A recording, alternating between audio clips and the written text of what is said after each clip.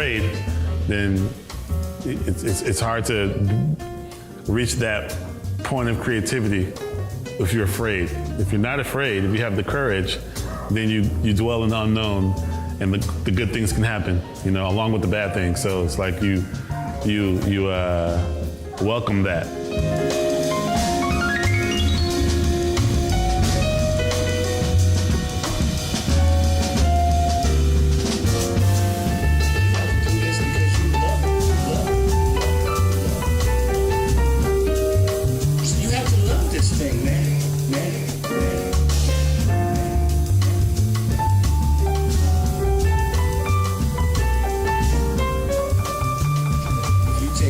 Music, it will take care of you, take care of you, take care of you, take care of you, take care of you, take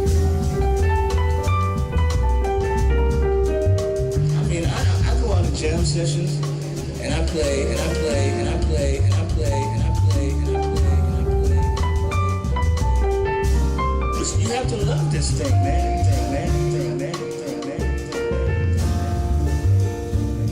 If you take care of the music, we'll take care of you, take care of you, take care of you, take care of you, take care of you, take care of you, take care of you, take care of you, take care of you.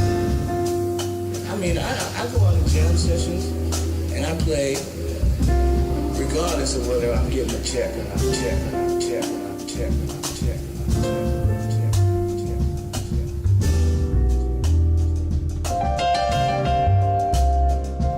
If you take care of the music, it will take care of you, take care of you, take care of you, take care of you, take care of you, take care of you, take care of you, take care of you, take care of you. You have to do this because you love it, love it, love it, love it, love it, love it, love it.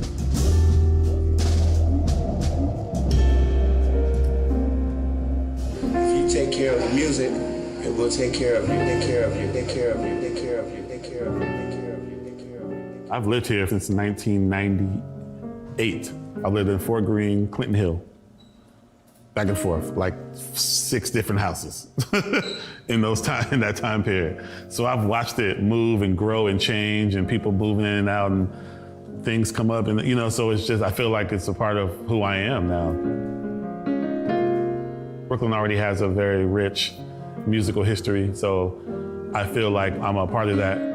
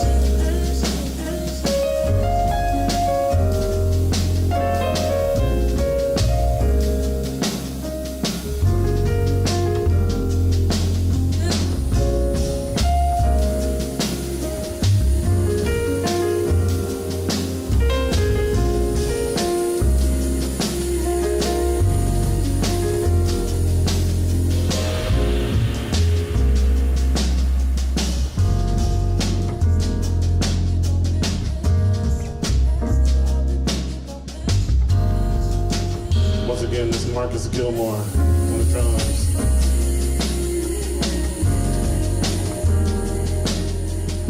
That's Vicente Archer at the bass.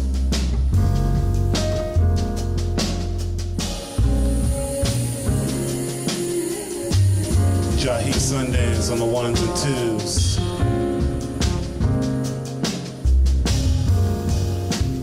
This is my latest single, Better Than I Imagined, which features her and another Bric Jazz Festival headliner, my sister, Miss Michelle Cello. Thank y'all so much for tuning in, hanging out with us. Really appreciate it. Thank you, Bric, for having us. Hopefully we'll do this again soon. There you go.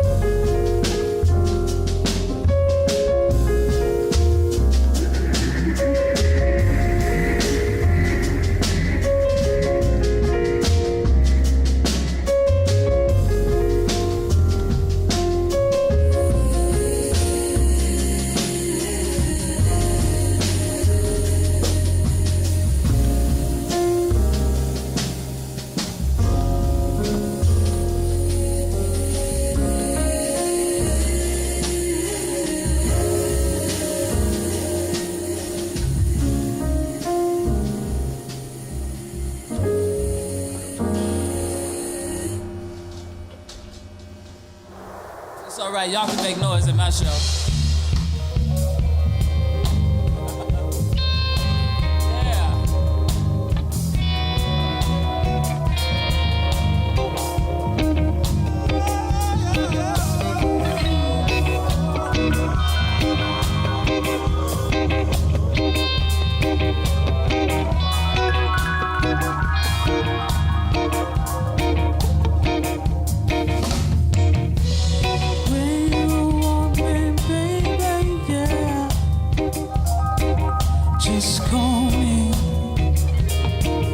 Just call me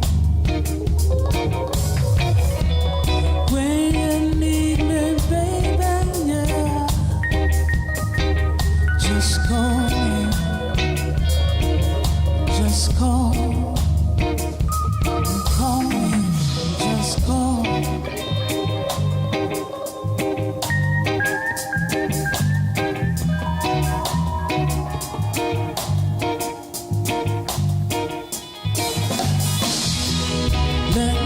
Kiss your body and fill you with love. Let me feed your body and fill you with love. I can't sleep when I ain't close to you. I cry. Let me feel your body. This is love.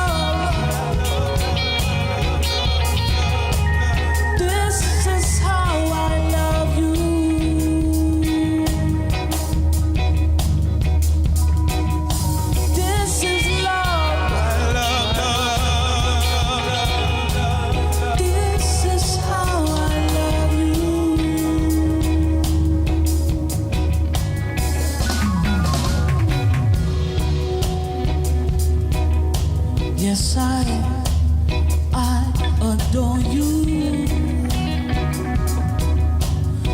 mind, body, and soul. I've searched my whole life for you, baby. It's deeper than blood, deeper than blood. This is love. This is how I love you.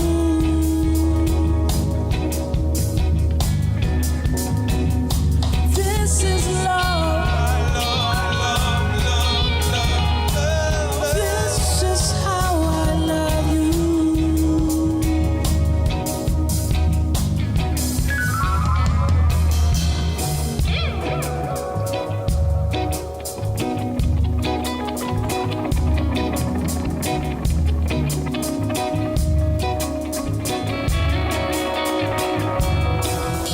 Stir it up, just move your body nice and slow, yeah. Stir it up.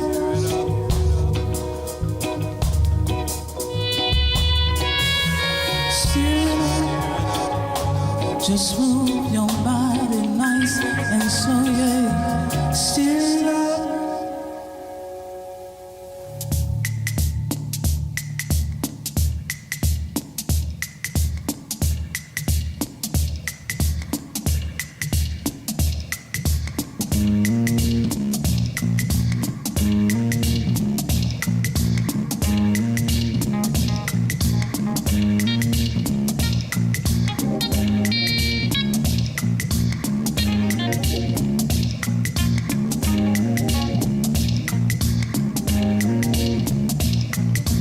Wake up, return, balance, align.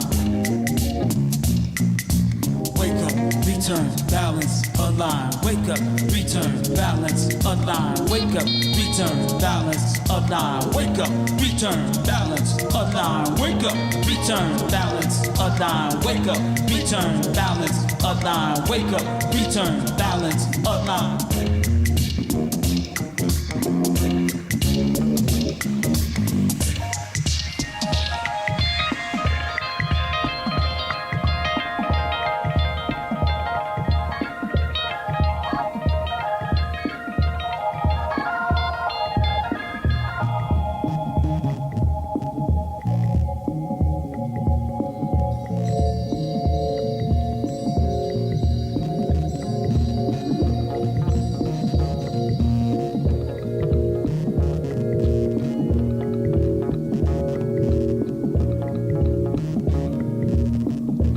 Ain't never had nothing to make me feel secure.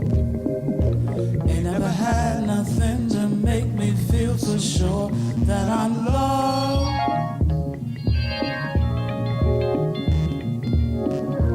Nobody know nothing, nobody knows for sure what is real or true.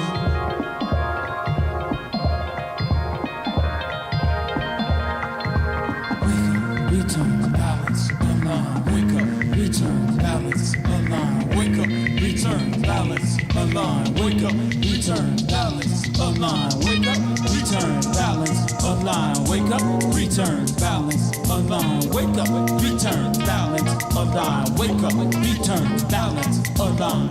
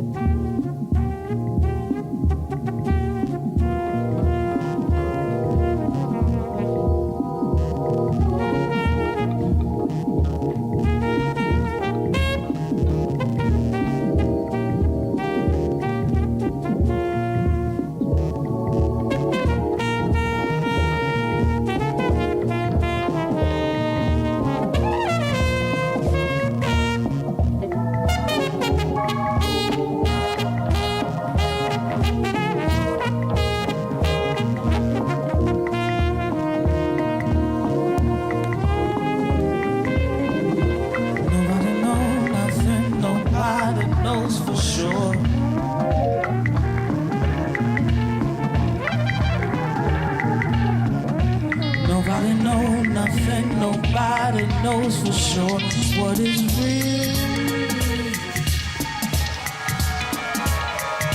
or true.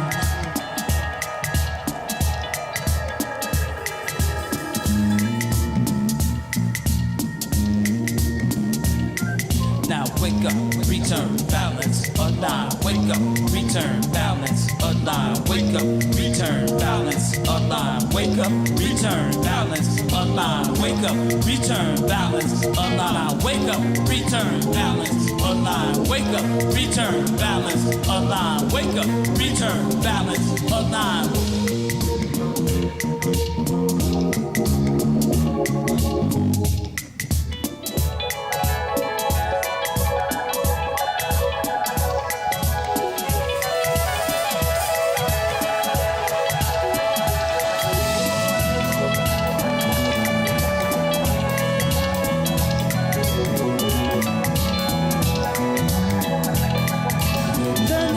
Dream better. Learning to dream better. Learning to dream better. Learning to dream better.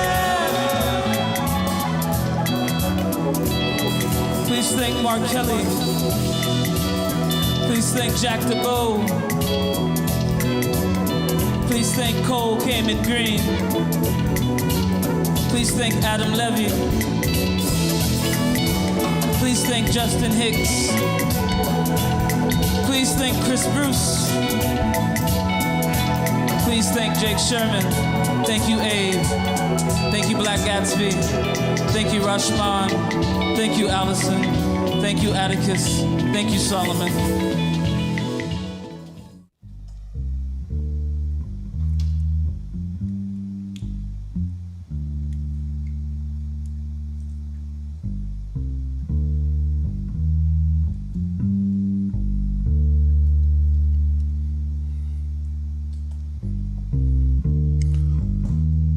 Introduce this next song because it's very visceral to me. I wrote a song a few years ago that's about a kid that started a movement called Black Lives Matter. I'm from Ferguson, so I feel it very important that I talk about Ferguson. You know, this kid I'm talking about, his name is Mike Brown. And he was killed by law enforcement for no good reason. So I wrote this song to lament him. Dedication to his parents, dedicated to his family, dedicated to all of the parents of the slain people, the Garners, the Ahmaud Arbery's, the Breonna Taylors. I wrote the song, it was called MB Lament, but I had to change the title to When Will It Stop? When will the violence stop? When will the racism stop? I'm playing this song for the first time in a long time. Since then, you know, my family has been,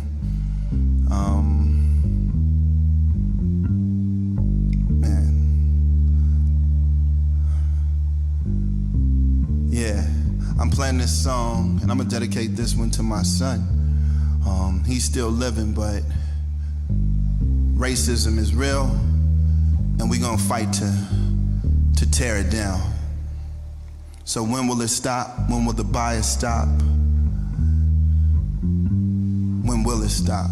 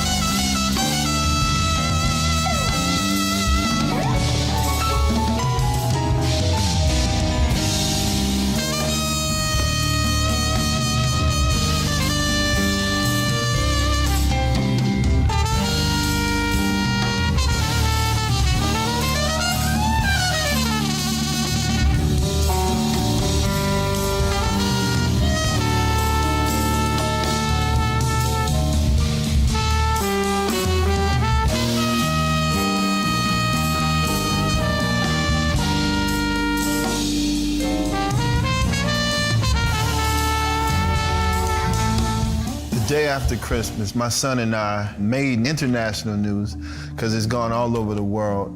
From an incident at a hotel in New York City, the Arlo Hotel. My son was accosted, attacked, and racially profiled. Something that needs to change immediately. You know, we're on the front lines of bringing about change to stop this racial profiling right now. We're in a war.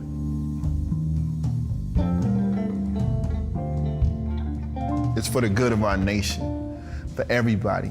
That really has impacted me in so many different ways. One has to do with compositionally. It gives me a context to really speak on from a personal standpoint. Sometimes I've written songs about people that I never met before, but right now I'm writing songs about my son, about our scenario, about racial profiling, about social issues, but I don't have to have imposter syndrome about it. I'm a part of this story. As an artist, we have a duty to use our platform for something good. At least that's what I think. That's what Nina Simone said.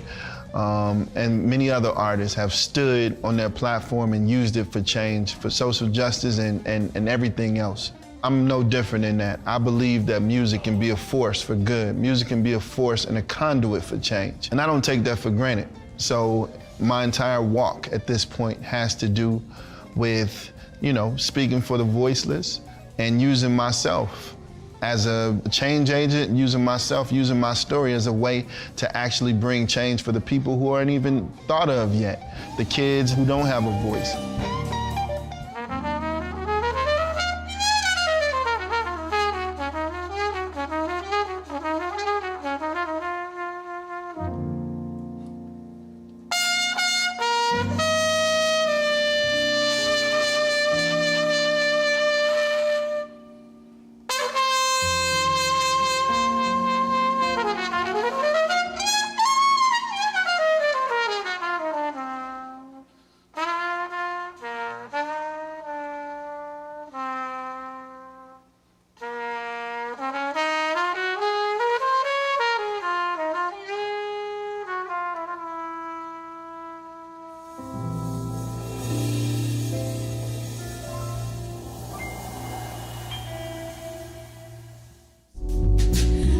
Was a gifted guy. When he would paint his brush strokes, they seemed to reach towards the sky, but yo, the colors were the greatest part. The vibrancy is shoot a hole straight through your heart. Like, am I looking at God? His mama did what she could for him. She worked a couple jobs to support him. She bought him new kicks so she could afford him. She loved the baby, but he needed to make some paper. If he was ever gonna make it, she was screaming at him. So we got this dead end 9 to 5, this next security gig at night, and he would count the hours one by one, and as his soul was slowly slipping to space, he knew it had to be another way. And yeah, he had to get that paper made. And now the benefits weren't that great. Sell a couple bricks and he like, yo, we could be straight. It could always be the wrong night, run into the wrong guys, had to keep the peace on them. There's a couple of A's and just some leaf on them. Never been a gangster, just a dude that likes to doodle ruthless. The truth is, he didn't have a legal tendency. Stop rushing all this paper, Ricky. Brushes on the paper, Ricky. Too bad, but he could open in the gallery, the red and blue to shoot a multiplication over his cell phone. Another black man stole or didn't. They look into his pockets, they figured his vision. A bloodstained fist with an eye drawn on some loose leaf. Photo went viral on Newsweek. Dear Ricky, you should have done the impossible. Your decision to stay true to your art was honorable. We love you, we miss you. Just try to understand that the odds are stacked against you are a black man.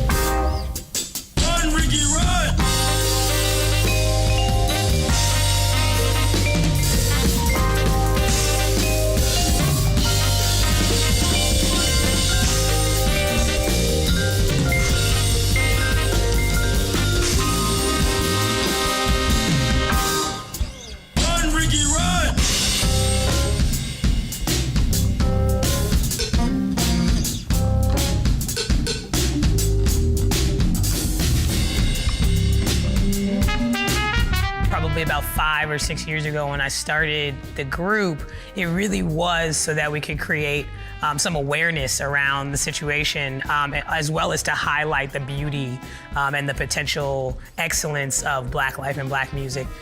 So I really do feel like I have completed some goals, because since then, Black Wall Street's been televised. I've had many people come up to me and say, I had no idea about it, and then I saw it in this TV show, and then I saw it in this TV show. Why aren't we talking about it? So I think it is really, really important, especially for young people and people in general, to realize why the world looks the way it does. Many of us, as we're growing, we're not taught about the systemic racism that changes the way that our lives look and feel, and the segregation that we see just on an everyday basis. I think it's really important to speak about these pieces of history, because I think that they will help us to understand the bigger picture.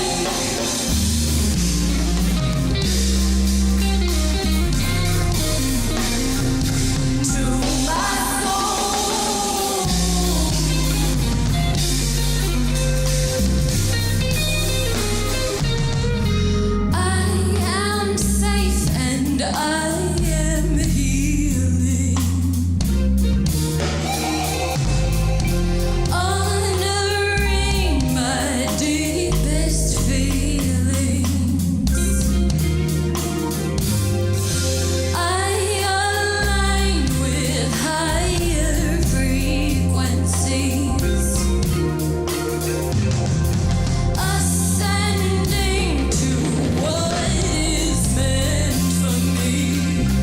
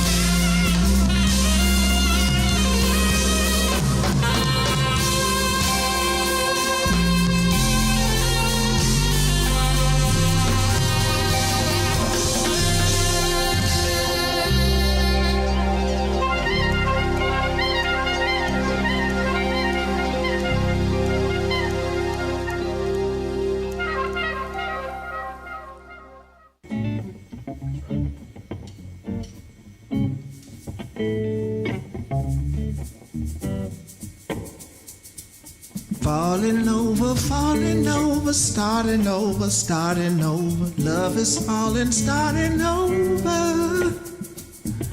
Northern border, southern border, southern border. Love is broken at the border. Meet me halfway between the devil and the marching saints. Halfway between now and then. I'm on the mend, What you said about what I said about our love is written in the air. What you said it all true.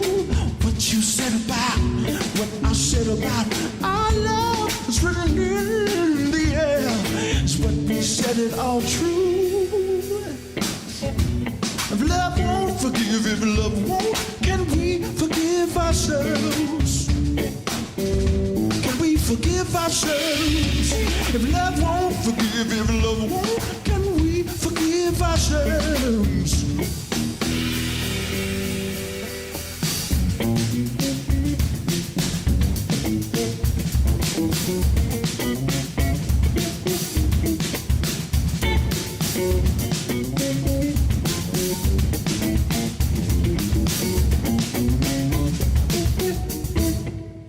Meet me halfway between the devil and the marching saints. Halfway between now and then. I'm on the moon, What you said about what I said about our love is written in the air. It's what you said it all true. What you said about what I said about our love is written in the air. Is it all true? Can we forgive her if love won't? If love won't forgive, if love won't, can we forgive ourselves? Can we forgive ourselves? If love won't forgive, if love won't, can we forgive ourselves? Can we forgive ourselves?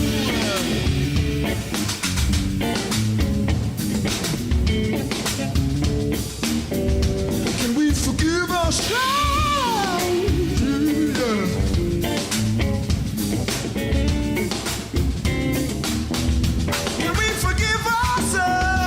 Can we forgive ourselves? Can we forgive ourselves? Can we forgive ourselves? Can we forgive ourselves? Can we forgive ourselves? Can we forgive ourselves?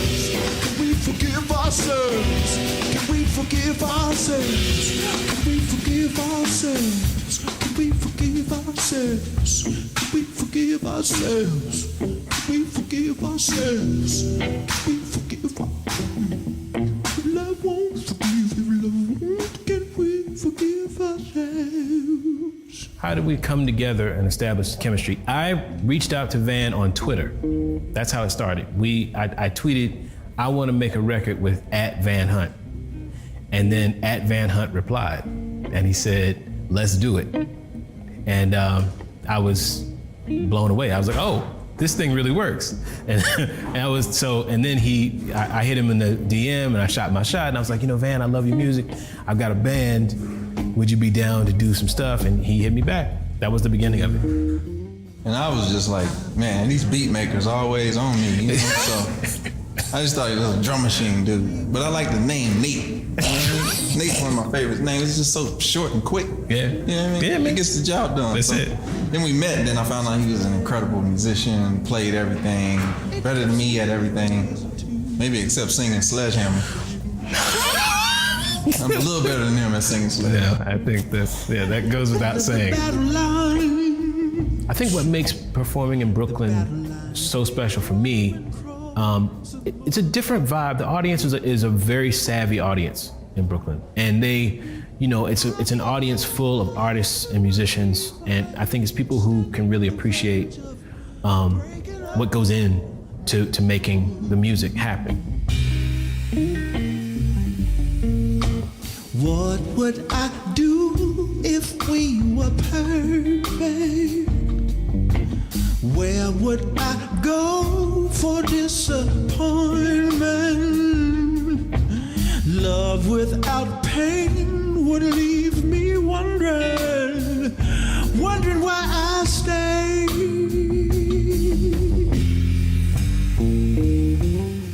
I think of saving myself, but with nothing to complain about up in heaven, what would I do? Saving myself, ooh, but I really want to work it out down here in hell with you. Wanna make you feel the fire, wanna burn you with my bad days. Ooh, I wanna be unsatisfied so you can feel the heat coming from me, lady, lady, lady. What would I do if we were perfect? Where would I go for disappointment? Words without hate would leave me nothing left to say.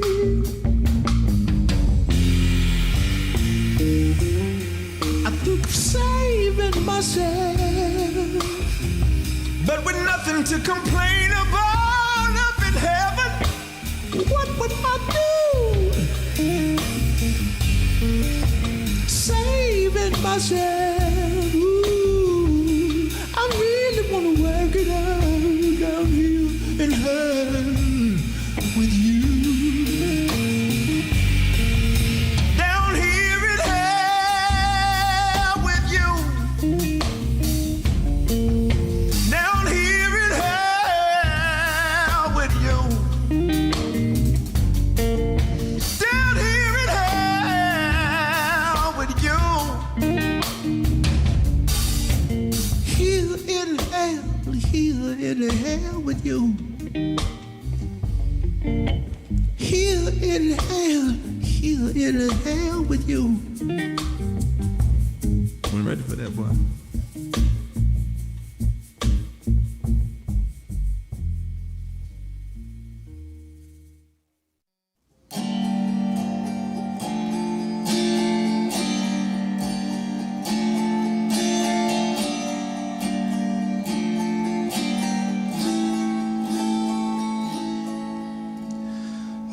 Gaze in the mirror to be that for which are near me here. The lions I can see, think of this and grasp a helm.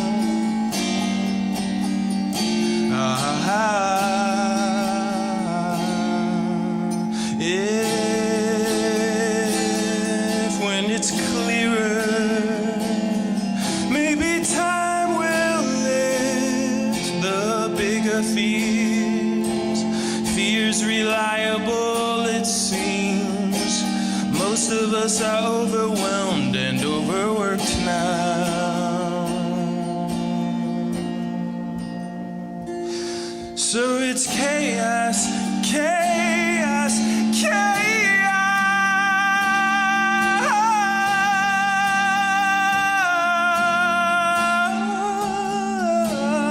Yeah, it's chaos, chaos, chaos.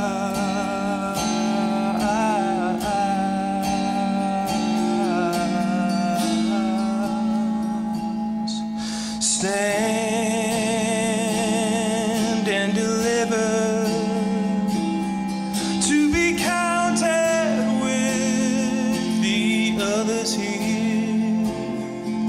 The riots I've seen, people can't control themselves, they're wilding out now.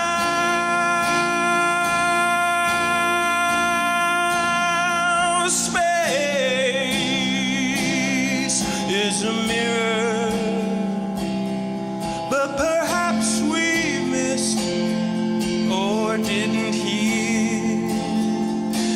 As I recall, it seems people are just underwhelmed. They'll never see that far. In the chaos, chaos, chaos.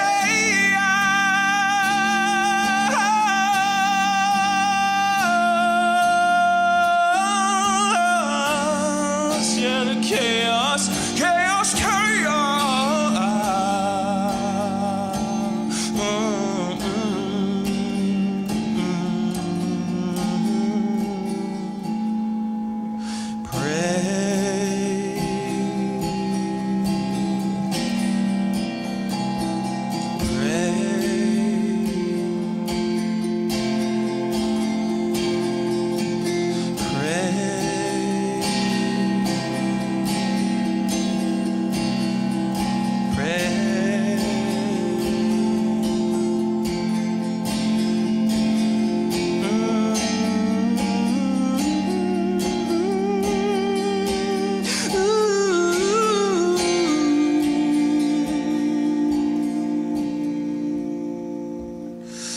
Gaze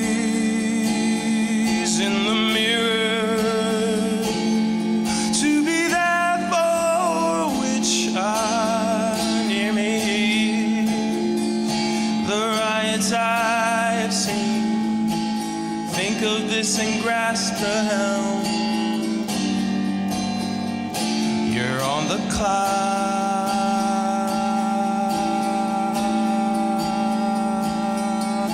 now.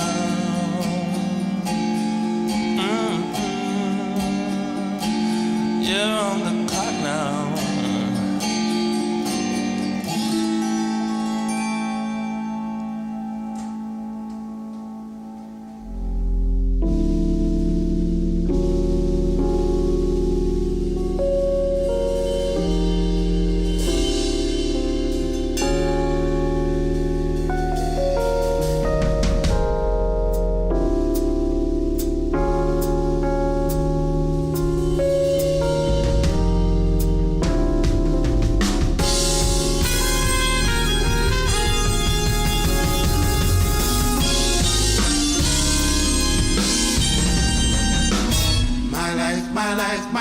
My life in the sunshine.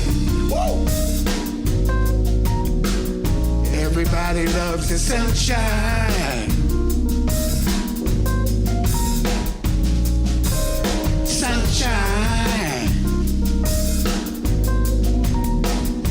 Everybody loves the sunshine. Woo. Sunshine. Folks get down in the sunshine. Sunshine.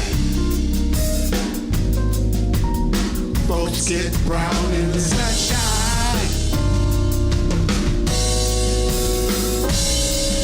Just bees and things and flowers. Just bees and things and flowers. Just bees and things and flowers.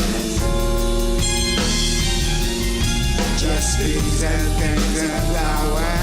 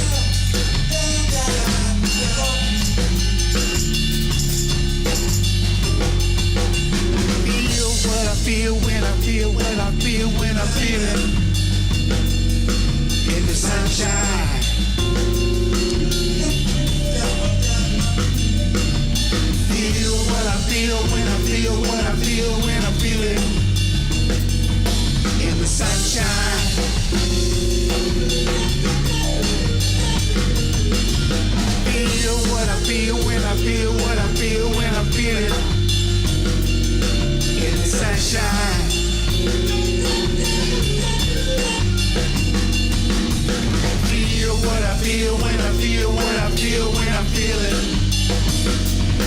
In the sunshine.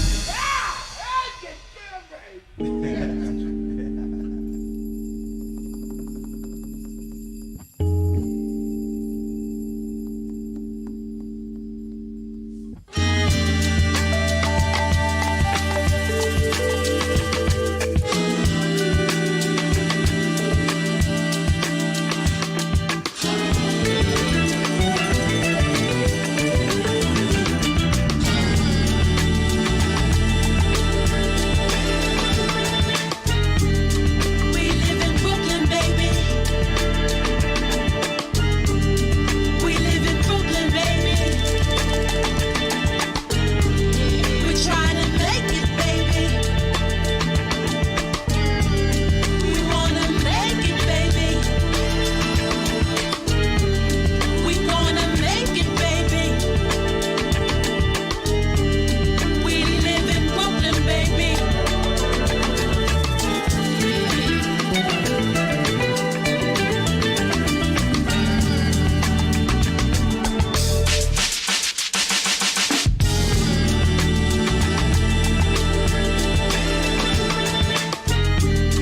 We live in Brooklyn, baby. We live in Brooklyn, baby. We're trying to make it, baby. We wanna make it, baby. We gonna make it, baby. We live in Brooklyn, baby.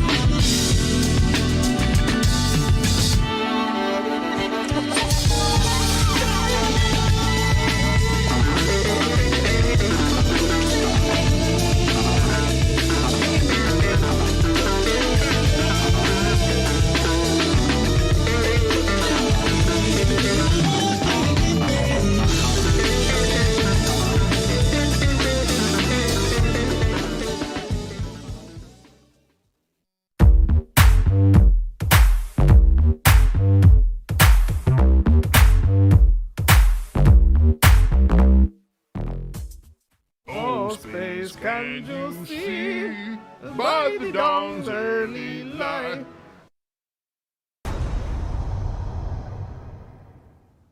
Let's go. Come, hurry up, yay! Bunch of lousy alien Antifas. Just see what you did, getting us into trouble again. What? You mean to tell me that you were okay living down there on Planet Plessy versus Ferguson? Planet separate but equal. Equal. Is that all you think about? We're the last two humans in this universe, and you over here like a Mr. Chusey. All I want to do is live somewhere that embraces equality. Why is that so hard to understand? I think I know the perfect place for you two to live. Just remember, wherever we're going, I get to be more equal than you, okay? Welcome to Planet 99%, the most free and fair planet in the universe. I want to start by addressing the misconception that we here on Planet 99% practice cosmic communism. We don't. We practice space socialism. Big difference. Talking ship. Next. Next? Jess. Next. I know wanting to live here. And why not? Because I am from America, land of the free, home of the brave. I know believing in no socialismo. Paco, didn't you used to collect Medicaid? Yes. And food stamps? Yes. and enjoy the many valuable perks and services offered through our form of government's distribution of public funds and taxpayer dollars. Yes, but that's different. Why? Because I'm okay when it helping me, but not the other people. Oh, that's my alarm. I forgot that I have a Skype meeting with God and L. Ron Hubbard. Are you two sure you got this under control? Yes. Yeah. Okay, but please behave yourselves. Okay, Tallahassee. Alexandria. Listen, just hush your mouth and let me do the talking. Oh yeah, just like last time. That was then, this is now. Go take a nap, you big old hunk of cranky space debris. Okay, but don't doing nothing crazy. So listen, I'm gonna make this quick. My troubles all started a long time ago when I was born. You see, I was the youngest of 17 children. I don't even think my mom knew my name, can you believe that? So there I was, born in the bathtub in my great aunt Patricia's apartment. Always a great aunt Belinda. Wait, do I even have a great aunt Belinda? Anyway, so some stuff happened, yada yada yada, boom boom boom, and then Earth blew up, just like that. Wow. No more humanity, no more great aunt Belinda. And so now me and that there sleepy Spaniard need to find ourselves a new home, like a pair of galactic orphans. Can we live here? Oh, we promise to be ever so good. Good work. We here on Planet 99% offer universal health care, free college tuition, and a generous pension package for the elderly. And you can move in as soon as today, just as long as you are not part of the top 1%. Top 1%. This planet used to be called Planet 1% because it was a playground for the wealthy establishment. All of our hard work went straight into their fat cat pockets until one day our ancestors rose up in peaceful political revolution, brought the 1% to the middle of this planet and blew them up. In that their crater, they renamed it Planet 99%. And now we live in a socialist utopia. But wait, I'm confused. According to my calculations, wouldn't the richest people on planet 99% automatically become the top 1%? I'll be right back. Okay, I'm back. Where'd you go? I had to take care of business. Did you just... Kill the 1%? Yes. Over 40 million killed. But they deserved it. Every last one of them. What are you eating? The 1%, of course. Yeah, we're cannibals. So what? In any case, your application was approved. Welcome to the newly named Planet 98%. Planet 98%? But wait, I'm confused. According to my calculations, wouldn't the richest people in Planet 98% automatically become the top 1%?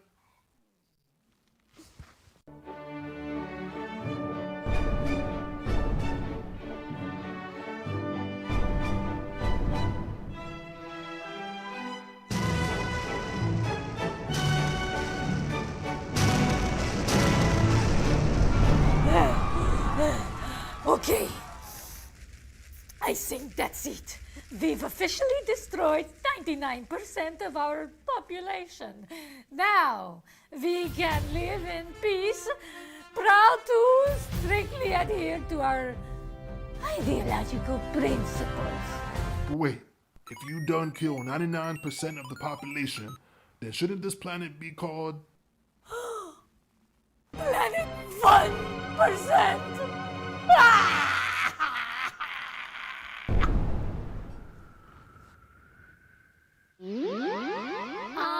I just got a complaint from our planetary relations department and... oh my stars! Did you two single-handedly destroy an entire galactic species? He did it. What?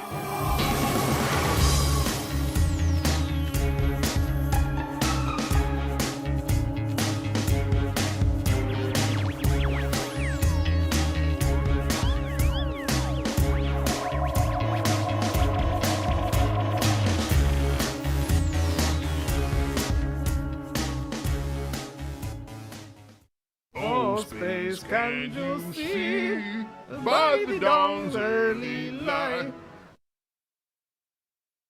I leave you two alone for a couple of hours, and when I come back, you're responsible for the extinction of an entire species. I'm not sure if you haven't noticed, but we're humans. Causing mass extinctions is what we do best. You see what I mean about this guy talking shit? If anyone should be extinct, it should be him.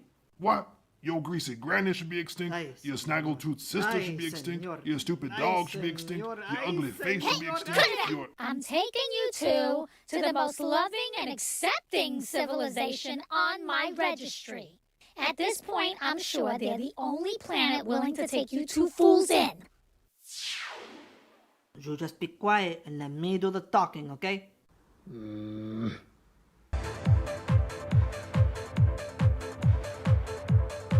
Hello and welcome to Planet Pansexion, the most fierce and fabulous planet in the cosmos, okay? Where sexual minorities make up the moral and oral majority.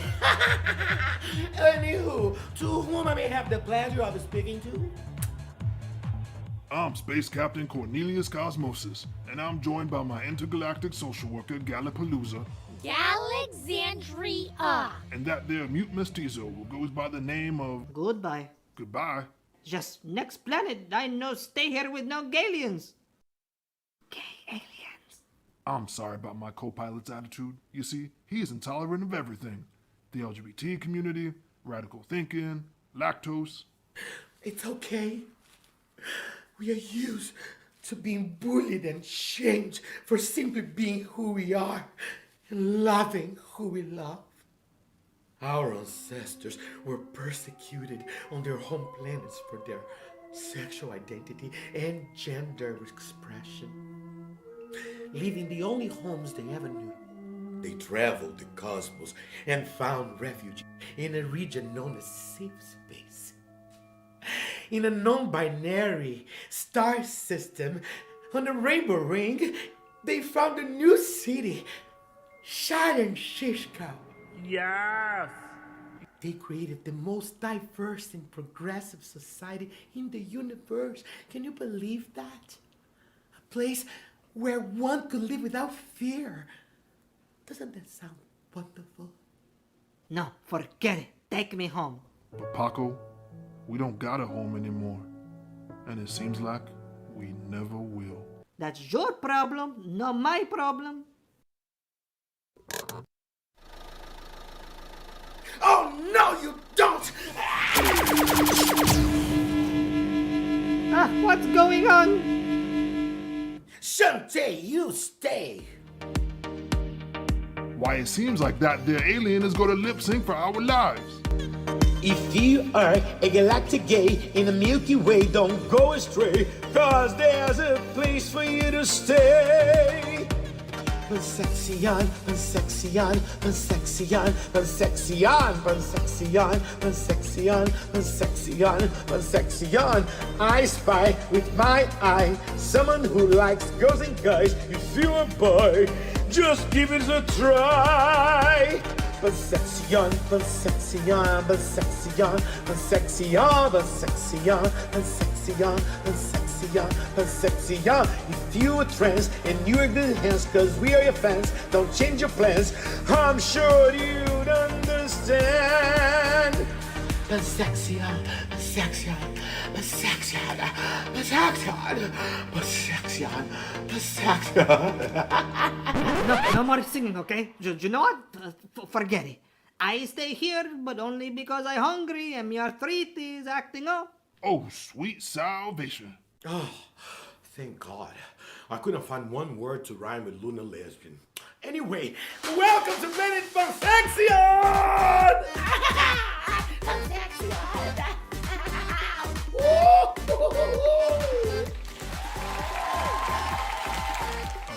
How'd he do that? First things first, okay? Let me ask you some questions, starting with the grumpy one. Name? Paco del Pluto. Age? Old. Sex?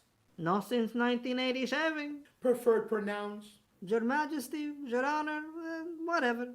Planet of origin? Earth. I know exactly where that is. I've been to Uranus many times. Whoop. It's a little joke, honey.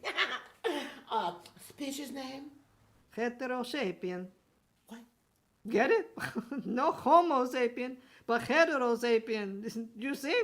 I can tell jokes too. I can be the funny guy. Wait. Are you implying that you only like the opposite gender? Just what's wrong with that?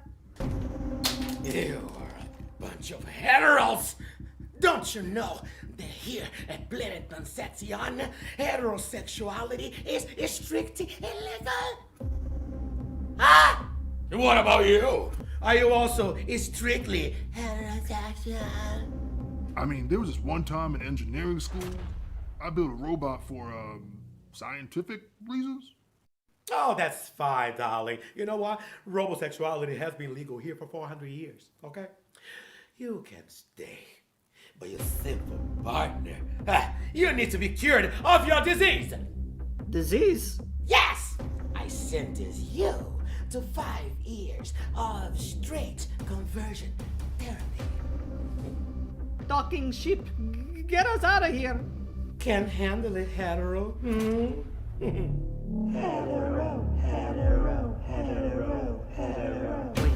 let me ask you a question, okay? Is this whole thing, is it being televised? Of course. And everyone on this stupid planet can see it? But of course. Very well. So you figure us out. How did you know that human heterosexuality is a contagious disease? It is. Of course it is. That's what the scripture says. Exactly. And on my planet, if you even look at a hetero, you instantly become straight. Oh no! I can feel it. I can feel it's happening. I'm even talking like a flimmy hetero. What happens next? Your head explodes? Oh my god! Oh my god! Oh my god! Oh my god!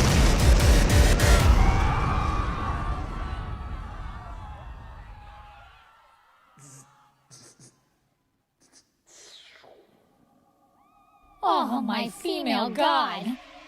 Did you two do it again? It was all him this time. A straight pride.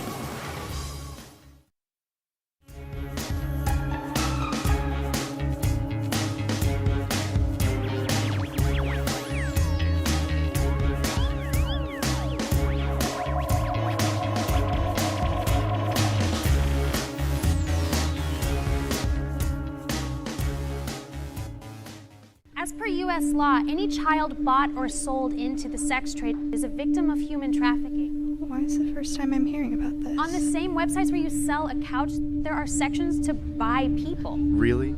And up to half of these victims are boys. There is no such thing as a child prostitute, only a victim of exploitation. And it could be anyone. She's talking about me.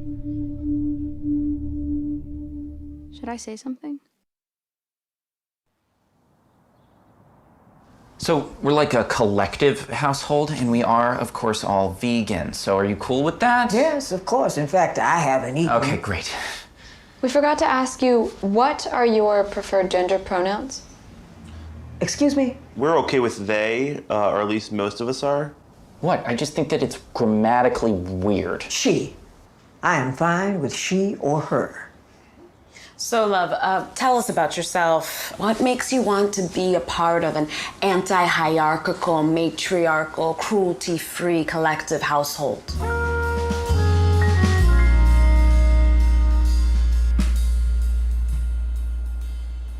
Well, I am an actor and a singer, and I've lived in New York for over 40 years. Brooklyn since 1980, and in this neighborhood since 1995. Old school, nice. I've lived in the same apartment for all those years until the last owner passed, and his kids fought about it and decided to sell it with me in it. That's cold. And the new owner is a dumb, he's a Wall Street type. Yeah, and naturally he wanted me out so he could flip it or rent it in exchange for someone's firstborn. Oh my God, for a child? That is way, way, way too much. No, it's an expression. No, a child is not an expression. So I decided I was gonna try to stay in this neighborhood, and your ad was different than all that other BS I've been seeing. Thank you. Okay, but what about our politics? Are you comfortable with the politics described in the ad? Sure.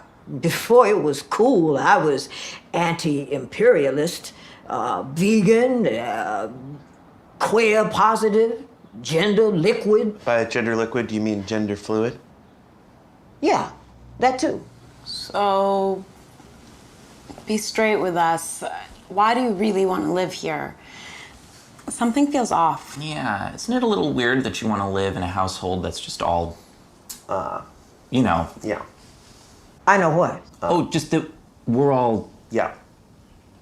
White? Oh, okay. Excuse me? Sorry, sister. Almost all white. I guess. I don't know. I don't care. I was actually going to say all younger, because we're obviously not all white. I mean, Mia is, of course, black. Oh, we're half Well, black. and Amy is, of course, 1/3 Ojibwe. No, and I'm not. You're not? No, my grandfather spent his summer on a reservation and he had a girlfriend there, so I was almost Ojibwe, but... Okay, but you're definitely part, Yeah. what are you? It's like, Excuse me, I'm getting a big, like, Sephardic. I just have it's like big eyes. quasi... Getting back to answering the question about why I want to live here, that's easy.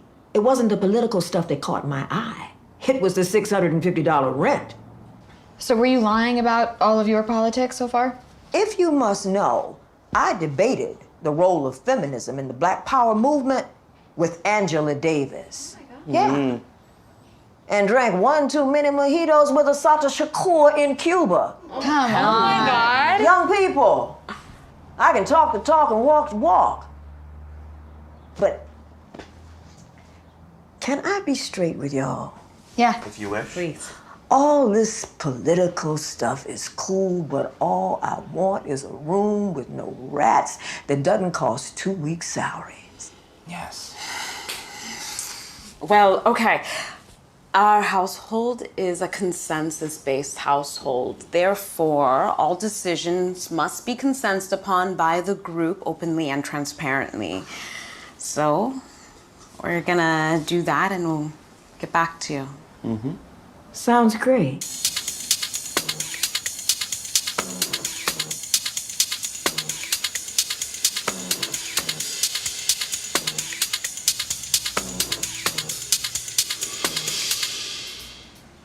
Guys, she's everything, right? Yes, she's woke as fuck. I'm just gonna say it, I love her. You love? Decker, you said that about your last hookup, and you said that about the hookup 2 times before that. Yeah, but this is for real, though. I am stanning right now. I wonder if she's on Instagram. Stanning? A hybrid word combining stalker and fan, hailing back to Stan by Eminem. But, just to be clear, she is a bit, What? nice? Old, right? I said it. She's old. Maybe she wants, like, quiet hours after 10? What if she doesn't like us smoking weed? What if she doesn't like us hooking up? What if she's hooking up and we hear it? Do we get to hear what old people sex sounds like? Guys, I want to get us back on track. If we are committed to our goal of a diverse, inclusive household, reflective of our community, we cannot dismiss love because of her age. No. Ageism. The last socially acceptable ism. You know, this is exactly what they did to Bernie. Oh, Because all you want to do is talk about That we Bernie. have to deal with. Cheer and a ginger. No, do not talk about Bernie right now. I just think that it's still very, Don't very talk about Bernie. I will light my head on fire. All I'm saying is you guys would all love Shape of You a lot more if it was done by a person who didn't have red hair. That's all I'm saying.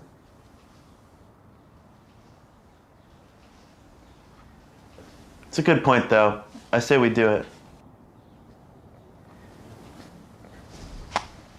What do you think, love? You want to live with us?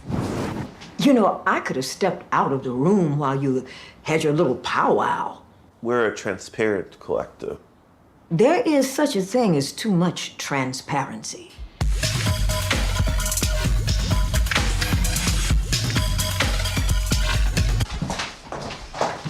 This is the bathroom. We only shower on odd days in honor of the water protectors. Hope you don't have an electric toothbrush. Oh. Okay. This is your room. The door doesn't close quite right, so we have a rotating schedule so you can let people know when you have company. Like hooking up, just to be clear. Yeah, like, you know, with other older people. Okay, showering only on the odd days. Yeah. Yes. And this door doesn't close. Yeah, you got it. Electric toothbrush. Waste energy. You all put me through all of this for this closet? Hell no. Y'all are crazy. Okay, you kids are trying to do the right thing, and that is a lot better than most folks. But you know what? You want to do the right thing? Just move the fuck out of this neighborhood. Just plain go. Park Slope, Sheepshead Bay, whatever.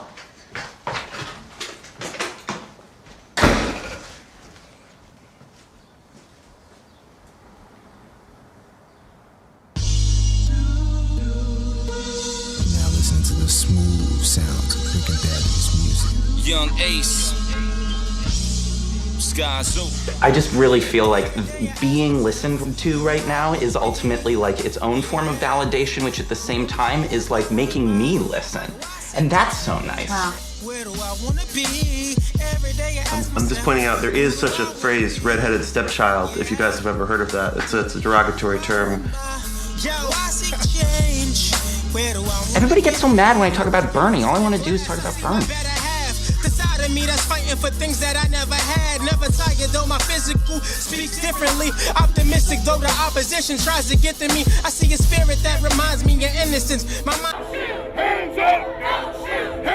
For a blink moment in time, people are aware of what they're feeling every day. If you're going to restore and sustain a democracy, there must be an informed and engaged citizenry. I spent 2 years in immigration detention. You know how much they spent to feed me for one whole day? How much? 75 cents.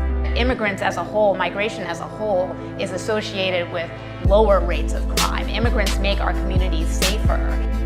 What causes climate change, the selling and burning of fossil fuels, benefits most the power elite. And so they have a disincentive to address it, and they have an incentive to deny it.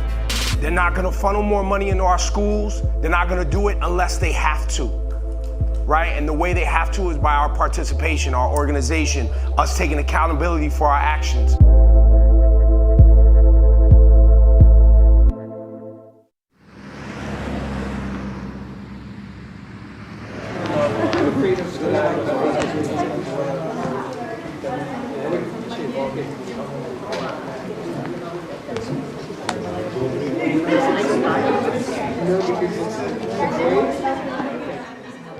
Ganessa, I have a question for you. Sure. We're all dressed up. Mhm. We're here at Bric.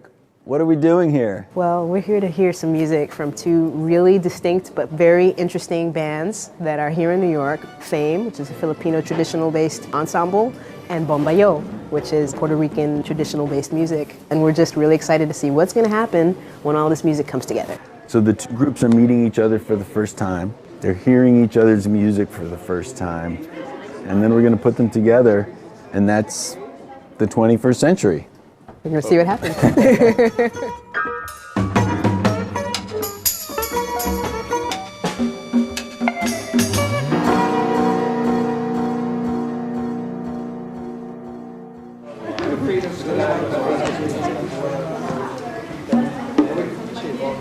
I played with bombayo maybe 5 or 6 different times, so I know that they can go into all kinds of situations and sound good and find their way, and they always bring something special. Bomba is such a joyous music, and the dance is incredible. We don't know what today's going to be like. We're just really grateful that you're here with us. Everything from here on out is going to be under a cloud of mystery, but it's all good mystery, and this is very exciting, so here we go. Al ingenio, al ingenio, al ingenio María que hay bomba en la central. Al ingenio,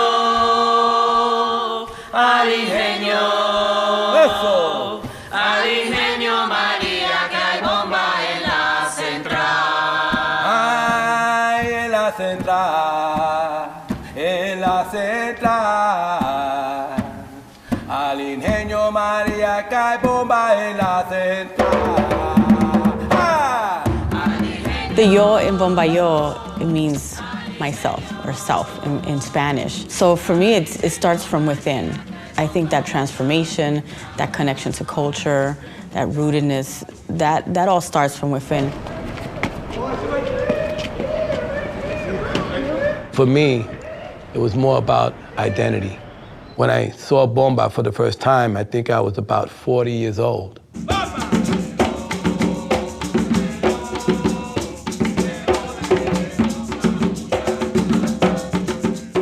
And even at that age, I'd never been to Puerto Rico, you know, and so when I saw bomba, it was like I felt Puerto Rico. It was like, you know, it was something that I really felt it inside of me.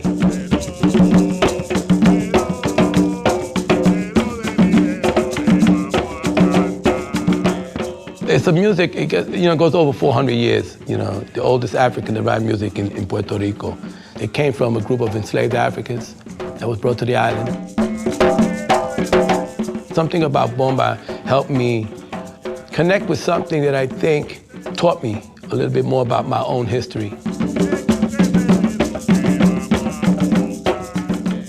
Since we're New Yorkers, yo also means yo. in the street, everybody knows what yo is. It's to call it, you know, someone's attention to something. If you say yo, you're gonna turn and you're gonna look and see what's going on. So that's kind of, you know, calling attention to something that's been marginalized, something that, you know, has been undervalued, almost even demonized, like any African-based cultural music.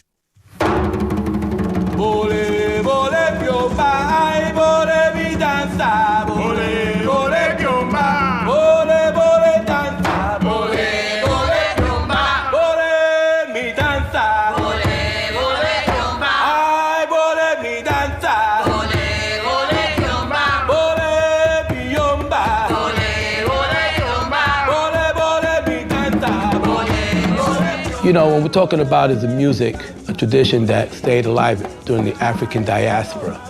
And so wherever it would go, that culture, the drum, the song, the dance, those are the elements.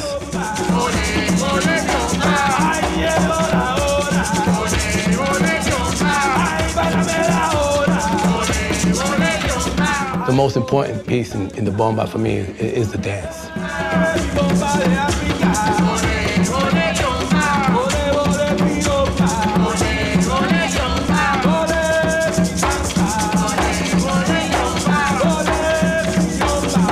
There are two principal drums that are used. This drum plays the bass rhythm, it gives the foundation, then the dancer just adds flavor with movements. Those movements are interpreted with my drum. I catch those movements, all improvise, I follow And sometimes it's so perfectly done, it looks like a choreography, but it's not. What you see is all improvised.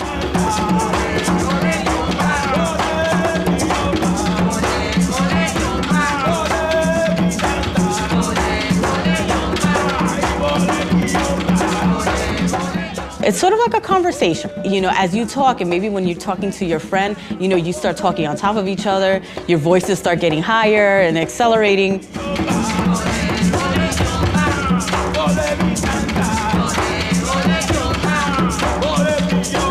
We sort of transplant that into a nonverbal communication. And how powerful is that when we think of our ancestors who were slaves, and this was maybe their only time to connect with themselves and to their community in a real way.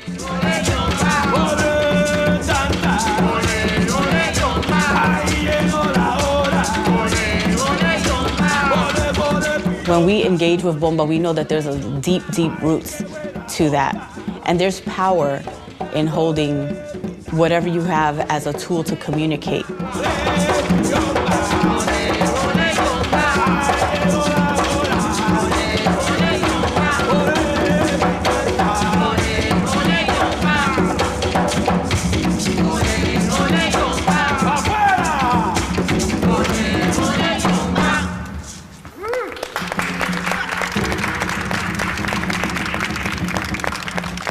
That was awesome.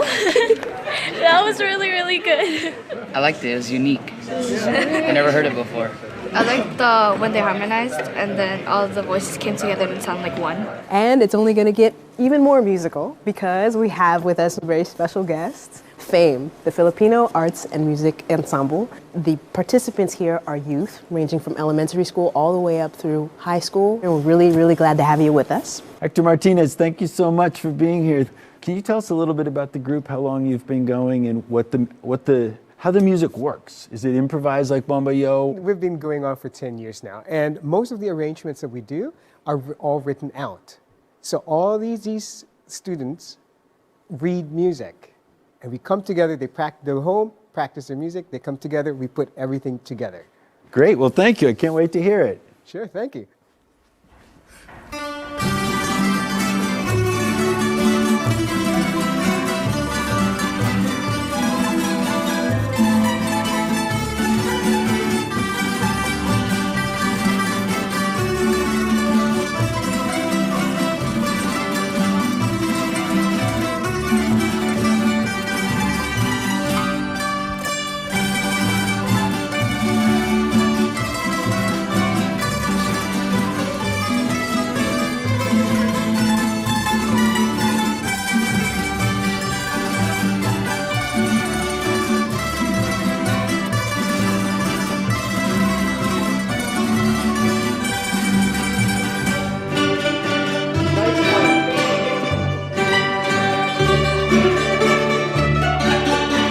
FAME is a collection of kids who come in and practice Filipino folk instruments. Most of the songs that we play come from the Philippines. They are Filipino folk songs that we sing at the fiestas that we have. The mission of Filipino Arts and Music Ensemble is to promote and serve the Philippine culture and heritage.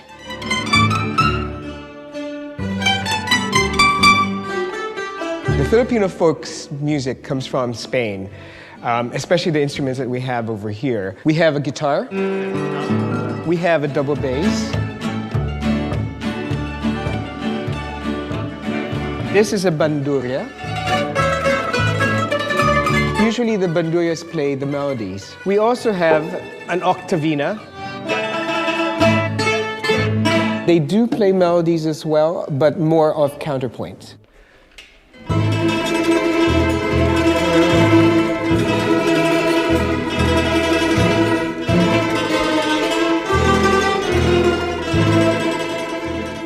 There's some kind of Mexican influence to the way we play. We have rhythms of the habanera.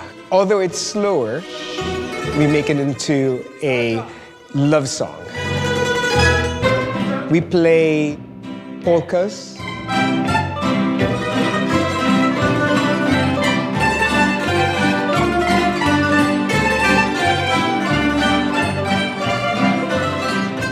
And we play waltzes. One more time, making sure that those single notes are together. Ta, pok, ta, pok, ta, okay? 1, 2, we also dance.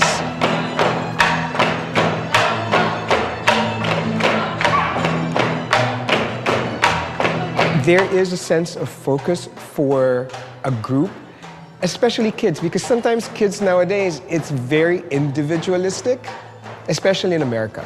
But here, you have to lose your certain individuality to be part of that group. But first of all, it's to have fun with each other. Joke around, play around, kid around, eat pizza, and Filipino spaghetti, because it's different from the Italian spaghetti.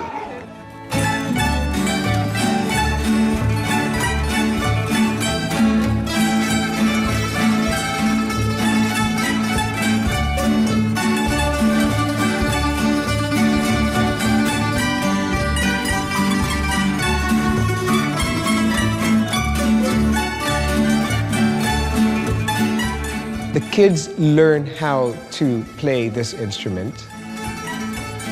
There's discipline, there's culture, there's camaraderie.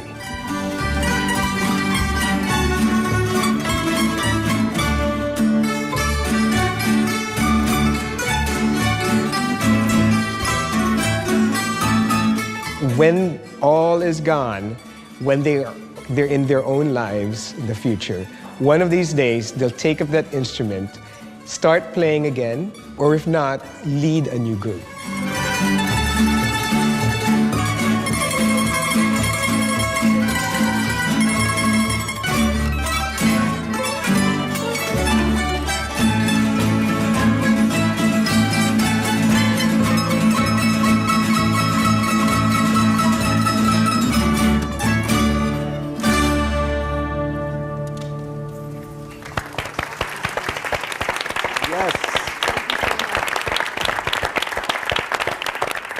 I didn't hear that music before, but it was kind of similar to our countryside music. And I kind of find various tunes where we were thinking, oh, this sounds like this one, and this sounds like this other one. So it feels kind of familiar. It was beautiful. I think it's incredible to see young people keeping traditions alive and feeling it. It felt so calming and so smoothing, and I felt like we call música jíbara, mountain music, very string guitar oriented. And now we're about to do something really interesting. We're going to go deep into the 21st century to the Puerto Rican Filipino axis. What happens when we hear some traditional bomba music being played alongside, underneath, through some Filipino traditional music? And I think it's going to be really interesting, and we can't wait to hear what the result is going to be.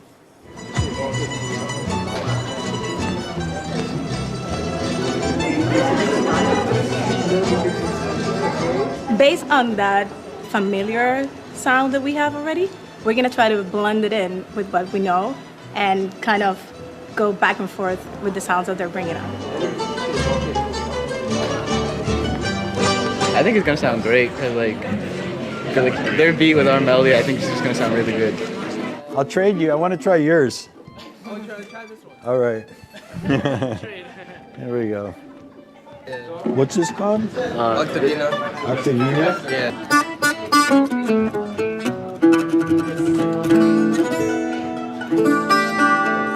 Wow, this is so cool. You master that instrument. No matter what kind of attitude anyone has towards it, they cannot take that from you. You go to your grave with the knowledge of your culture and your tradition. And when you have that, you're always secure.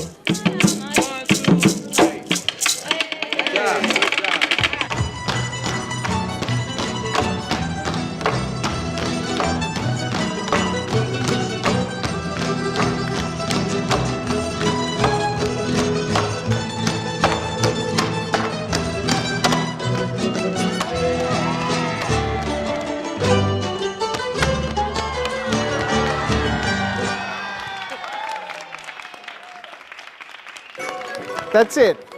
That's the arrangement? That's their melody. Okay. Now, Bandura 2, you could do Re, Do sharp, Ti, La, Fa sharp. When they started to sing first, I was thinking, okay, maybe this is the song we might be doing. So I listened to your melody, and I tried to figure it out on the mandolins, and these are the notes that I figured out from what you sang. So it's basically like 4 or 5 notes. I said, okay, we could just play on that one, maybe make some chords in that one. Obviously, there are 2 different groups playing 2 quite different pieces of music. So right in and of itself, like that seems like a hurdle, but it might not be. And this is New York, where this kind of thing is happening every day. unofficially on every street corner, Right. people. That'll work. Let's just try it, see if it works. Al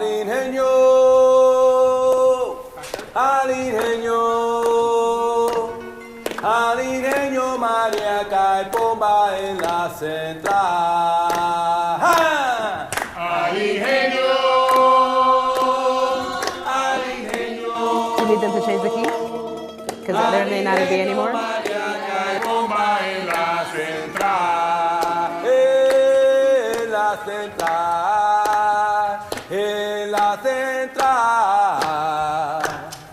Al ingenio María cae bomba en la central. Al ingenio, al ingenio. Okay, can we do that one more time? It's a different key. Okay. I think you're. Maybe we can go into the key. Yeah, take it, because we were taking it from a while ago. Okay. And we were saying it was a bit lower now. might Could you be give it easier a for us Fa to go sharp? into the key. Right. Aligenio, Fa mi. It's okay? Yeah? That's okay? Yeah. And I'll do the bottom voice. Let's try. I'll just play the drum, the rhythm, and then you bring that in, and let me see if I can just come into. Okay. We could do that. Right, We could start maybe. with the drums, and then we Right. got tremolo. When they start singing, do the pulsing though. Pulsing is better, but for now, tremolo. And I'll tell you when to change. Any variation of that. Yeah. The drums might drown out the strings. It might have to be a bit lighter on Yeah, the we're gonna drums. do that. We're gonna do that. Yeah. That's why I want to hear it. If I start off first, I'm gonna start off strong. But if I hear the strings first, then I'll go underneath the strings. Oh, cool. Okay, so why don't we start with, let's try this. 3, and. Fa, mi.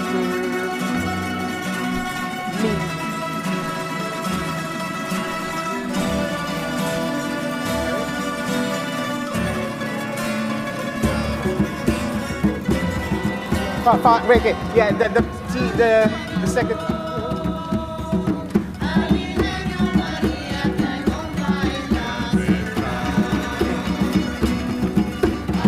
Fa sharp.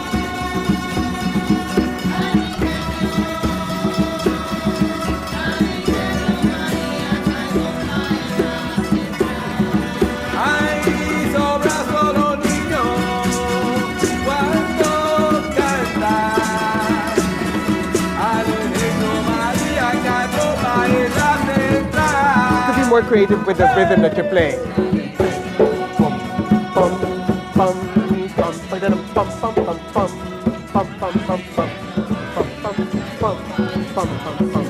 Be creative.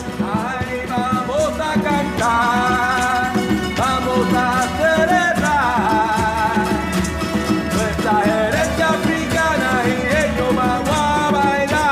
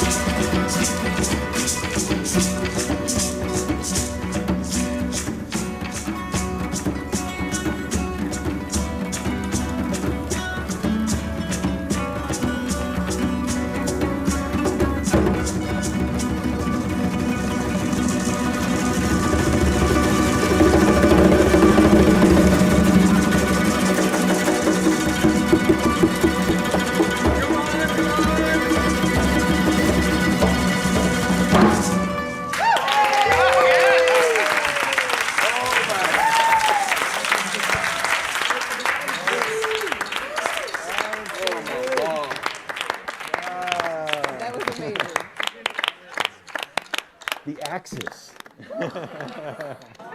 I had to control myself because when it immediately started, I just wanted to cry because the voices, everything came together. It was like I was in heaven. It just took me somewhere else. And it's just, you're in a trance, isn't it? Yeah, yeah. It was hard to believe that this is happening. So, it was beautiful, man. Beautiful. You guys came together so naturally. It was beautiful. I mean, from out here, it was like a magical and beautiful sound. It was so crazy. It seemed so easy, too. It seemed like it just happened. We could do this. We could actually play together. And it gives a nice rhythmic excitement to what we do because we don't have rhythms. Right. So once you come in, it's like, it feels much more danceable. Right. What if we decide to end with the dance party and we find maybe one note or something that could be for anyone who wanted to do a little bit of playing, but if we maybe end with a bomba song, if you want to sort of take the lead on that, but just open it up for as much dancing, just a total free form. Hola, hola, hola, hola de la mar.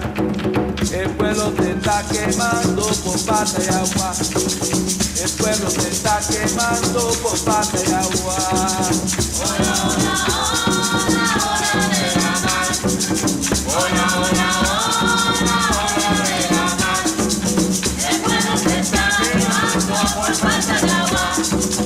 El pueblo se está quemando por falta de agua. Por falta de agua, por falta de agua. El pueblo se está quemando por falta de agua. Hola, hola, hola, hola, hola de la mar. Hola, hola, hola, dime dónde vas. Hola, hola, hola, hola de la mar. Hola, hola, hola, hola de la mar. El pueblo se está quemando por falta de agua. El pueblo se está quemando por falta de agua. Por falta de agua, por falta de agua. El pueblo se está quemando por falta de agua. Hola, hola, hola, hola, hola de la mar. Hola, hola, hola, dime dónde vas.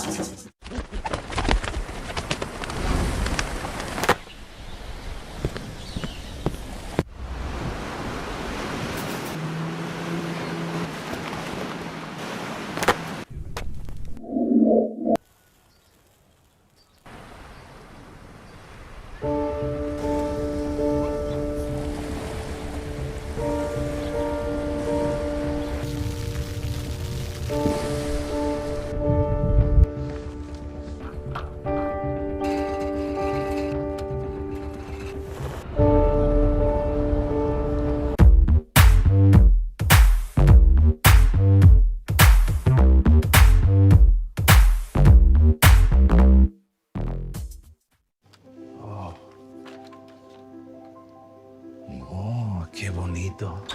Monica? Monica, come on. Monica, honey, we have to leave.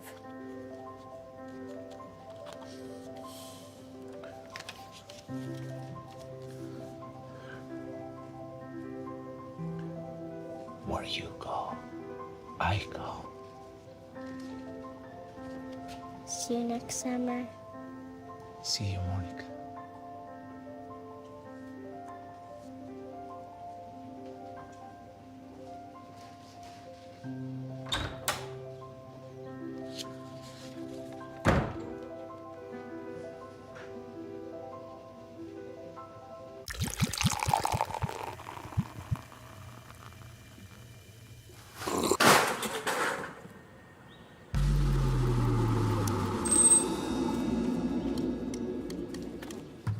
Buy one, get one. Buy one, get one. Buy one, get one.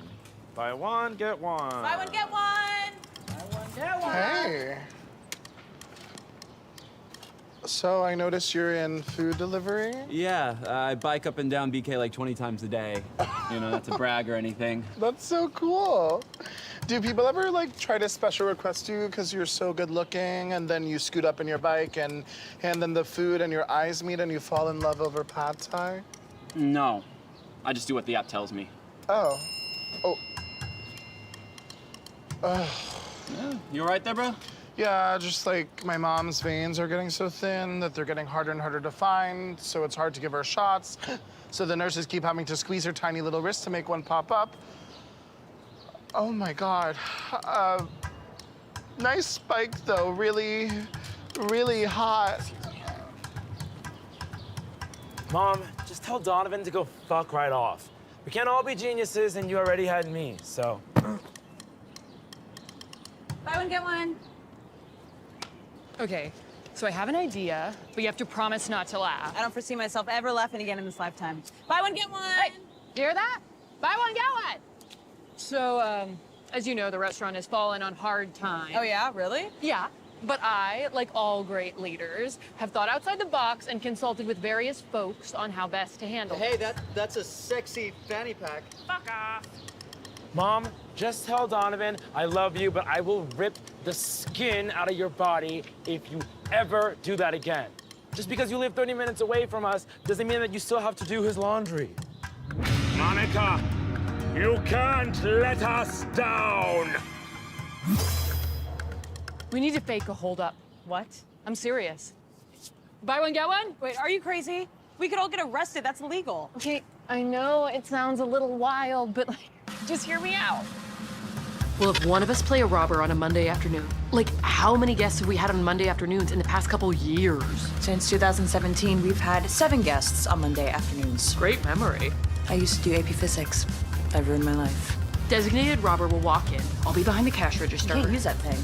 Okay, you'll be behind the cash register. And designated robber says, blah, blah, blah, I'm feeling low and I need some cash. No solicitation. Lompot, choritrohin, fokir kichu jay na. Okay, so with this flyer, you buy a cocktail and you get one for free.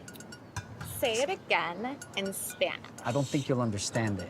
Sometimes things are better when you don't fully grasp the situation. You are out of your mind. Get out of the sun. Hold on, Mom. What's going on? Monica has a plan to fake a holdup. When I have a plan to be on network TV. Hey, just hear me out. Let me call you back, Mom. Tell Donovan to go fuck off. To go fucking fuck off! Many blessings, Mom. I love you so much. Okay, what's the plan? So the robber's in downstream. Customers are saying, oh my God, terror, bullshit, my kids, whatever. Mary's behind the counter and you hand over the cash to the robber. It's gonna be like 20 bucks. Shut up. I'll put a full 200 in there. Ooh. Yeah, bitches. Can I see that flyer? Yeah, totally. You've really lost it. Okay, I think we can pull it off. Like, OG's an actor. I mean, I'm sure Chris has, done some plays. Oh my God, Monica's calling me gay? Okay, he's definitely done a play. Duh, I've been the Beast in Beauty and the Beast 3 times. After I came out, I might add. Oh. Oh, hey, buy one, get one? Oh, yeah. Buy one, get one. Buy one, get one. Buy one, get one. Which is why we have to do this crazy sounding scheme where we act like, ha ha ha, I'm being robbed, and then collect donations from the community. I'm a recovering alcoholic, and I don't think this is good for me. Wow, the human mind is so fragile. This is nuts, This right? is not gonna happen. We're gonna get caught. I read the newspaper. People try to fake shit and then they get caught. Most actors try to fake shit and they can't, and they get paid to do it sometimes. Oh, geez, stick with me. Oh, you're my favorite server. We can hear you. I mean, I understand the impulse. People are going online and they're buying followers. I know this because I have done it. I went on the internet and I clicked buy. You think I know 22,000 people? I don't know 15 people. Now, don't get me wrong, I think you're wrong, but I understand where you're coming from. Never listen to actors. They're only speaking from their need for attention. Yes, yes, I do need attention, but I'm also right.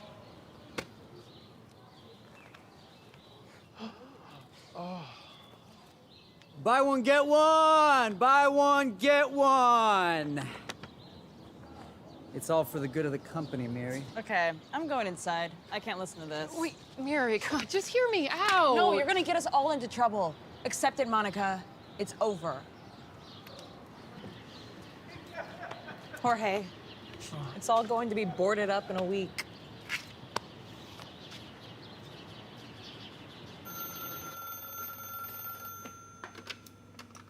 Hello, downstream restaurant. Oh, hi, Nick. Yes, you could start showing the space. See you soon. ¿Por qué se está desnudando? ¿Qué es esto? ¿Qué pasó? Just finish explaining. Oh my Do you God, all- what the fuck? ¿Bang, bang? No, Jorito, tiene que hablar con ella, pues se ha vuelto loca. Se está volviendo loca. Look up and listen to me! Okay. The robber, having done the deed, says something like, "Stay down! This shit's still a robbery!" and leaves.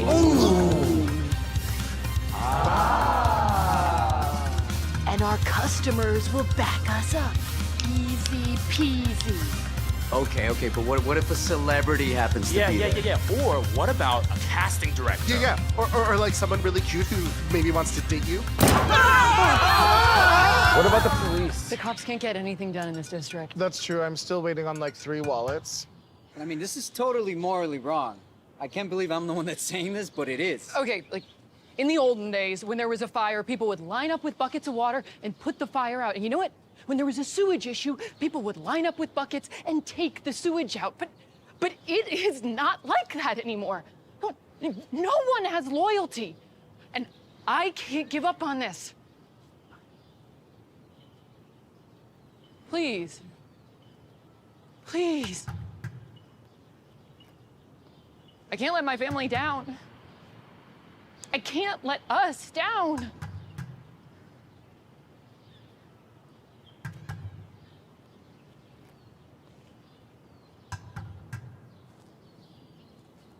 I mean, where you go, I go. Well, show me a script. Okay, why not, huh? At least I get to wear a costume. Are you an actor? Have you done any plays? Oh, actually, I've done a few plays. Okay, we done with this?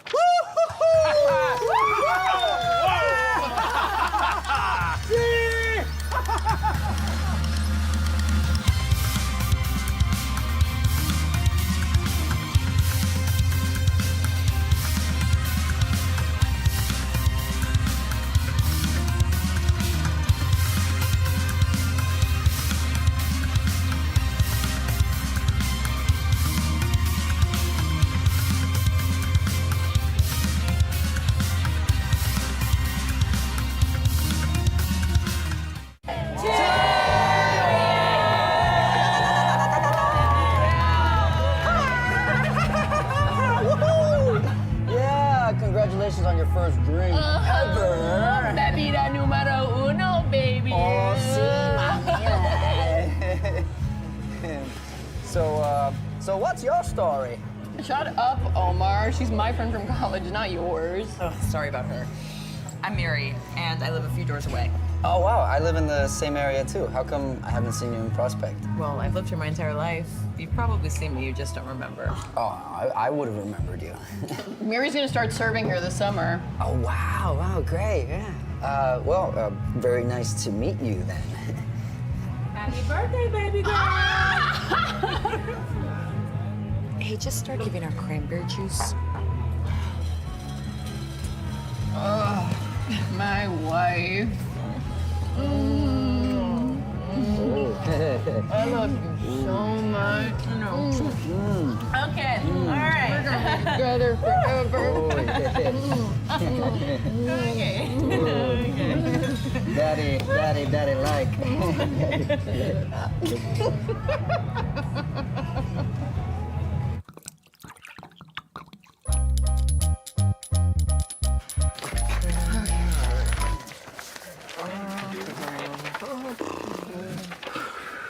All right.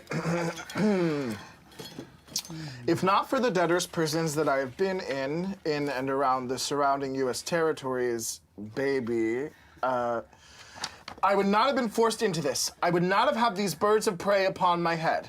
These debts are hard and they follow me now. God, this sounds like Google Translate. Te dije que se iba a dar cuenta. Yo culpo la actuación. I told you we should have gone with a star for this role. Oh, come on, let's put some energy into it. This room is so hot. Listen, dude, honestly, just make up the lines. That's what all the greats do. Okay. Put your fucking hands up!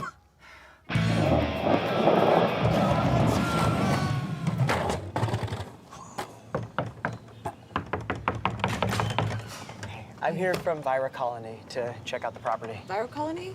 Oh, it's an app for detecting and destroying viruses. That's morbid. Oh, you know the half of it. It's like pew, pew, pew. Boom, boom, boom. Boom!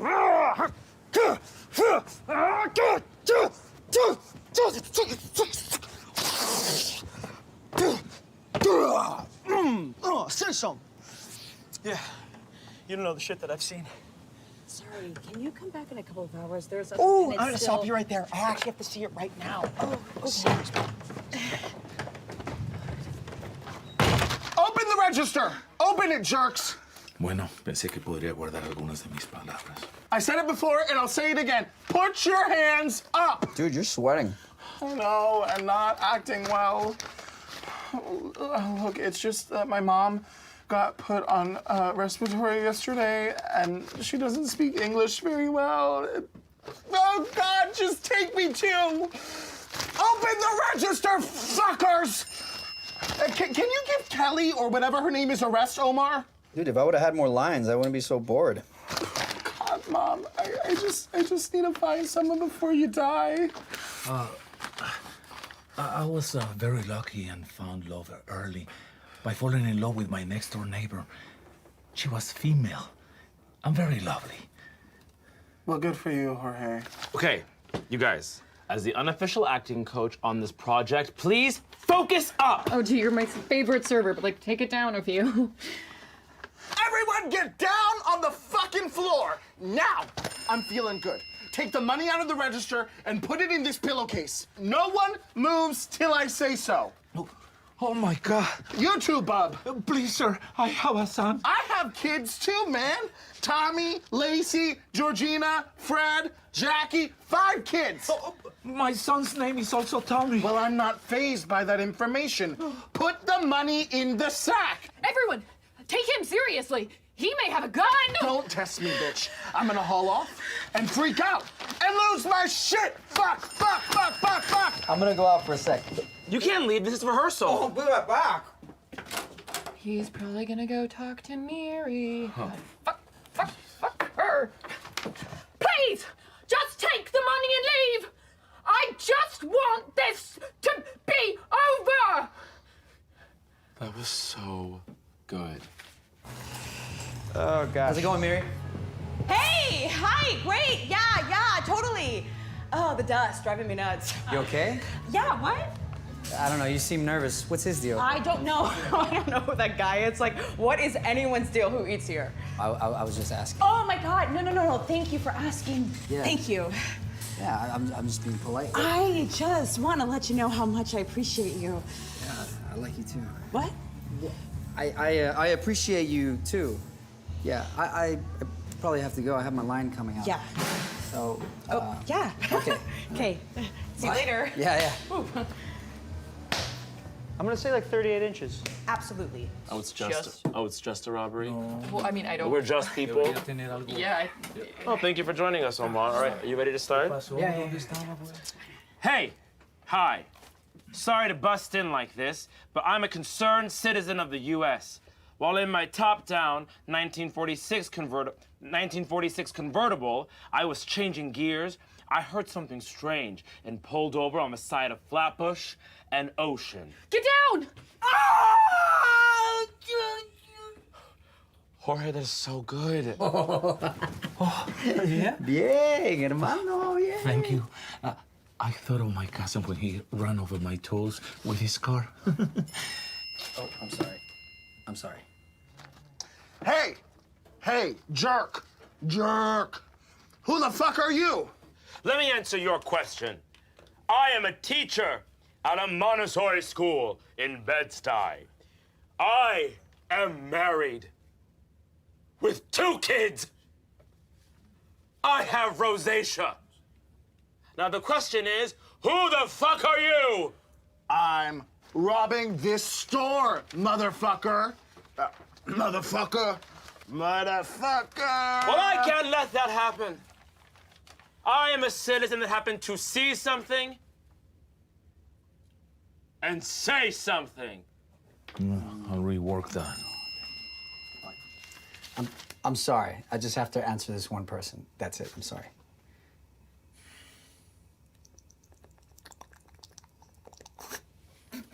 Done.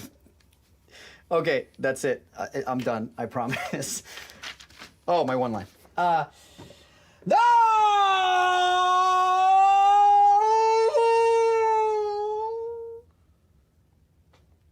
And I think we need to leave right now. Fat chance, idiot. I need to make a down payment on my car. Oh, Jorge, that is so far-fetched. You think that's the part of the script that's far-fetched? Okay, well, you wanna write it? Sorry.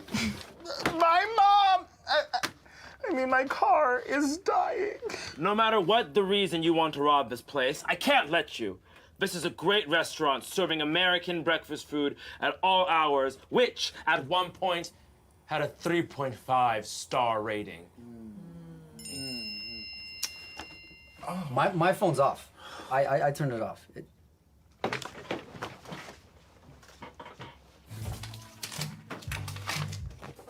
So, you're gonna turn this space into an office for your startup? Oh, abso-fucking-lutely. God damn. With this app, people are gonna finally realize all the sick shit that's in the air all around them, the cholera, the measles, all the... God damn it! Sorry, all the germs. What a time to be alive. Aren't you glad to be born in this era? Scarlet fever? Who cancels because of scarlet fever? Like, how do you do it, Omar? How do you go on so many dates? Dude, I don't like any of them. But how do they not cancel? I don't know. Priorities. I'm a good texter, but shitty everything else. But what are you saying? What are you doing? How are you making it happen? It's different for me. I'm hot. Whoa, hey. Wow, so many people in such a small space. Thanks. Whew, what a tiny, tiny room. I'm so sorry. The bathroom is just down the hall. Oh, I'm sorry. I'm just checking out the space. You just... In terms of what? Buying it? Hey. Hey! You are extraordinarily good looking. Look at this guy.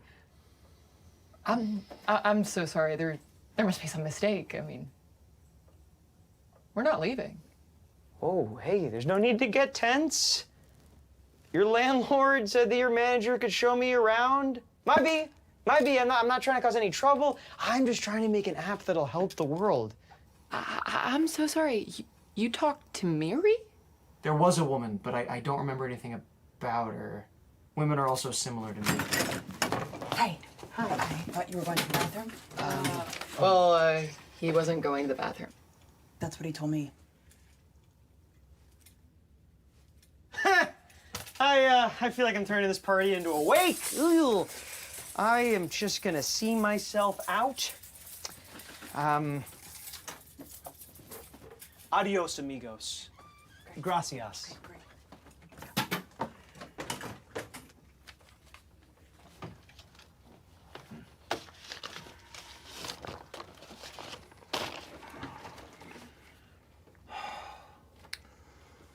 Shut the fuck up, citizen of justice who happened to stop by. Okay, the money's in the bag. It's in the bag, and the bag is tied. I'm tying the bag, and now I'm gonna leave, but before I do, I'm gonna shoot these security cameras out. Bang, bang. Bang, bang, bang. You can all stand up when I close the door and go back to your lives just with less money. Bye. Bye. Goodbye. Monica, you're running out of time.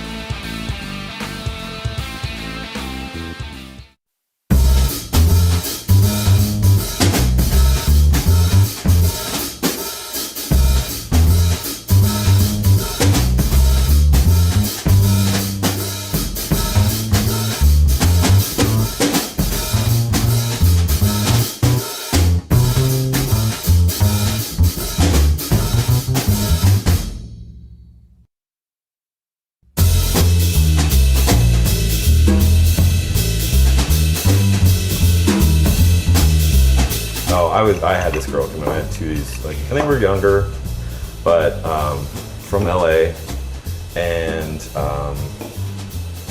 first they were stealing garnishes, like, and I was like, guys, right? Yeah. And I was like, guys, like, it's really not a free salad bar. You gotta, you know, really, if you just ask me, like, I'll probably give it to you anyways. But cheers, gentlemen. Cheers. Thank you. Oh, very nice. And then they calm down a little bit, but then she gets up to say something, like whisper something in my ear, and gets up on the bar, knocks a glass over with her breasts, which breaks into my well. So I've got ice in my well. Typical Friday. Right? Yeah. And then she went back and like tried to steal another cucumber from the jar, and I was like, okay, you guys, I've had it. I can't deal with it anymore. Like, I was trying to be nice, but it's time to go. Here's your check. I'll see you soon. I remember my first job bartending. I was working for Be Our Guest, and we did tons of margaritas, and we had like all these blueberry margaritas, mango, prickly pears, all these fruit garnishes. So it was like my first job, and this big guy came over, and he's having margaritas, and he's being great ordering all these drinks, but he's like right in front of my service station, and he just starts going for these blueberries, and it's like literally day 2 on the job for me, and I'm like,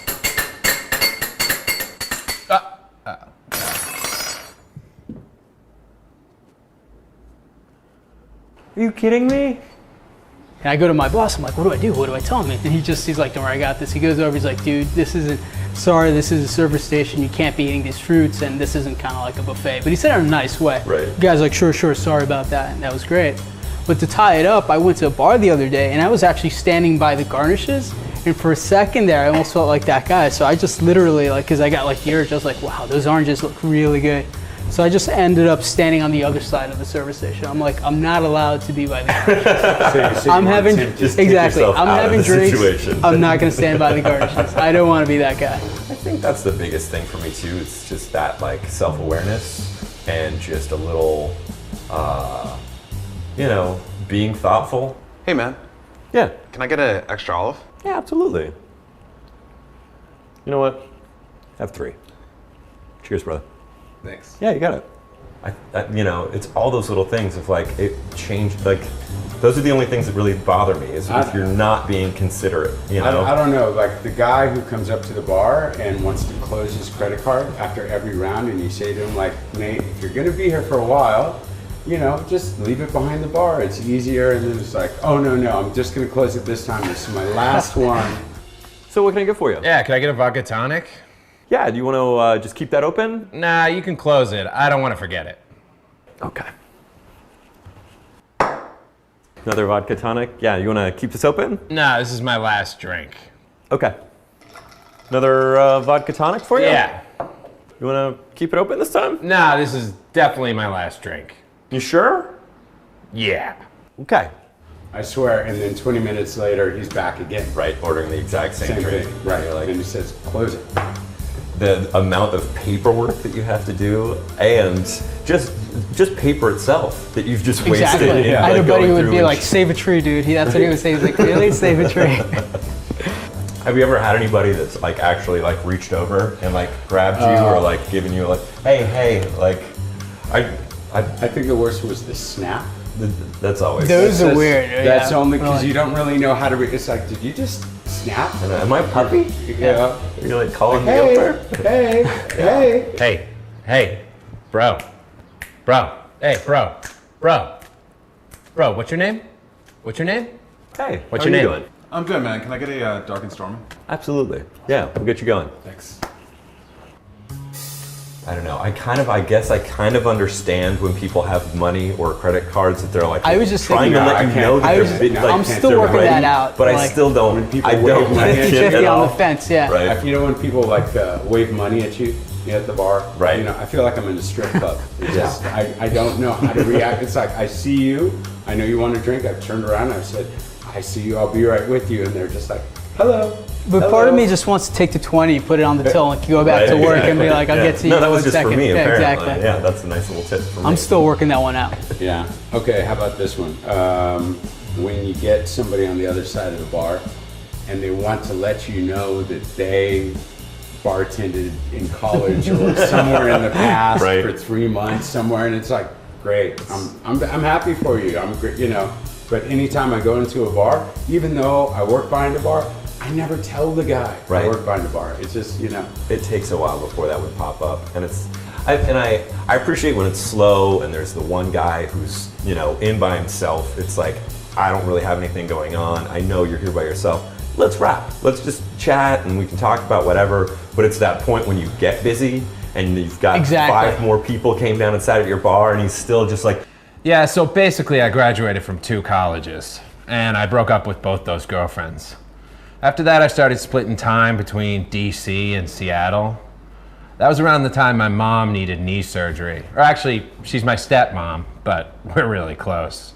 Hold on, wait, I got a good one for you. He's like, no. And I told Mabel, and Mabel says to me that, I'm like, I got a bunch of other people to talk to Or right the now. guy who wants to check out every top shelf bottle off the bar top. Right. Could I Not see to that? actually drink it. No, just but read- to, just you know, read the label. Read it, great, ask you about the tasting notes, give it back to you, and then it just works his way across. That's always like, Yeah. count to 10. Yeah. There's a lot of meditation that goes on Yeah. behind the bar. I mean, people on their phone at the bar. I get when you're sitting there and you're on your phone.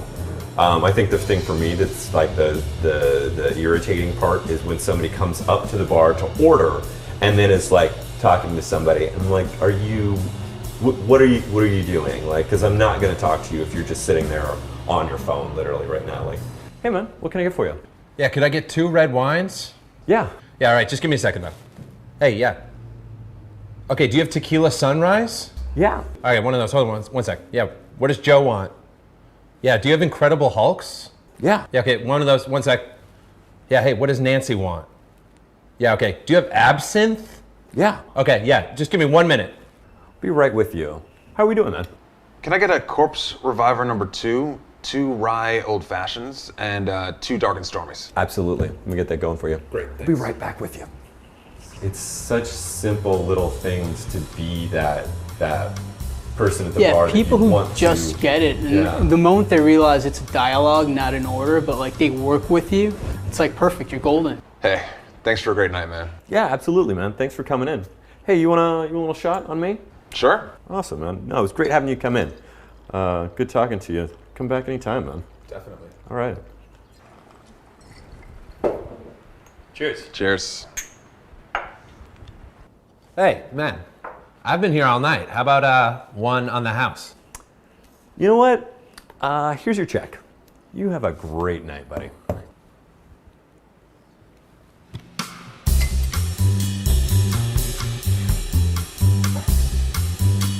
But like them, like especially like that guy saying, "Hey, I get what's going on. I appreciate it." Like, sure, no problem, you know. Because at the end of the day, for me, I also do realize like I'm here. I'm trying to like pump out some drinks and make people have good times. But if they're working with me, it makes a world of difference. Absolutely.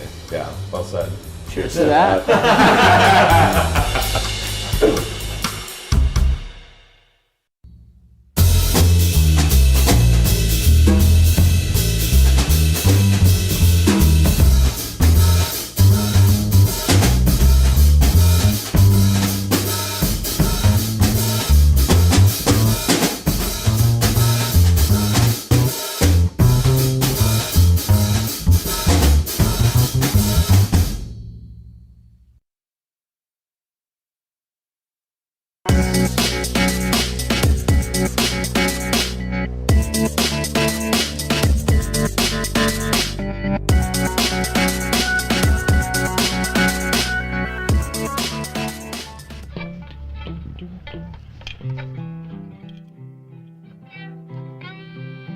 was a teenager and I would sleep with my guitar in my bed, and I had a lofted bed at college.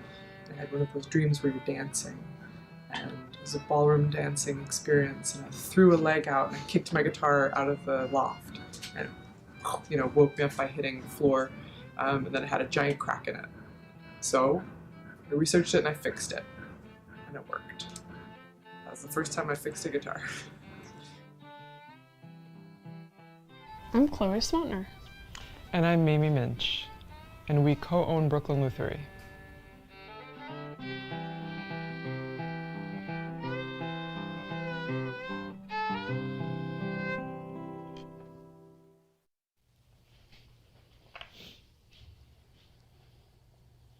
it's been really empowering to own our own business. And we can kind of write the book. We can do things the way we want. Yeah, I found it really pleasurable and fun and cool to do it with my friend Chloe. We decide how we want to have our days be, how we want the space to be. You know, part of starting the shop was not only that we wanted to have our own shop, but it was that it felt like the community really had space for it. In a way, I kind of think that the musical community had been failed by all the shops locally being run by, you know, guys.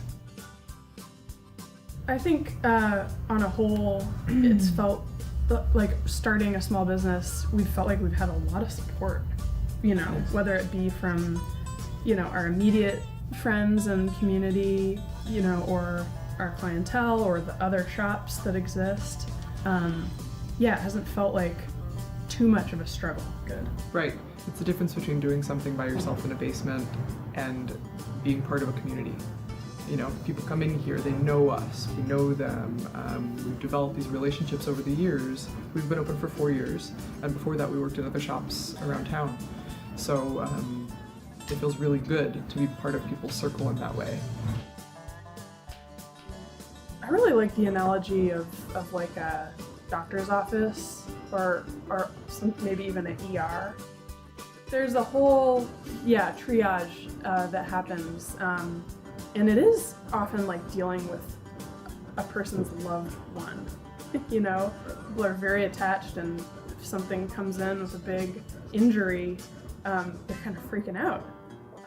And I think it's kind of part of both of our sort of ethos, which is fixing. You know, we facilitate things, you know, things working again when they stop working. When something feels wrong, come see us, we make it better. Like, that's cool. I think there's an amount of grit in that we both identify with.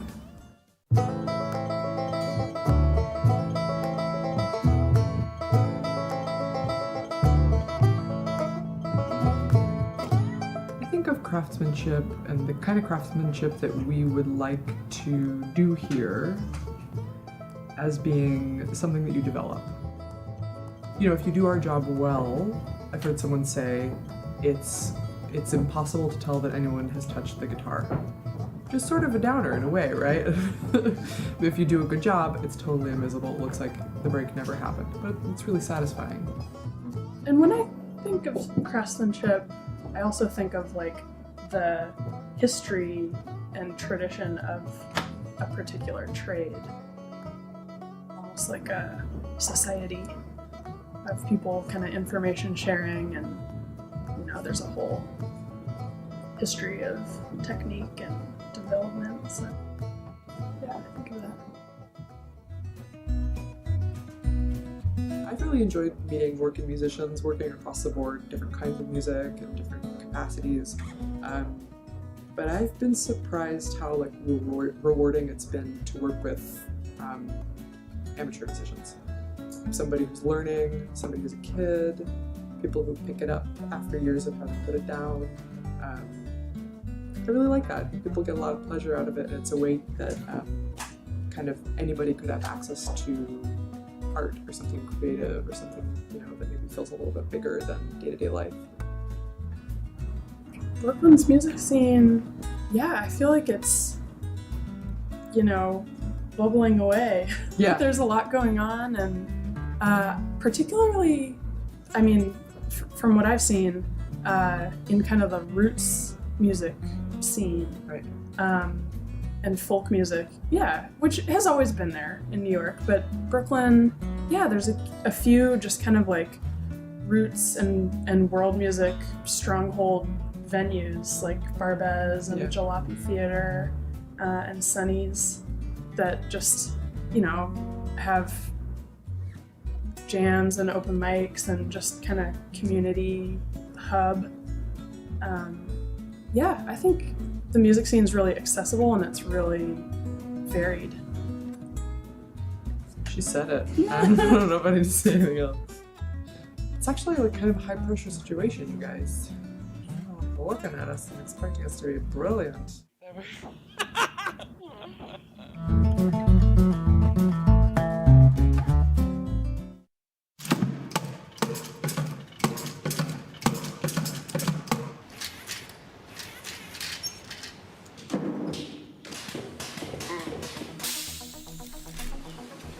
are at the Amorphic Robot Works studio in Red Hook.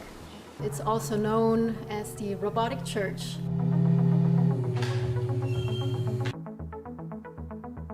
There is actually an interesting history of this building. This place, in 1880, there was a whole crew of Norwegians that were building this church, and they were fishermen that worked out here. They labored intensely, and then they started bringing together all these beams, and they built this church. The labor of building this church by those individuals is amazing. The mission of Amorphic Robot Works is to create large-scale robotic sculpture. Studying traditional art, I was always drawn to dance and movement too. That was a kind of a natural evolution that from performing with my body,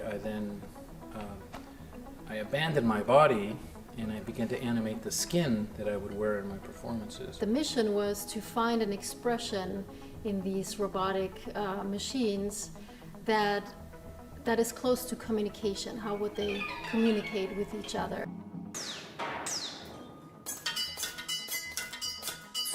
A lot of the performers are percussive.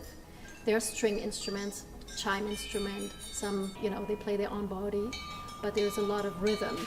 And rhythm goes back to the origin of communication.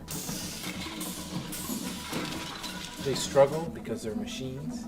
You feel empathy for them because they're nuts and bolts and they're imitating human behavior. Spastic and pathetic, elegant and graceful, perhaps. They do counter to a certain extent these expectations of the dystopian view on robots. They are human in their own way. The spiritual aspect of this work emerges out of the years of doing it. In the early days when I began making machines, they were made from different components that were often sacrificed from other machines, let's say. So each one was the delivering of each of these guys into a life form was a physical ordeal. I thought in a contemporary way I could deem these robotic saints as opposed to just robots. Chico's interest in the human body has led him to experiment with another material, which is a composite high tensile fabric, to find this soft movement. Made a whole body of more like architectural scale inflatables that have been playing out these sort of lessons in how to make the ultimate soft machine that's humanoid and humanoid in scale. They do reflect on aspects of living organisms, so you can feel, when they perform, you can feel that they're alive. The border crosser is this artwork that is meant to sort of propose this ephemeral gesture of peace and unity. This wheeled blob of fabric appears in the desert setting, in the rugged terrain of the border, begins to deploy. And the idea is that the border crosser grows into a monumental height arc and deploys a secondary arc over the border fence and touches the other side. So my work, most importantly, has looked at more from the singular being human part to looking at how humans are being treated. So it's grown outward. Instead of unity or pushing towards unity, what's tending to happen is there's a push to separation. And I've been more interested in looking at the worldwide issues that I can address with my work. Yes, the machine can pick the fruit. Yes, the machine can build you the car. Yes, the machine can weld better than you. Yes, the machine can play chess better than you. Yes, etc., etc. We're playing out science fiction. But can the machine recover the earth that the machine is destroying for us? There will be more and more robots, for the better and the worse. But if we can make a contribution to creating a different expectations of what robots could be, an artistic robot to study our own humanity, make us think differently about what we are, what defines us as a human, but also what else we can create.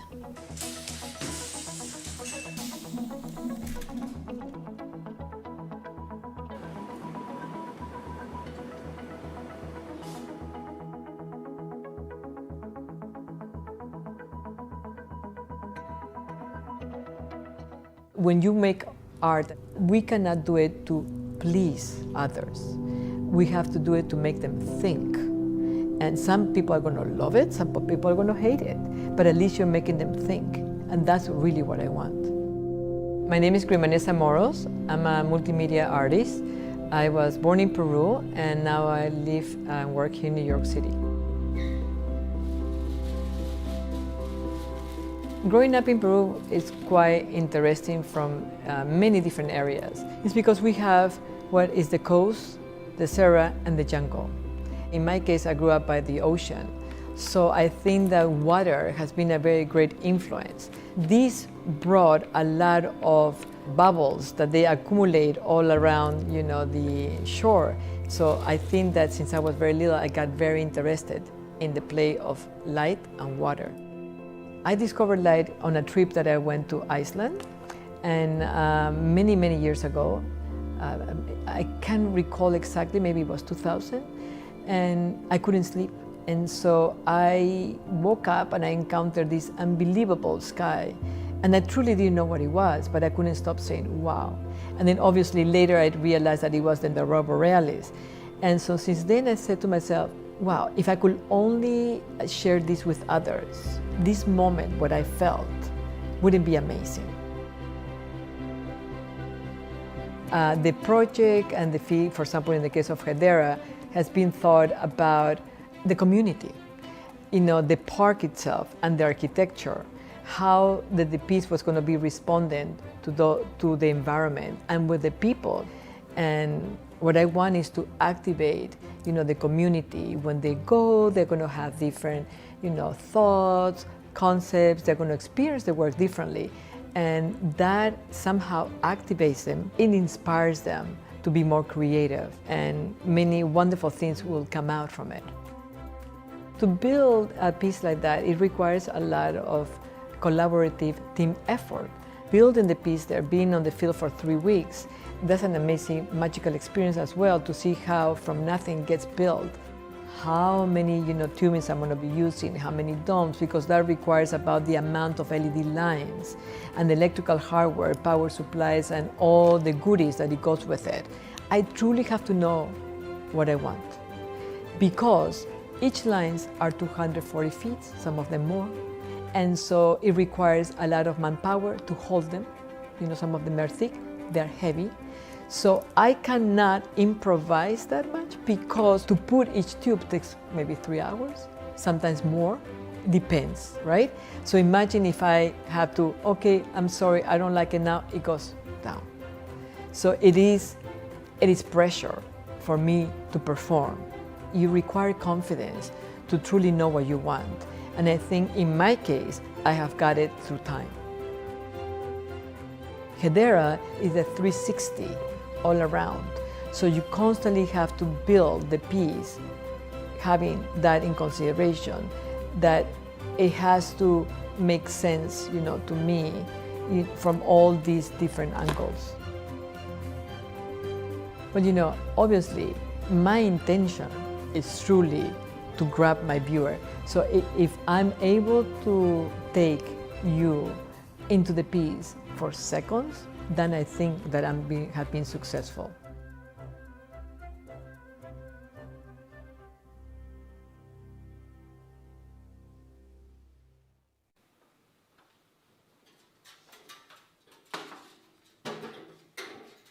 Basically, within my installations, I'm thinking about what they're going to feel like. And I think in abstract work, one thing that people don't realize is it's all about what's happening inside of you as a responder and as a viewer.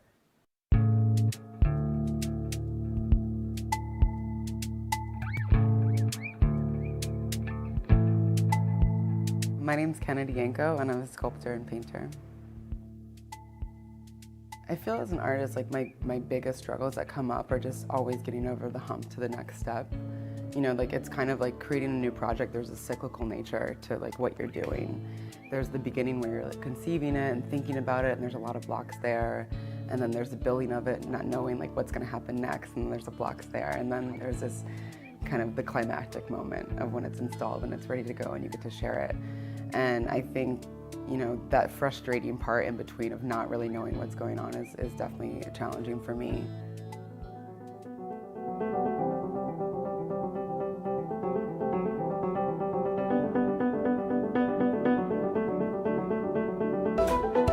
Step one for Feel For was really about what I cared about and what I wanted to think about and what I wanted people to hear about. And that somehow manifested its way into materials. So when I was first figuring it out, I had no idea what it was going to look like. I had a couple of different like SketchUps. The Bric Auditorium has these beautiful stairs that were kind of reminiscent of the Mexican aqueducts. And I was thinking of like creating something about being a source of providing, something that would provide to a community and provide to people. Moss was something that had kind of made its way into my studio. So I'll get a material in my studio or I'll be thinking about something and it will sit there for months. But it became a really perfect opportunity for moss. So the tin ceiling comes from the tenement buildings on the Lower East Side, and they were kind of considered something that would elevate a space or make, you know, a home more elite. The tin ceiling is representative of a white picket fence, or this idea of like how one should present themselves in life. The moss and the water bring this idea of the life force, of this place, this internal place of how you're navigating through things. And it's actually overgrowing onto the tin. And I think that anytime there's like an overwhelming amount of deprivation, it's gonna come out in a really ugly way. So the moss is kind of just working its way through that, because it's gonna come out sooner or later, you know? And it might not be so pretty. The structure is about like eliminating the structure. Instead of creating our world and our lives around the institution, let's create the institution around ourselves and like what we need. It's about responding to us.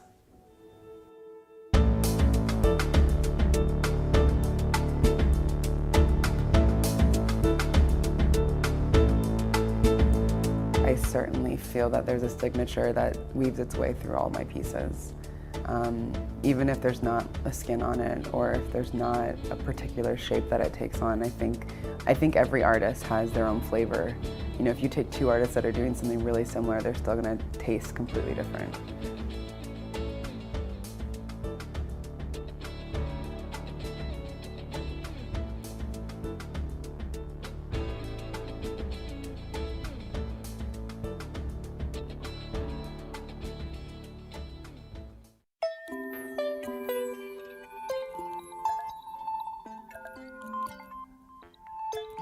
Growing up, I was always really into drawing, making collages, drawing people on the subway. As I got older, I really wanted to be an artist, but I couldn't figure out really how I'd make a living doing it. I started working in finance. I moved to New York, and I thought maybe I'll try to make a bunch of money in the beginning and then retire early and be an artist after that. And then I started to see more and more new media art. So people using technology to make sculptures, to make interactive artwork. It really seemed like it had a place in the future. It spurred me to quit what I was doing and start making art. My name is Jason Krugman, and I'm a light sculptor.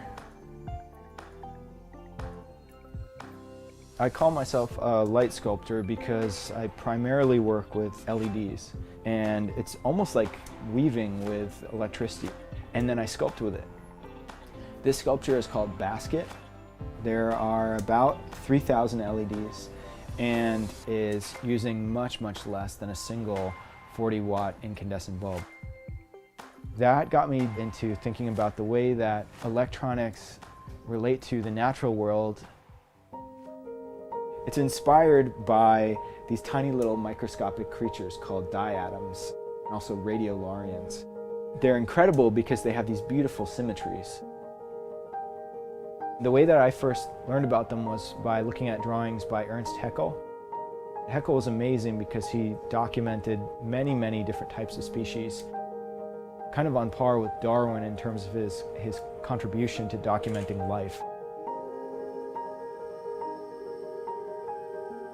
What's really amazing about them is you can see how efficient their bodies are. seeing a living creature that it almost looks like a calculus equation really ties in the idea of structuring things so that they're efficient, and in that efficiency, finding beauty.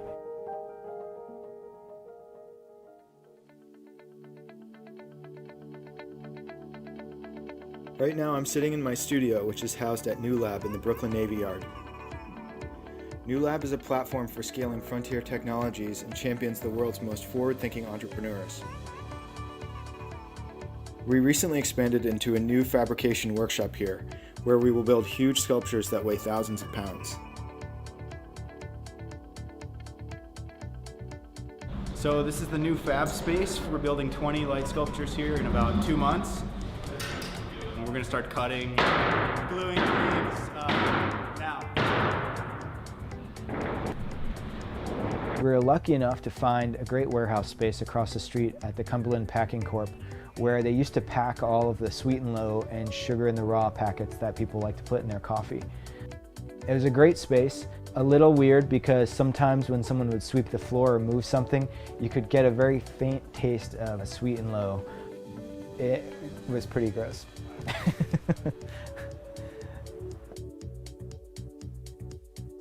We built tables, we set up saws, we set up basically a whole wood shop, and so we were able to get a ton done in a very short amount of time. When we're fabricating these sculptures, we try to design the process and the tools to be as efficient as possible. One person can go and make 1,000 cuts in one day. We have a good team of people working on a variety of machinery. So cutting and spot welding thousands and thousands of stainless steel tubes without having noticeable weld marks on the outside that needed to be cleaned up. Cleaning welds takes a lot of time. A lot of my artwork is about making things that are very delicate, where the entire structure is revealed. And so when I'm making artworks for outdoors or for much larger spaces, I have to think about how am I going to continue with the same type of aesthetic vocabulary and form, but working with materials that allow it to hold up to the environment. I'm currently in the midst of a big project making permanent outdoor light sculptures for a sculpture park in Jeju Island, South Korea. It's a new sculpture park that's being converted from a green tea farm. It's about 50 acres. There'll be a path that people walk along and they'll encounter different artworks. The idea that it's really important to take people kind of on a gradual roller coaster so that they're not overstimulated and that their mind and their eyes and their emotions have enough time to reset.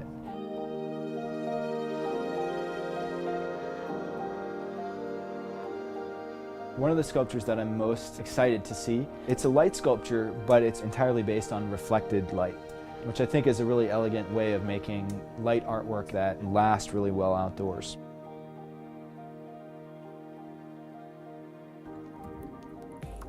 It's my first time acting as a curator, but also as a producer and an artist. The two artists that I invited with me are Tom Fruin and Jen Lewin. Jen Lewin is a Brooklyn-based artist. She is well known for making a series of works called The Pool, in which there are dozens of circular platforms outdoors. People are invited to play and dance to create an interactive playground that's both an artwork and an activity.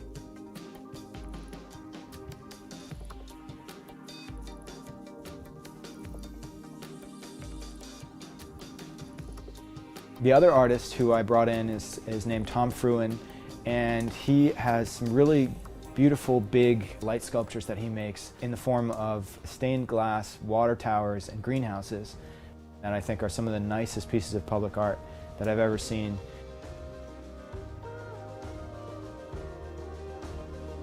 At night, it's going to be absolutely stunning.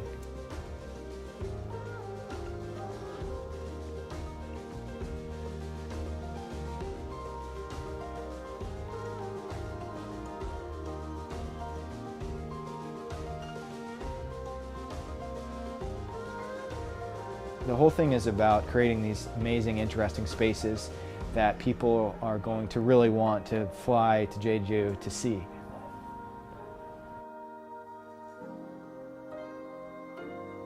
You're looking down over this rolling hills with green tea, and you see the ocean in the distance. So at night, when there are light sculptures scattered throughout the landscape, it's going to feel really magical.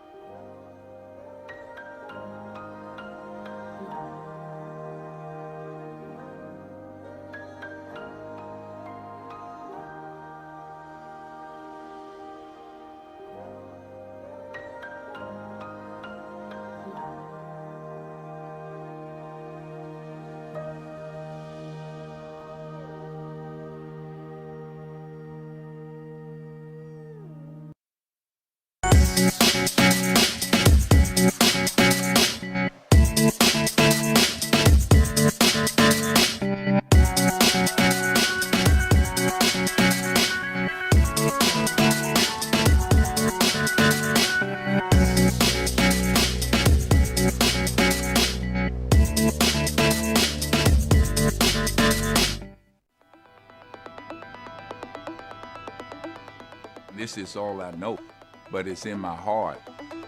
I've been here all my life. Without this kind of barrier in the middle. This is in my blood, man.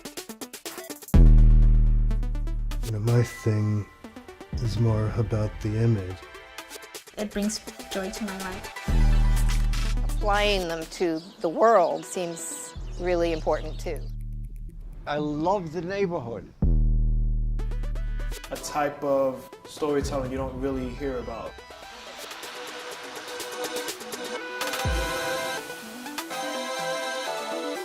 Taking some of those creative ideas and getting together with a community, which is the central core of our work.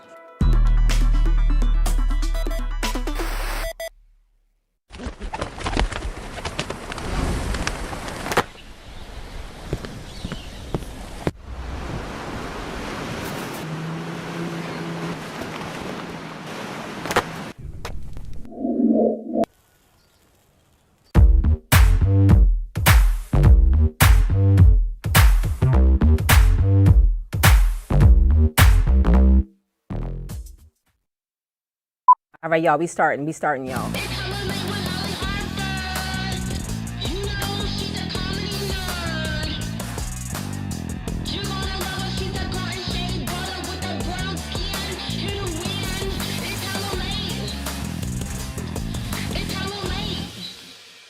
Hello, and welcome to Hella Late with Holly Harper. I am Holly Harper, and I'm adding a little bit of color. Thank you. A little bit of color and curves to late night TV because I look like someone you know.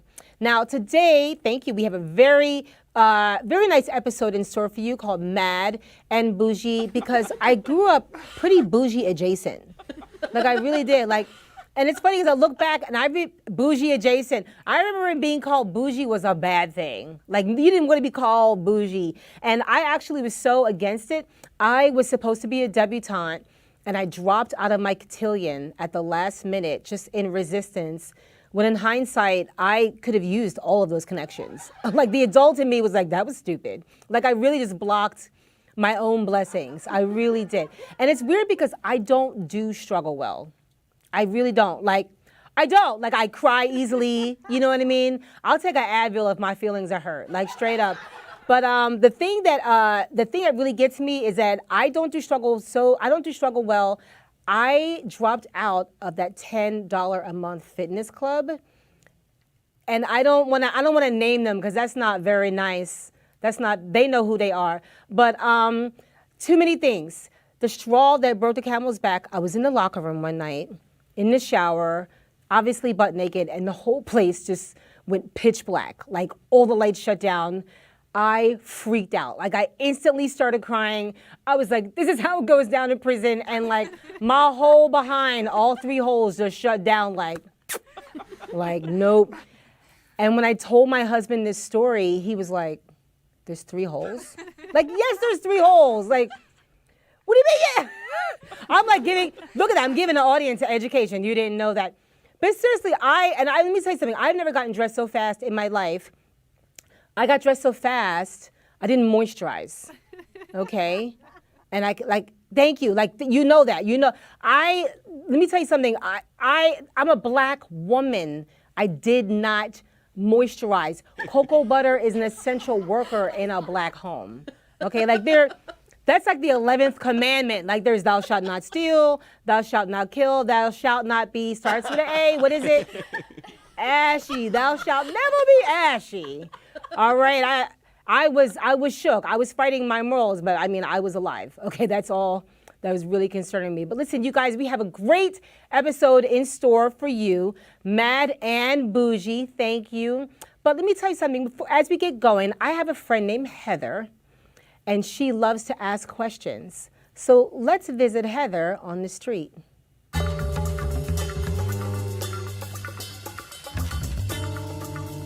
Hello, I am Heather Michelle Harper, Heather on the street for Hello Late with Holly Harper. Now, Heather has questions, and the good people of Brooklyn have answers.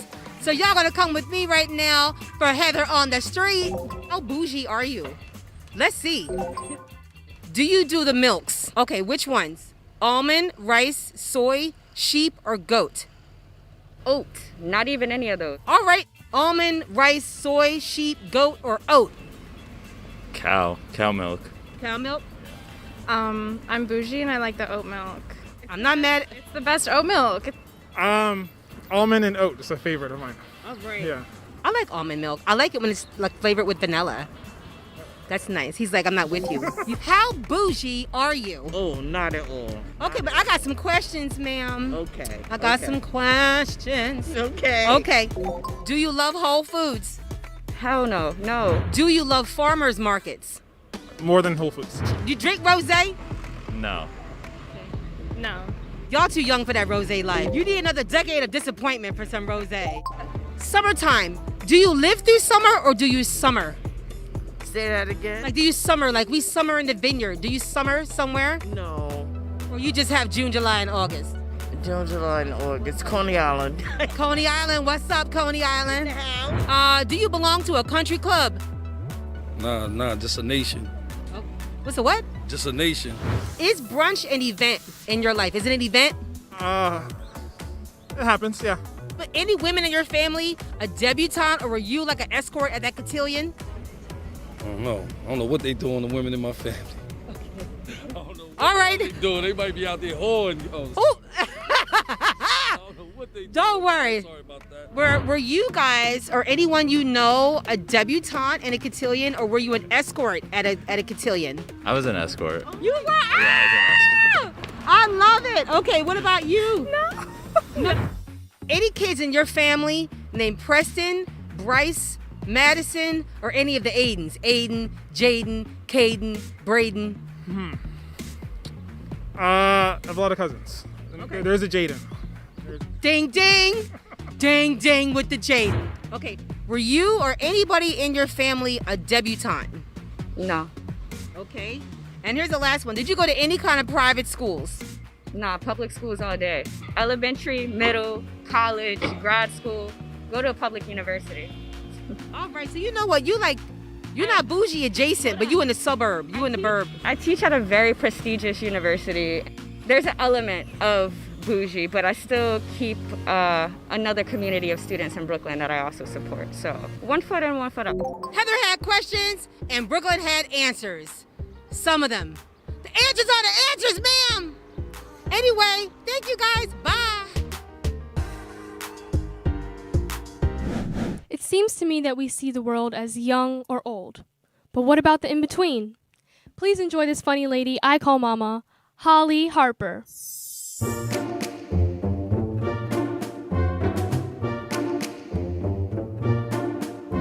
Yes, I am kind of old.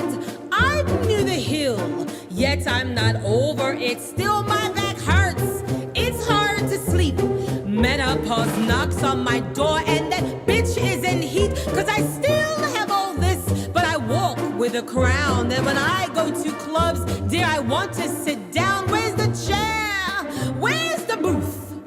I survived all the bullshit of youth. And children, I'm old. Old, I am now young old. couldn't see that if I stayed on my path, life would catch up with me, but it's hard. We're judged on sight. Let's face it, this ass is from CrossFit, but knees are from life. And if you live long enough, you'll see fads off of clowns. I choose style. I wore those trends first time around. They look bad, and I see thirst. But I'll give you a decade to realize it first. That comes with old. I am now young old. I have a few mixtapes much older than some of you. Sometimes this world moves too fast, but I make do, cause I will never curse this like we're told. Cause we all know someone denied the chance to grow old. Give me some more old. I am now young old. Over the years, I kept hearing about this other comedy nerd whose funny bone is big as her heart. She is the founder of the Black Women in Comedy Laugh Fest, and she is a true pioneer and a good friend. Please put your hands together for our comedian, Joanna Briley. Hey, thank you guys so much. Thank you, Holly, for having me here. My name is Joanna Briley. It feels good to be a blurred. I'm claiming it. We always got to have our own thing, you know? And as a blurred, I am having such a difficult time finding a guy, you know? Like, oh, it's so difficult, so I decided to downplay. I got the sequin on top, but I got the rugged boots on the bottom. You know what I mean? Because I want to look jazzy, but I want to let them know I go fishing. You know what I'm saying? Because I want a man that likes to go deep sea fishing, literally and figuratively. That's safe to say. But yes, I am an outdoors type of nerd. Like, I love the outdoors. I like deep sea fishing. I like to go whale watching, and not just at the mall. But I do. I love anything that has to do with the water because I'm a Scorpio, okay? And I'm one of the nice ones. I don't care what you guys say about Scorpio women, okay? I will not stab you in the face if you get me upset, is what I'm saying, okay? I do have a little trust issues, okay, a lot. I have a lot of trust issues, but it has to deal with the fact that I was an only child.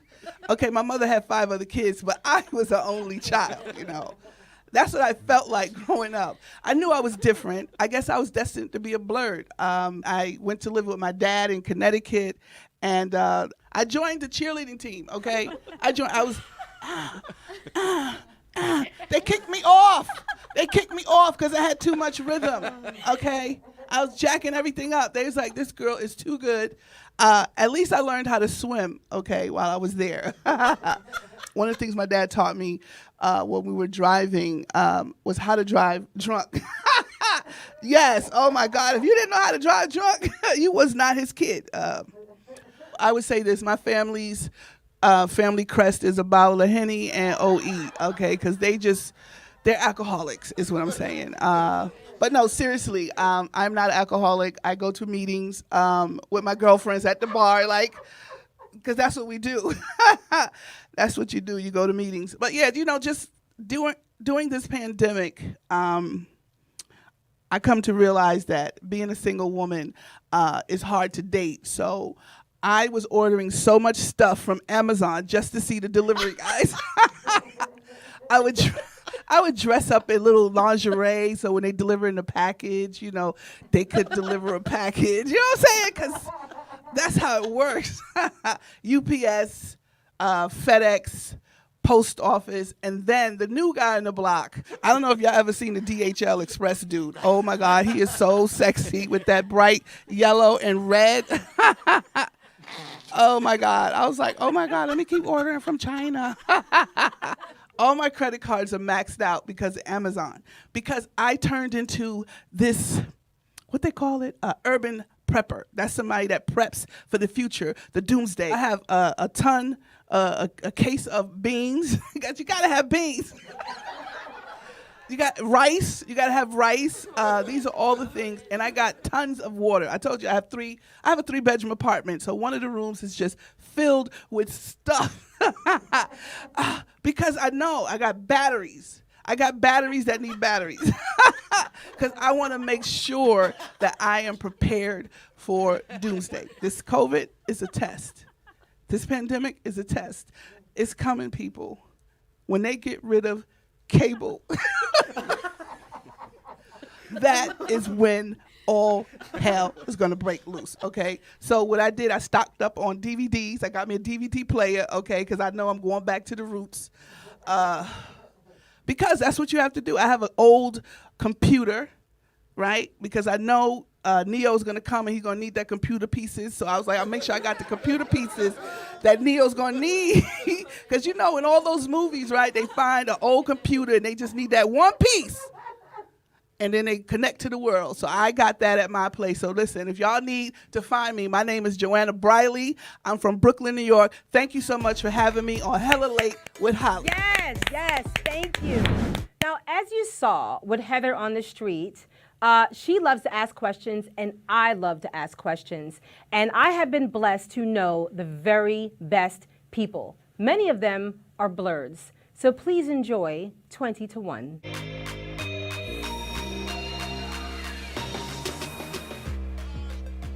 Hey guys, 20 to 1 is a Q&A thing I do with some very cool people I just happen to know. So basically, we're gonna chop it up and then I'm gonna ask and they're gonna answer a series of 20 questions in 1 minute. Well, actually like 2 minutes. I don't like to rush people.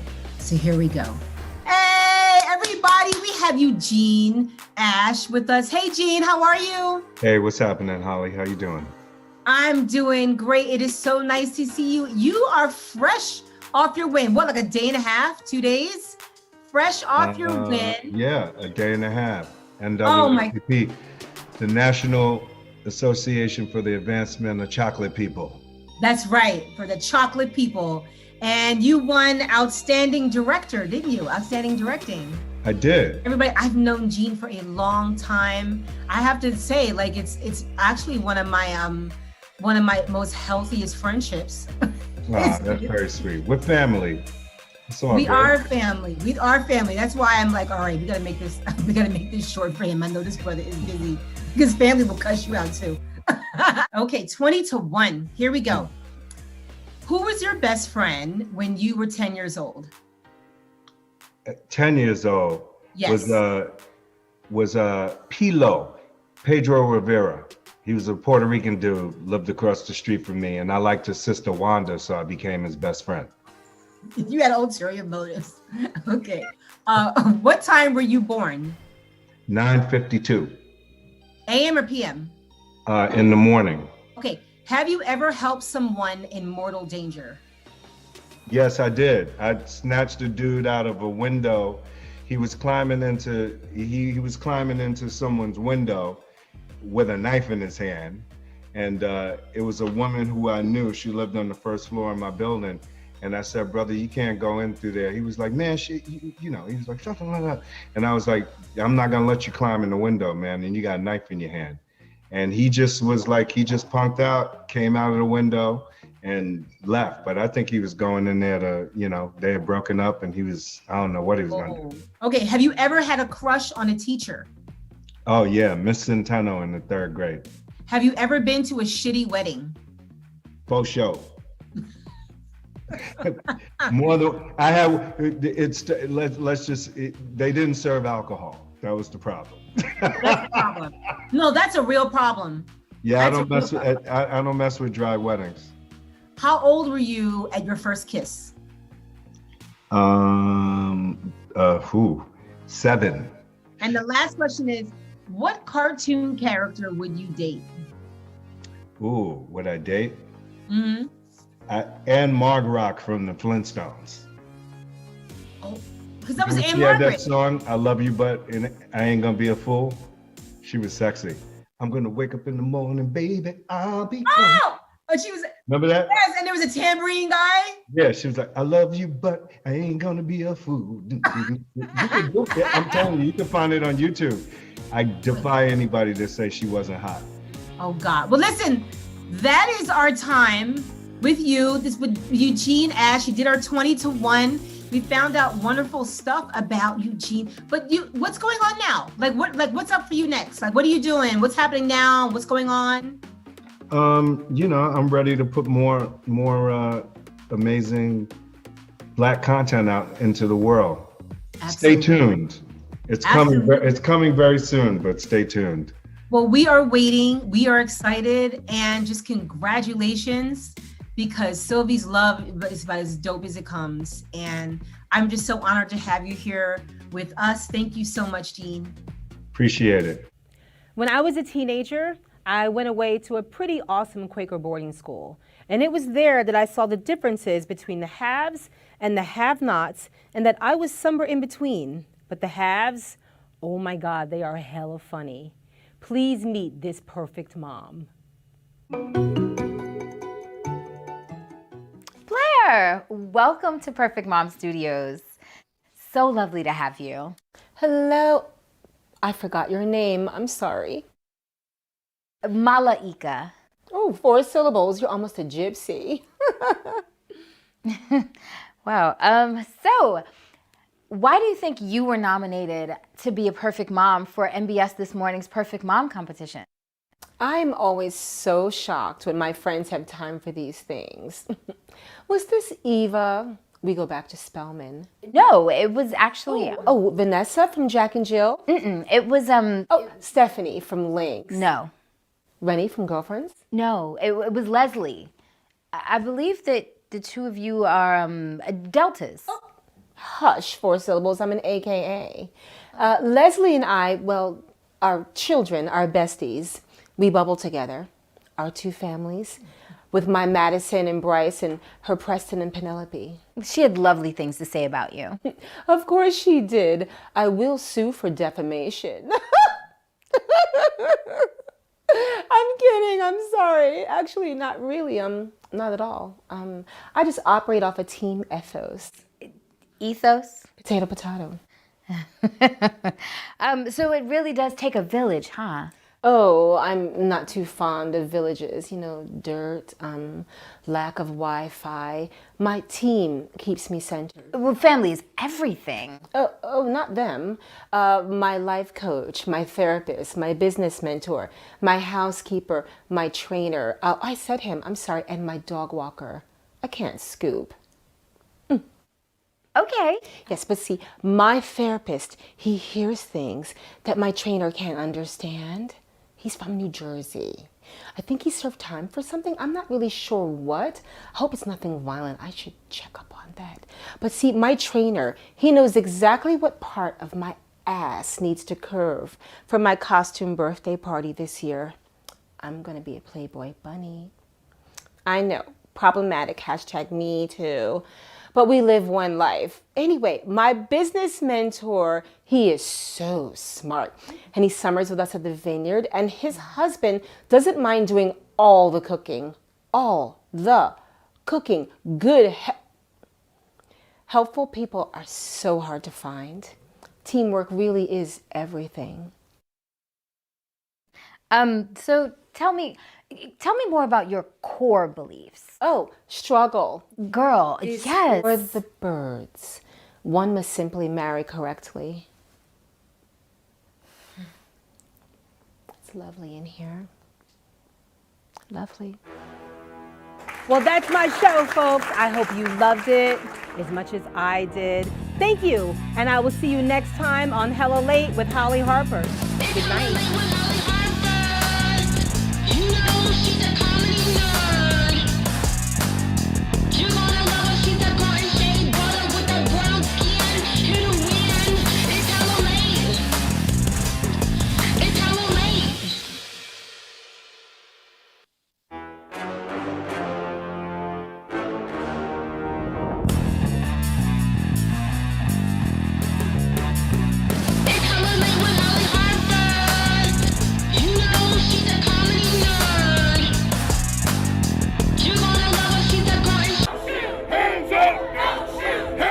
For a blink moment in time, people are aware of what they're feeling every day. If you're going to restore and sustain a democracy, there must be an informed and engaged citizen. I spent 2 years in immigration detention. You know how much they spent to feed me for one whole day? How much? 75 cents. immigrants as a whole, migration as a whole, is associated with lower rates of crime. Immigrants make our communities safer.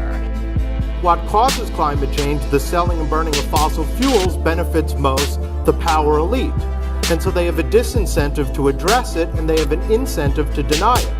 They're not gonna funnel more money into our schools. They're not gonna do it unless they have to, right? And the way they have to is by our participation, our organization, us taking accountability for our actions.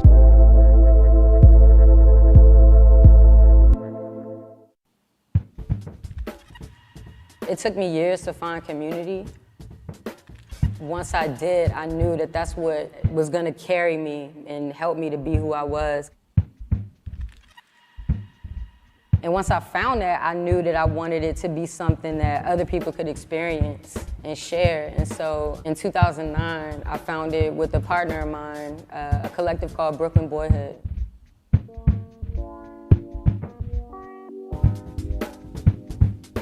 When I was coming into my own and realized I gravitated towards more masculine traits, or what I thought were more masculine traits. So embodying like misogyny or embodying like, you know, aggression, which is not me. And once I really understood that the way that I move through the world is different, really has made me understand that I have a responsibility. Masculine privilege was hard to swallow for me. So discovering the duality of myself was another thing that really fueled the Brooklyn Boyhood Collective. So I'm not one single person. I'm made up of so many different things. Because I want to wear a hat doesn't mean I don't have my nails painted under my feet. They're actually, I was lying, my feet are busted. But it's possible, you know what I'm saying?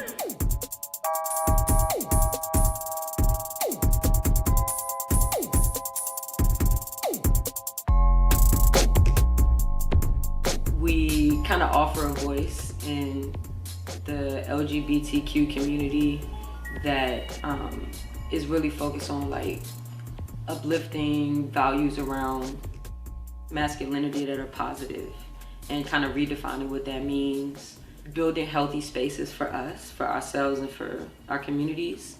So that can look like parties or, you know, healing spaces or an anthology or workshops. And we try to uplift the visibility of our folks and just put dope shit out into the world. And at the same time, we're all a family and we're all raising children together and traveling and taking care of each other on a daily basis. So it's, you know, we do a lot of shit.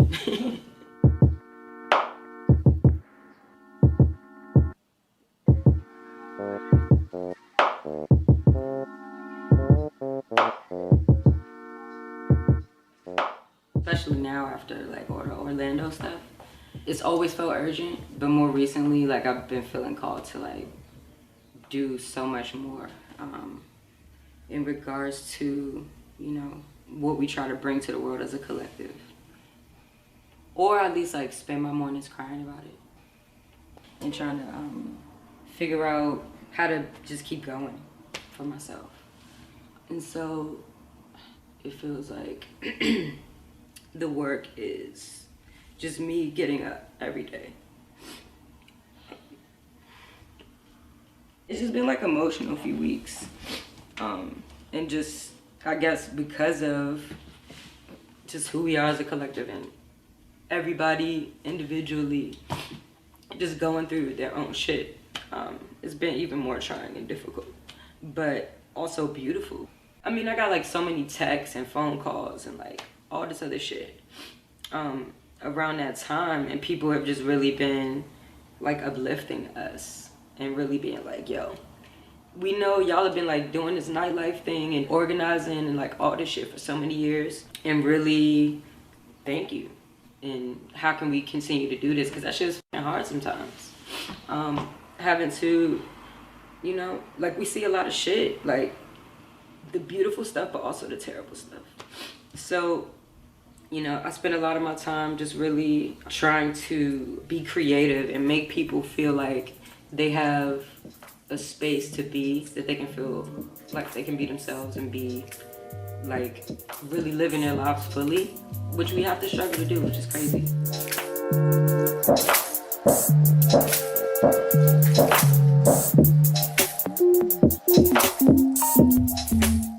don't know, I feel like a connector in a lot of ways. Like I'm often building bridges across communities, developing programs or festivals or events or anything that is quote unquote community based is really just about gathering people with purpose and with a lot of intention and a lot of relationship building and just really guiding things and offering things, but also allowing things to manifest as they should. I feel like the arts is the key to a lot of the questions that we have unanswered.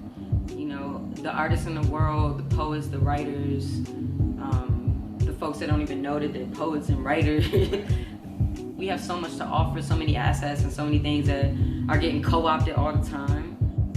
When I'm doing community stuff, it's always just about uplifting ourselves and like doing it on our own for us. FUBU. FUBU, nigga. That's it.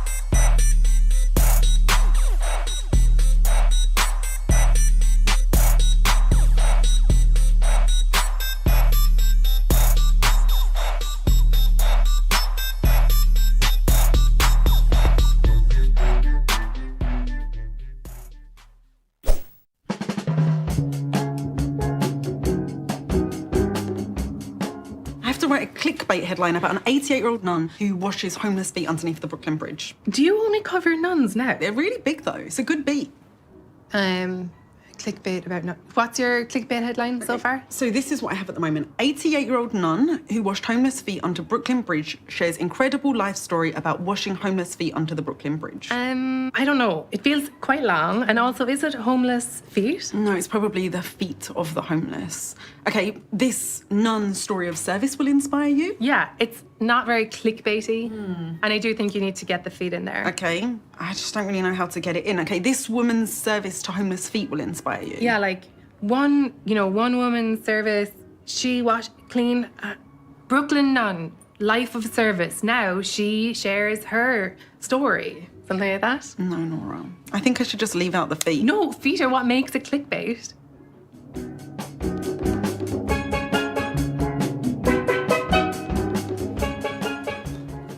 And he'll find it eventually, right? Yeah.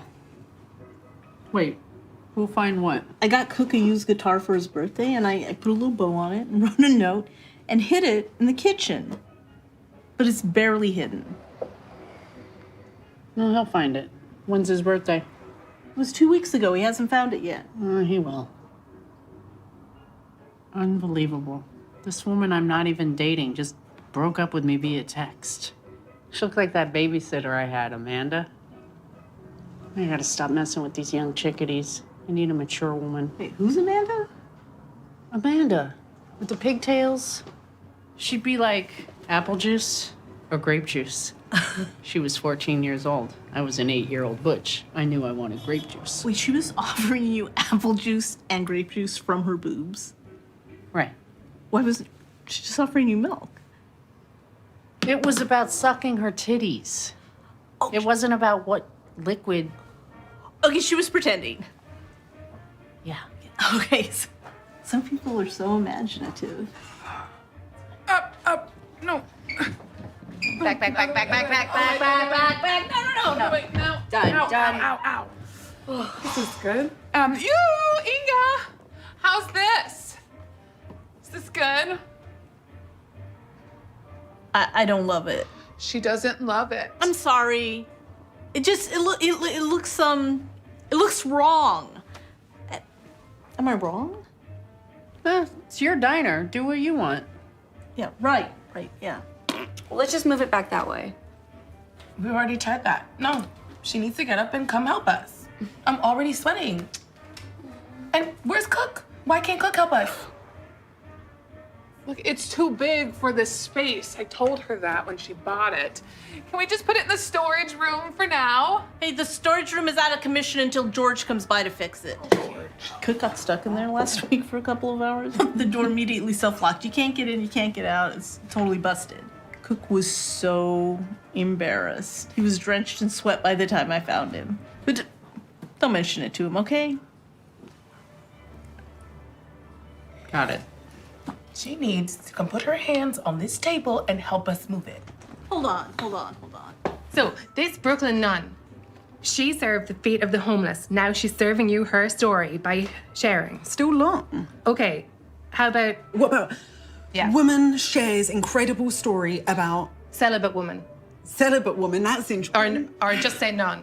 I think start with the feet. So, she spent decades caring for the feet of the homeless people. A Brooklyn nun's untold story will inspire you.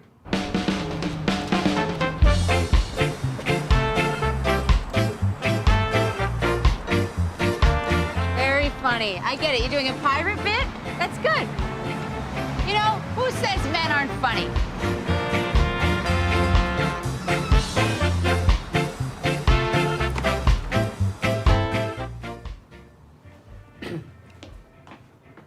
Auga, ooh la la.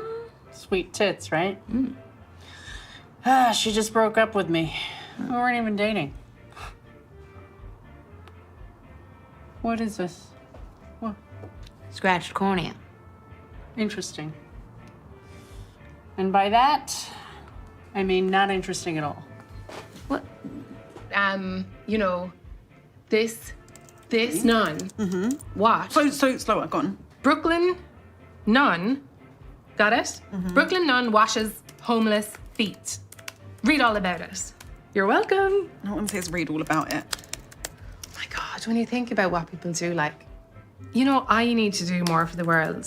I've never cleaned anybody's feet. Me neither, but you should come with me for my next story. I'm going to interview this group of nuns who belong to the Order of the Brother of the Sisters of Holy Mount Carmel or something. Anyway, they've taken in this Syrian immigrant, Jamal Amari, and you could wash his feet or something. Or something. Wait, but you're talking to the nuns? You're not going to interview him even though he's the one looking for, what is he looking for, refuge? It's just nuns. All the time, nuns. That's my beat. For fuck's sake. What are they doing? Missy bought Sheila a $500 VR headset for her first wedding anniversary. Traditionally, you give paper on the first anniversary. Well, VR is the new paper. Kids today, huh? They look like lunatics. So, aren't you guys curious? About what? Well, I'm wearing an eye patch. You mean the scarf around your head? That's not how you wear a scarf. It is when you have a scratched cornea. I think I know how to wear a scarf. It's around the neck. Anyway, don't you want to know how it happened? It looks like you tied it around your head and made a knot. No, not the knot. What happened? My injury. Oh, no. A scratched cornea kind of speaks for itself. And I have a weird thing about eye injuries. Oh, yeah? What is it? I don't want to hear about them. Anyway, I'm part of this secret society now. Then why are you telling us about it? Not so secret anymore. It's a secret society marching band. Okay, and they're gonna kick you out if you keep yapping about it. And I have a thing about secret societies. Oh, yeah? What is it? I don't want to hear about them. Well, this one is super cool, and it's super top secret. Secrets stress me out, and I'm getting hot just thinking about a secret society. Hot. No, I feel uncomfortable in my body. Oh, sorry. Yeah, I need some grape juice. Get it?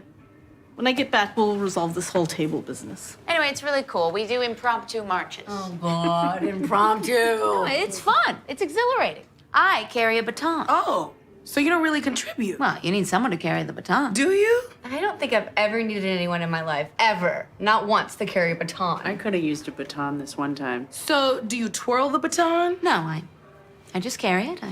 I don't know how to twirl it. Oh, so like I said, you don't really contribute. Anyway, it's very fun. We play music and we march around. Sounds like a public society. Very cute.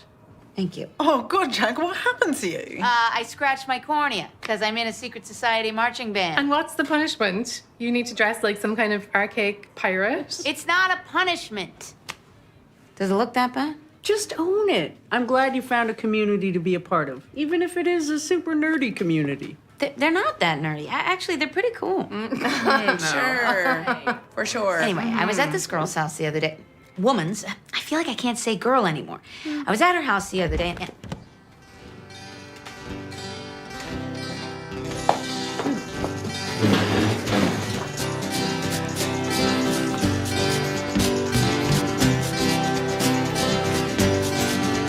She's dead.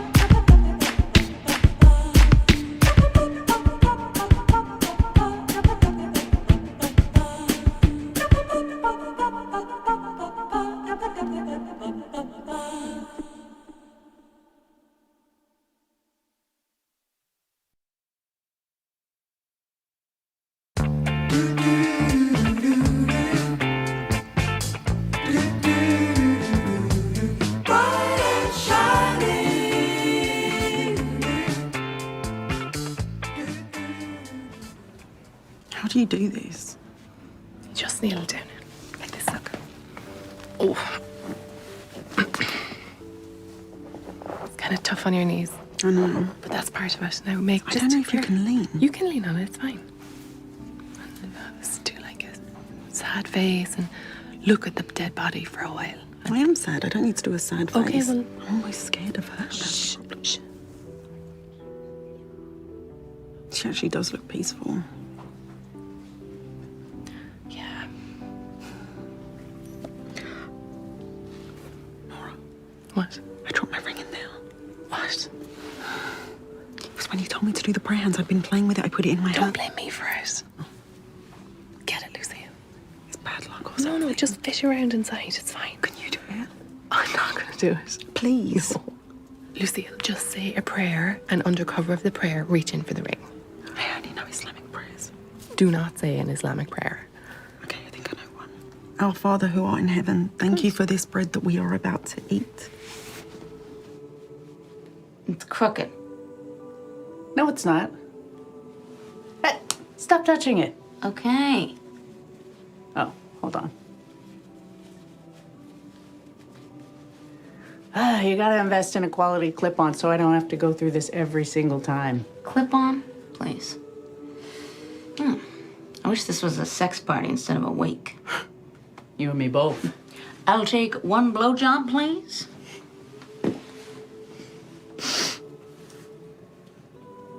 I can't believe she's gone. Yeah, I could just count on Inga to just be Inga. She was obsessed with baking soda. Why? She thought it was a cure-all. At least once a day, she'd be on me to clean my nose out with baking soda. She had me make a paste out of baking soda and lime juice when I had that bout with dandruff. Did it work? No, it made my scalp burn. Just thought it'd cure indigestion, clean your teeth, clean out your tub. Maybe it was the baking soda that killed her. You know, I've only been to one other funeral for my Grammy. Your Grammy? What are you, Anna Green Gables? Oh, here, look under here. Don't move her. Oh, sorry.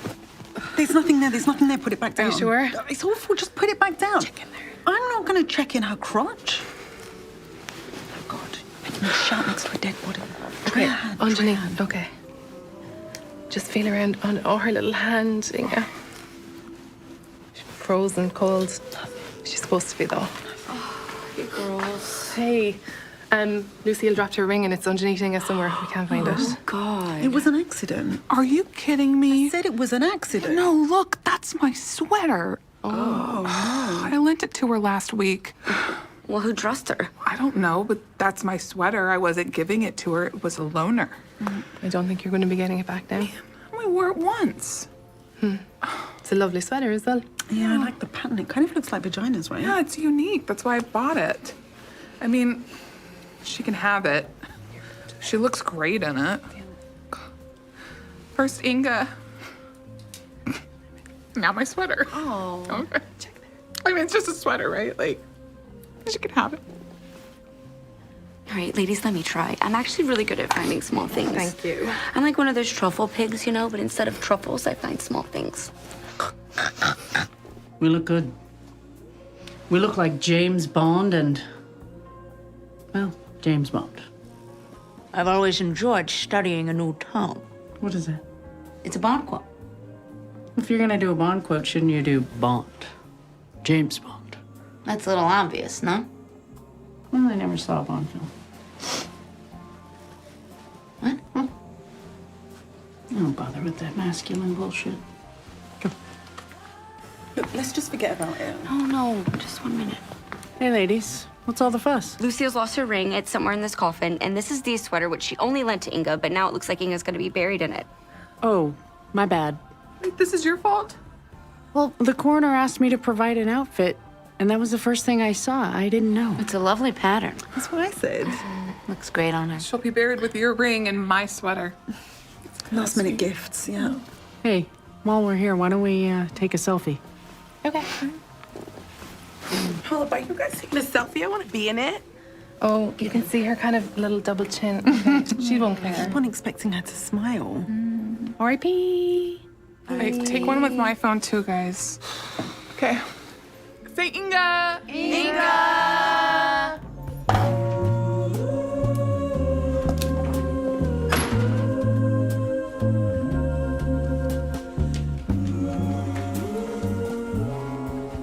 Louisa. Hey, Mick. It's good to see you. It's good to see you, too.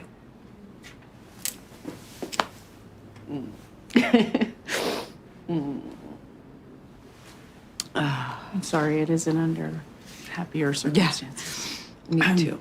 I'm sorry for your loss. I'm sorry for yours. I like the bow tie. So what is this place? It's so weird. It's a funeral home pop-up shop. Okay, yeah. That makes sense. Yeah, I read about it in the New York Times. Oh, okay. Well, it's perfect for her, you know? No frills, not too fancy. And I'm pretty sure there's like a cat that lives here.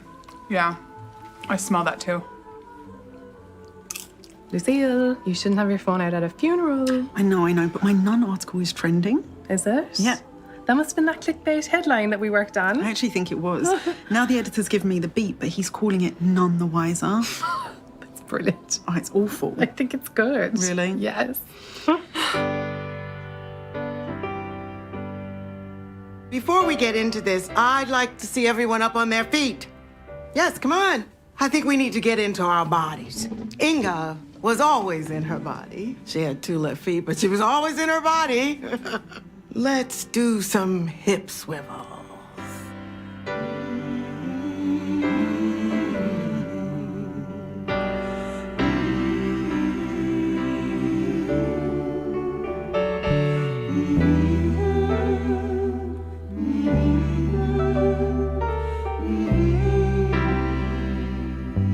You can sit down. Look, I don't mean to preach, but how many funerals have you been at where everyone talks in platitudes? She was a good person. She had a big heart. She had big ears. Who was Inga to you?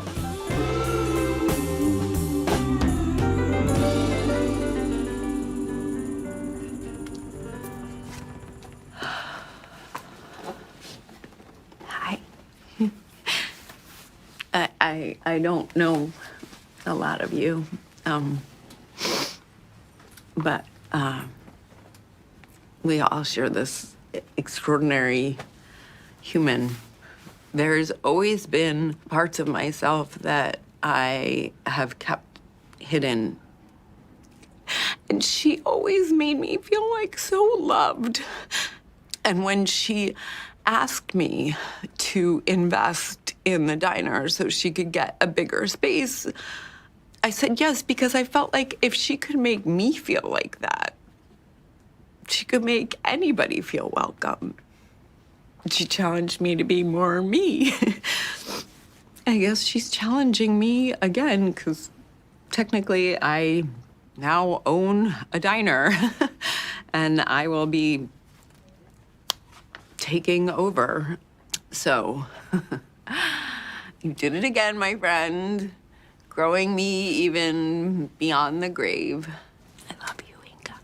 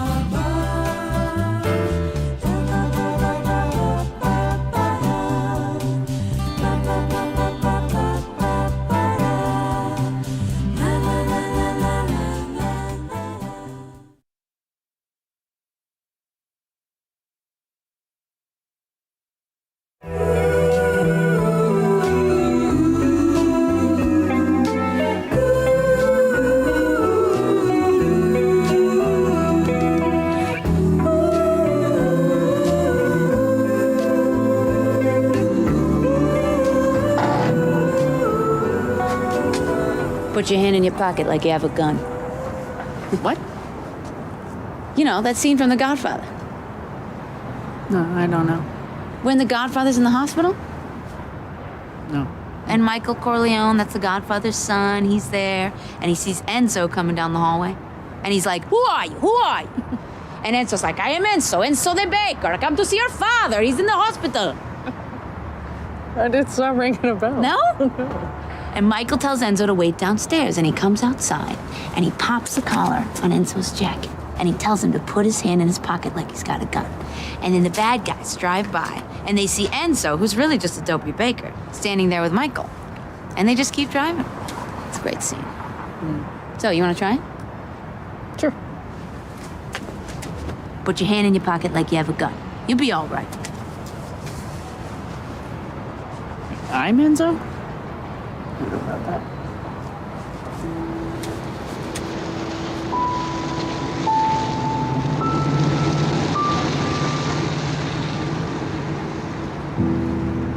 You did good. What are you guys doing? Come on, it's freezing outside. We're hanging out. I'm keeping them. They fit perfectly. I can tell, but that's still stealing. Look who I found. Oh, what were y'all doing? The Godfather? How'd you know? Oh my God, really? We're doing The I was Godfather. kidding. This one's never seen it. Ow. You know who's cute? Marlon Brando. Yeah. Yeah. I love a strong jaw. Just like, ugh.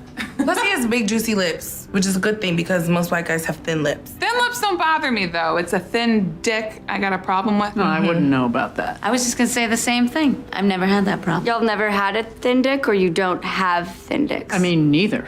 Well, if my dick was too thin, I'd just go out and buy another one. Okay, talk about it. Tough on the wallet, though. Crazy. God, I can't believe Inga's dead. I know, I keep thinking like I need to call her and be like, Inga, the craziest thing happened. You're dead. It's surreal. So, Mick, what's gonna happen with the diner? I don't know. I got an email from Luisa's lawyer.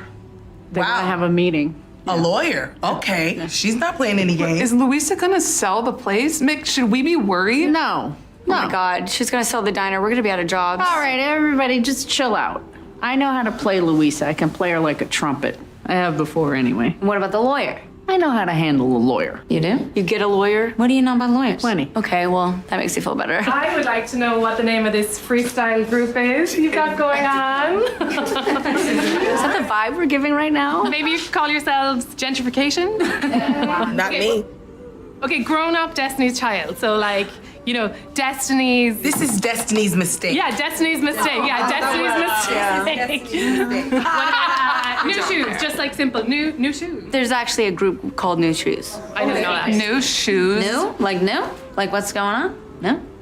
What? You know, I can't freestyle per se, but I can actually rap. No. Oh. I can break dance. Now that I believe and I actually want to see. Wait, can you actually rap or?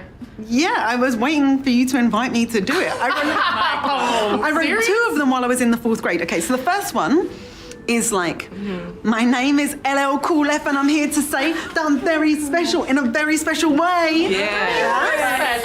Oh, wow. Oh my God. She's talented. Wow. I know it isn't the best, but by the time I got through 4th grade, I was so much better. And the next one that I wrote was actually good. Okay, let's hear it. Okay, I just need a second to remember it because it's, you know, it's Me time. sophisticated. What? No. I can't handle this. I can't handle this. Are you okay? Should we help her?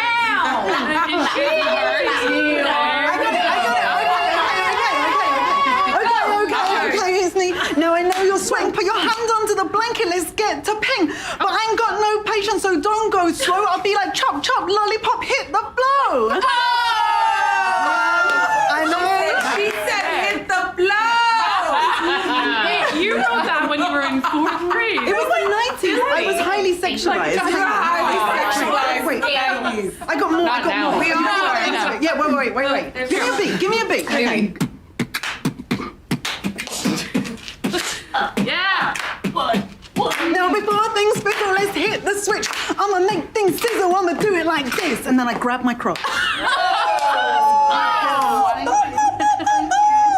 Thank you. Yeah, you're wet as well. Don't deny it. Wow. You know, when I was little, I was that the Beastie Boys were saying, "Listen, all of y'all, this is Santa Claus."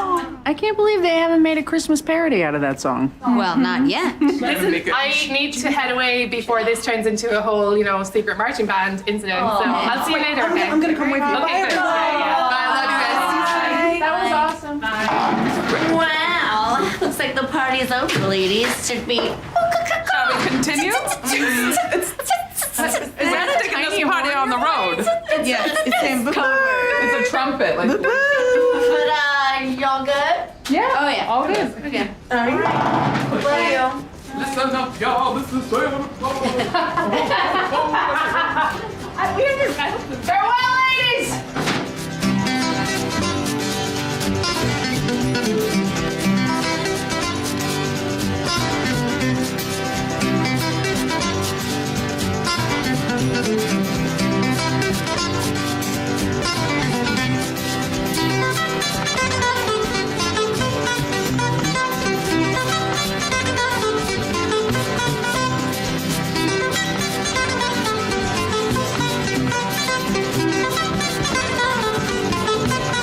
So how you getting home? You want to split a car? No, I'm taking a motorbike. Oh, you do that? Yeah, quite a bit actually. Cool. So you're not worried about the diner? No, I mean, I'm gonna talk to Louisa. Okay. Just talk to her? No, I'll do more if I have to. Nice. But I'll handle it. You gonna be all right getting home? Oh, yeah. I'll just take the subway. Okay. Look at this. Very cool. Yep. You know, I once rode a motorbike in Italy. Ooh la la. All right, so I'll see you tomorrow then. Yeah. Okay. Do you want to come? There's 2 helmets. You kidding? No. Yeah. What do I do? Well, you put the helmet on. Okay, safety first. Is this gonna mess up my hair? You'll live. Do they sanitize these things? What am I, the health department? Put your hand in your pocket like you got a gun. You'll be all right. Whoa.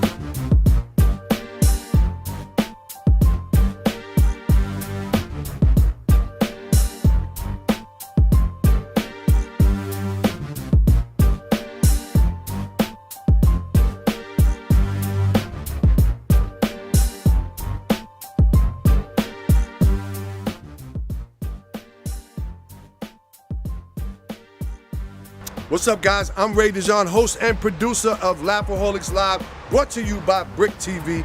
You know there's been a government shutdown. There's all these things going on with the State of the Union in the country. It's time to laugh, ladies and gentlemen. It's time to get some stress off your chest. We want to make you a Lapaholic tonight. Come on, it looks like an old school crowd tonight. Start clapping your hands. Let's get into it, baby. Y'all know what it is, Lapaholics Live, Bric TV. Sing this shit right now. Yeah, I'm in the right place. I'm in the right place. We got one loving hip-hop dude right here. That's it. Only one. Only one. And we got one Kim Kardashian. We got Kardashian right here, yeah?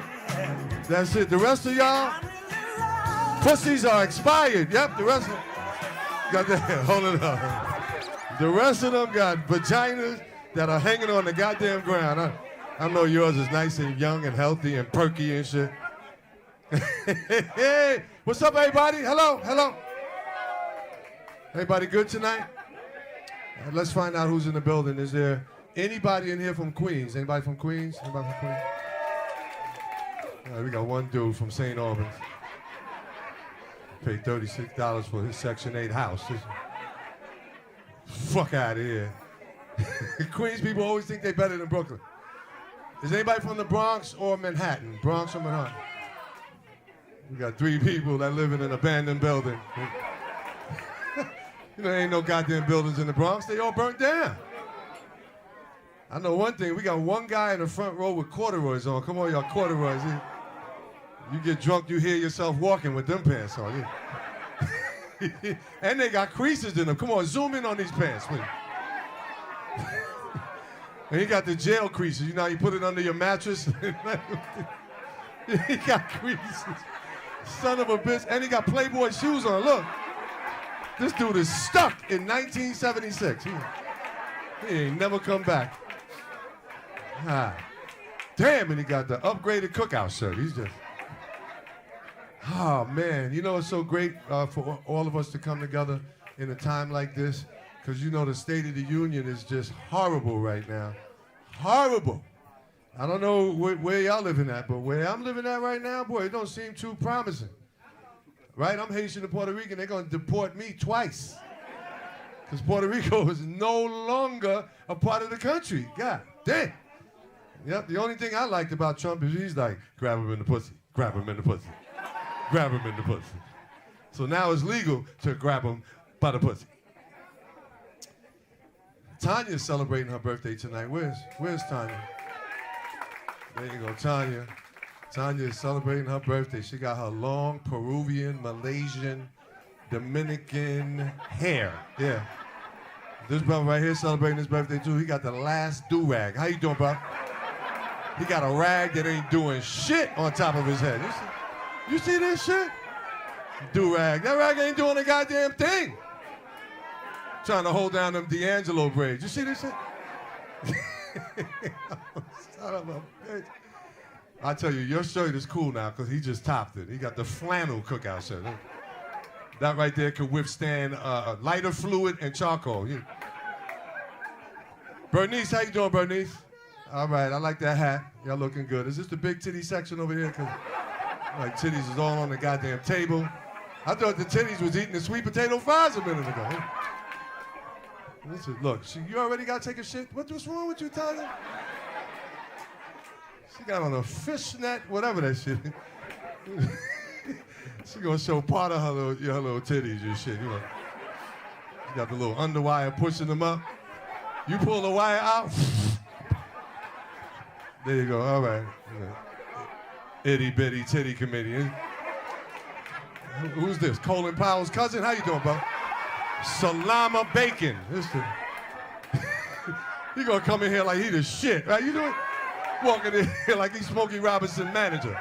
Sit your ass down with that little tight ass Century 21 suit on. Sit down. You can't come in late and expect for me not to talk about your ass. Yeah, she got on a maxi. How you doing? She got on a maxi triple fat goose. You got it, a triple fat goose. What do you mean not today? This is my goddamn show. Sit your ass down. You better sit down.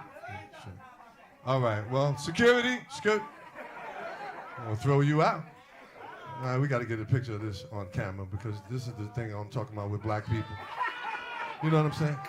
This is exactly what I'm talking about with black people. Black people don't give a fuck. You know what I mean? She came in here like, girl, I'm gonna be the shit at Laughaholics. So this used to be an albino squirrel, right? Then she took a Sharpie and put dots all on it. She saw the Discovery Channel. She was like, yeah, I'm gonna make this a leopard squirrel.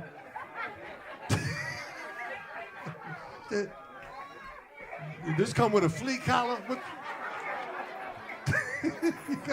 This is the 3-pet minimum before you bring this shit out. You gotta pet this bitch, right? All right, there you go. All right, y'all give it up for Shaka Khan. Come on, clap it up. Man. Well, we're gonna have some goddamn fun tonight. Me and you, my dude, me and you. We're gonna talk about all these people and shit. Right? You know what I'm saying? Yep, all right. Yeah. How you doing? How the fellas doing over here? I'm just trying to get to know people tonight. How you doing, bro? All right.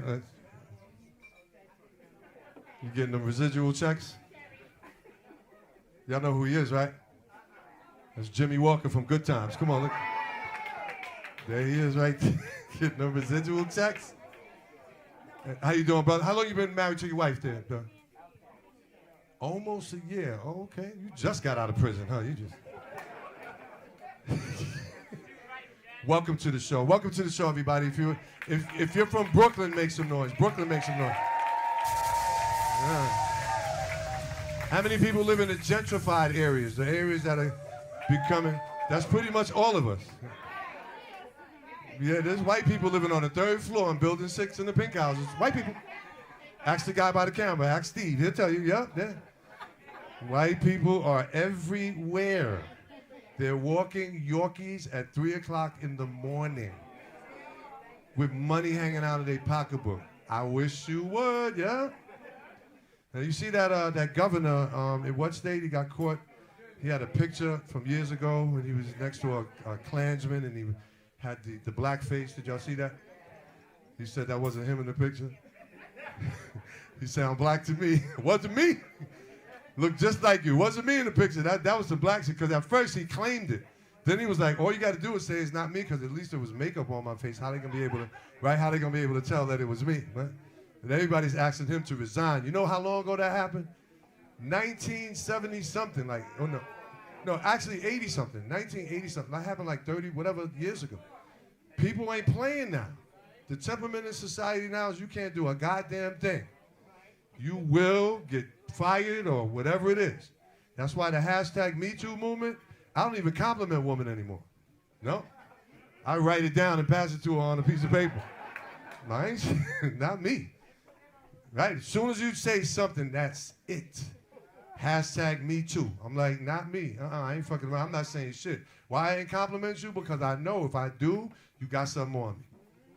When they started getting all these people for the little things that they was doing, I was like, shit, if they look at my past, nigga, I'm going to jail forever. And there's a bunch of y'all in here now saying the same shit. You would have been in human resources every goddamn day. Am I right, Gaddy? Yeah. All right, so we got a great show tonight. Welcome to, this is season 6, y'all. Clap it up for season 6 of Laughaholics Live, season 6.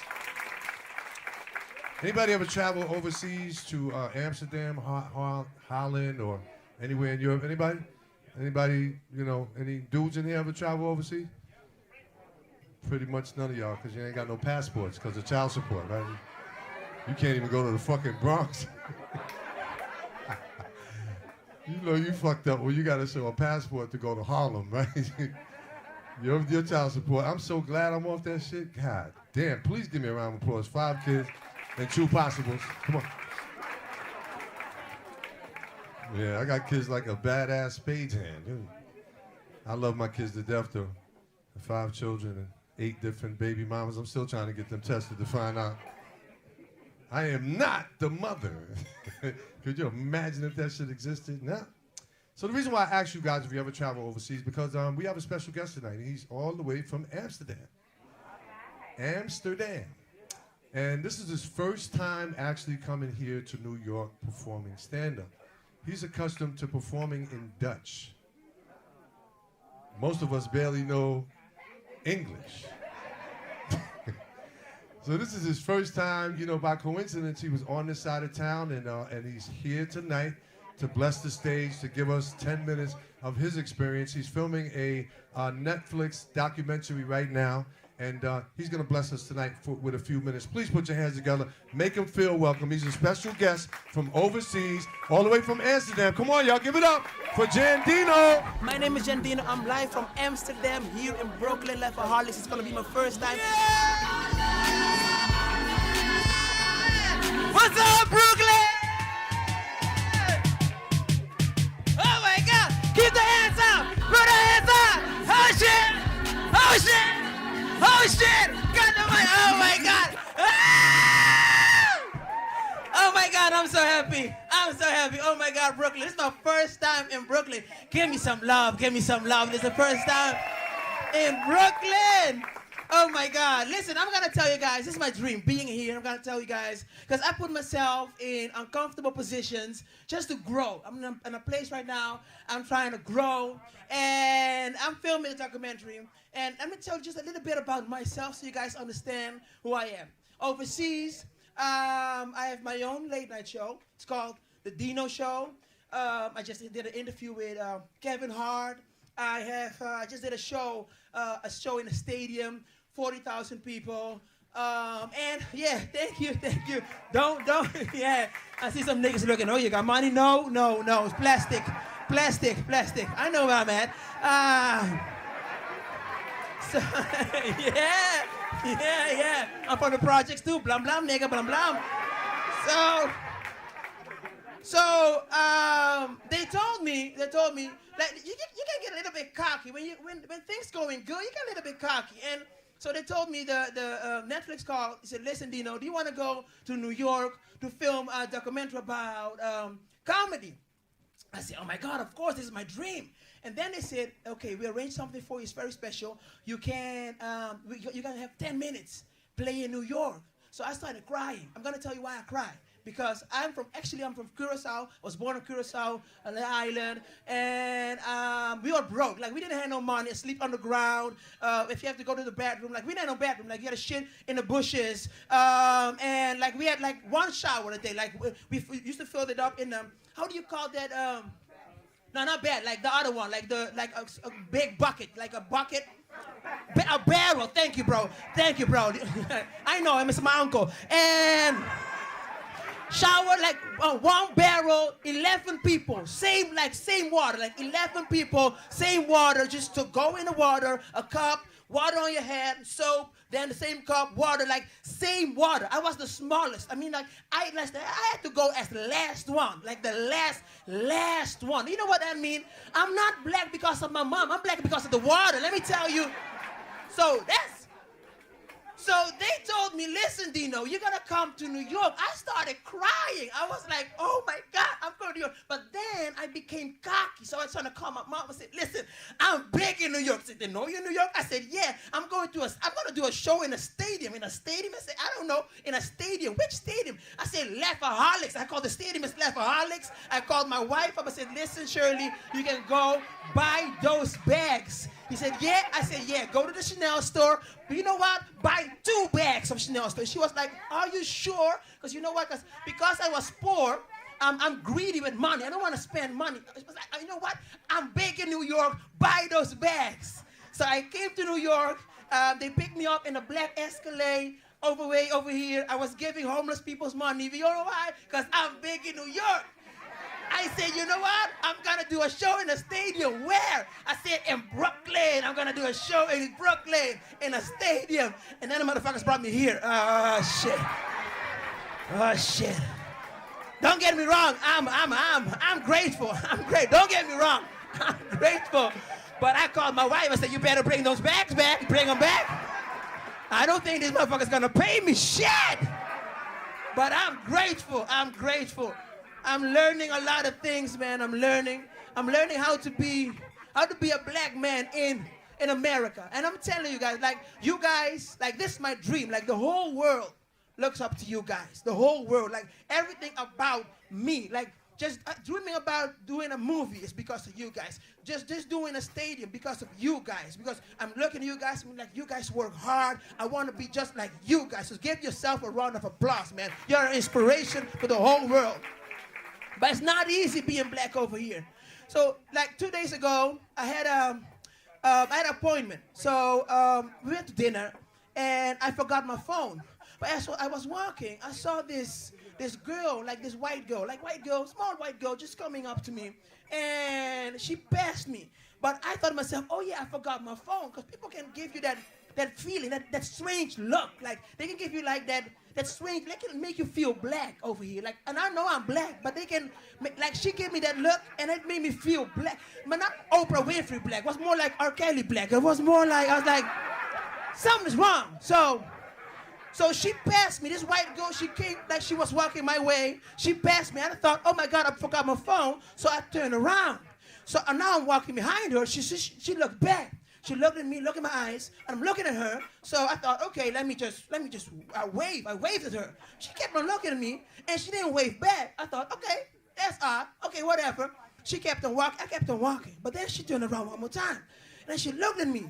And I don't know, okay, I thought, okay, I know what's going on. She's feeling uncomfortable, little white girl, pretty black man. I know what's going on. She's feeling uncomfortable. You know what? I'm gonna make sure she feels good. So I was like, hi, ma'am. Everything good? You good? I'm good. Everything good? You good? I went like this, but she didn't say anything. And I thought, okay, I'm getting mad right now. I was like, okay, if this bitch turn around one more time and don't say shit, I'm gonna do something, okay? So now I'm following the bitch. And after 7 blocks, she had the audacity to turn around one more time. So she turned around, and I thought I had to do something. So I went like this, ha! So she screamed. She's trying to run away, but she fell. She tripped, bumped her head. I was like, yeah, Jesus, there's Jesus for you, because you got weak ankles, bitch. So I did what every black man has to do. I ran away. I'm like, I'm not going to jail for this bitch. Okay. It's hard being married. I'm married. You guys are married. Good evening, ma'am. You know, no. This whole table went like, no, we do that. Sir, what's your name, sir? What's your name, sir? Mike. It's a pleasure to meet you. Mike, what do you do for a living, Mike? Something like social work. Basically, you show up whatever you want. Something like a social work. What's something like a social work? It's only black people can do that. What do you do? Something like a social work. Whatever I feel like. So, and this is your miss? That's not your miss? And then stop touching her. Is this your miss? No. So, so you just come and sit, okay, my bad player, but do your thing. So who is married here? Who is married? Like, show me the married couples, the married. No, just wait. Oh, please, Brooklyn, don't do this to me. Like, nigga, we don't. Just do. Okay, you two. What's your name, sir? Richard? Hey, Katrina, give them a round of applause, people. Give them a round of applause. Richard, just tell me quick. Why did you get married, Richard? Why did you get married? Because you love her. That's not a good enough answer, Richard. That's not good enough. I love my wife, but the reason I got married because it's my mother-in-law. She's the devil. She's not here. Richard, how long you guys been together? Oh, okay, wow. Yes. My condolences. I've been with my wife 24 years. Let me explain this. 24 years with my wife. I was 14. I'm 38 right now. I got 2 kids. And you guys have been 20 years together. Do you remember how you proposed to your wife? Yeah, can you just tell us? So at your sister's house, you came in with flowers and a ring. Yeah? You did the one knee part? Oh my God. Save his soul. Okay, you are the romantic type. Let me tell you what I did. Some of you guys are gonna think I'm an asshole. Okay, this is what happened. I bought a ring for my wife. I bought a ring for my wife for her birthday. I bought a diamond necklace and diamond earrings, okay? So I thought to myself, if I gave her the diamond ring, the diamond necklace, and the ring, the necklace, and the earring, then I gotta have a problem the next year. So I thought, you know what? I'm gonna hide the ring. I'm gonna give her the necklace and the earring. This is a tip for every guy in this house. Just always have a ring somewhere in your house. I get in this argument with my wife. Like, this is like a big argument. In this argument, you know you're gonna lose her. Like, you're gonna lose. You know why? Because I was wrong, but I didn't want to admit it. But I know I'm gonna lose her. So I thought, you know what? Okay, you have to come with something drastic. Just say something drastic, but I didn't want to lose the fight. So during the fight, I said, you know what? The thing that I wanted to marry you. Then she started crying. She was, oh my God. You know, I've been with you 19 years. 19 years. And now you want to, like, we're in a fight. You want to try to marry me? I hate you. You're such a bastard. Hey. Then I thought to myself, I said, okay, so you are telling me that I didn't want to marry you? And then I remembered I got the ring. So I was like, thank you, Jesus. I went upstairs. You're going to hate me for this. I went upstairs. I took the ring and I came back down. I put the ring on the table. I looked at my wife. I said, you should be ashamed of yourself. And I walked off like Beyonce, slay bitch. And so I lost the argument. I won the argument, but I lost the fight because I'm still married to her. Ladies and gentlemen, thank you guys. Thank you, Brooklyn. Thank you for your love. Thank you, guys. I hope someday I'm gonna make it. I'm gonna plug myself real quick. On the 11th of February, 4 o'clock, I got a show in Stand Up New York. It's free. It's free. 4 o'clock p.m. Because yeah, Stand Up New York. Where is Stand Up New York? Okay, it's free. Just come in, you guys. But only, like, the tickets are free. Don't come inside taking chairs away and shit. Do you know say the shit was free? Only the jokes are free. Just look me up. Shantino, Brooklyn. Pow, pow, pow, pow, pow, pow, pow. I love you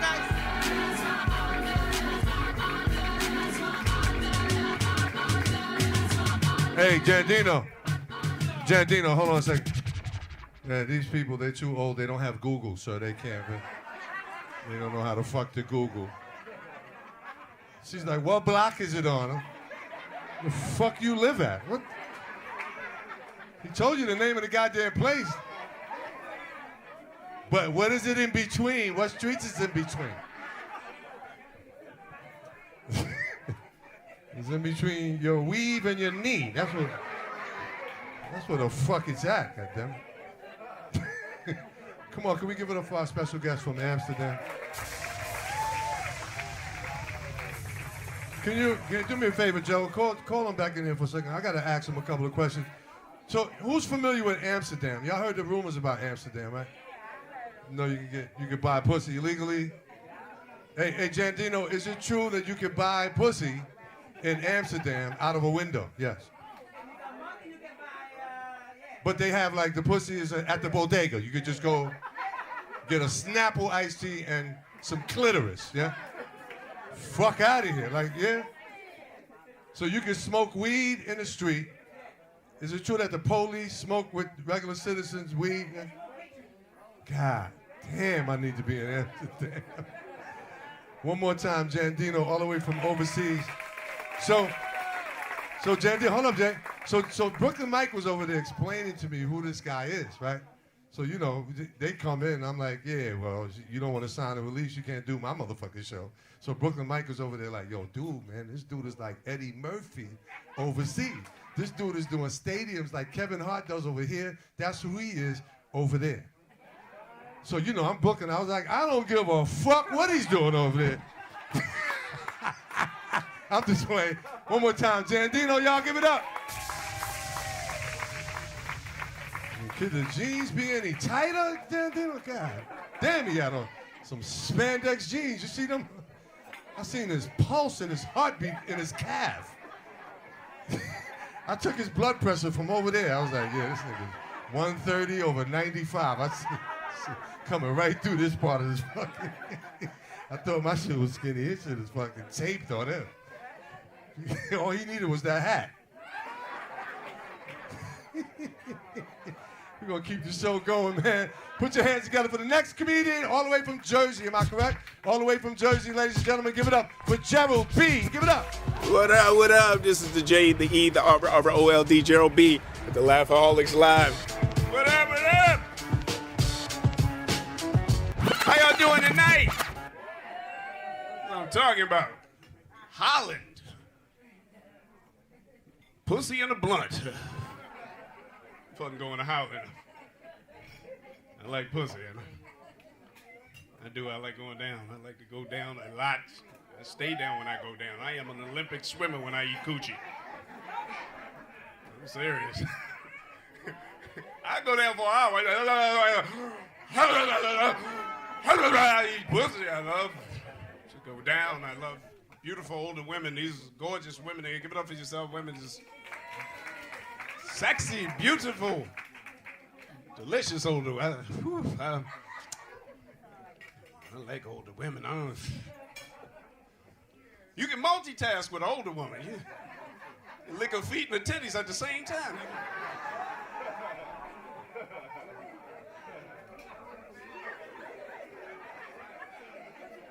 Love me some older women.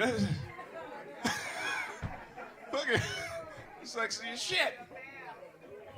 Yeah, sexy as hell. This is a bad woman right there. She's bad as shit. Bad as hell. Let me borrow that flyer. Woo, she opened her legs and the stylistic started playing. Whoop, wump, bump. It'll only cost you 50 cents to see this delicious chocolate hairy black pussy. So let the side piece begin. Hurry, hurry. Yes. Love me some deliciousness. I sounded good as motherfucker too, didn't I? Let me try it. Yes, I was nuts hurt, but goddamn it, I sounded good. Sounded good. We out in Brooklyn. I can't fight for shit. This is my first time in Brooklyn. I don't even know nothing about Brooklyn. Shit, I just went to my first bodega. Still trying to find out who that bitch Lucy is.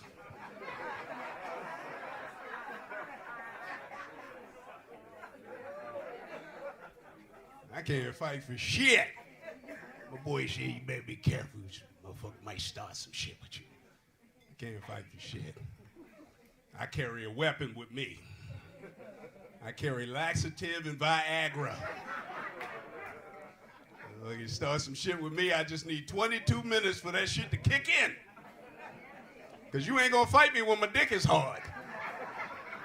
And if you do, you ain't gonna catch me when you slipping in my shit. You ain't gonna catch me. Don't give a shit. I'm getting old. I'm fucking, it's horrible. Just getting old. Nobody told me what happened when you get old. Get up, you over 47 fellas. Over 47 fellas. That's it, my soft dick motherfuckers. Nobody warns you. Don't nobody tell you what happened to the penis. That shit just happened. Just happened. My damn dick don't get hard like it used to, man. That's horrible. My dick is like a high-functioning crackhead. He just...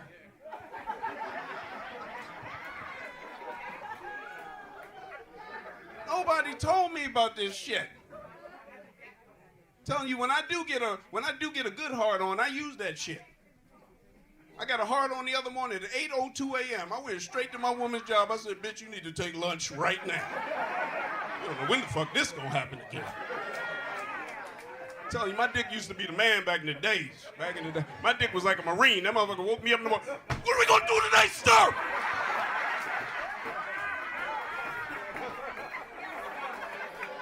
Me and my dick used to do more before 6 a.m. before most of y'all did all day. Yes, sir! My dick's still like a Marine, but he like an old-ass Marine coming home from the war holding 2 heavy duffel bags.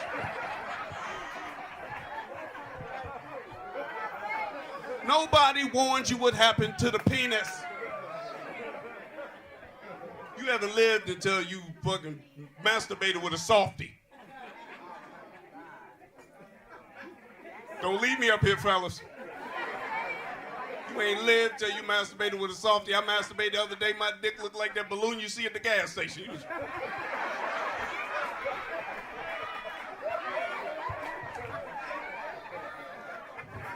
He ain't even come. He just dry heave.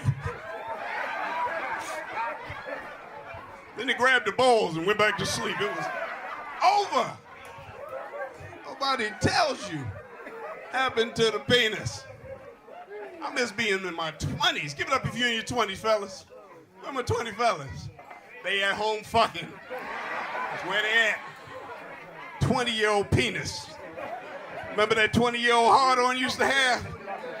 Oh, buddy, those were some good times, man. Missed that 20-year-old penis. Ha! That thing was a beast. You ain't even have to think about it when you was making love. You could fuck with confidence.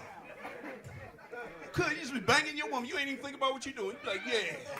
I gotta get oil changed tomorrow. I gotta call my woman when I leave here. Not when you 47 like me. I make a different face now. I'll be banging my woman like this. She'd be like, you okay? Shut up, bitch. I'm concentrating. It's still hard. Now I got high blood pressure. Now I'm fucking like this.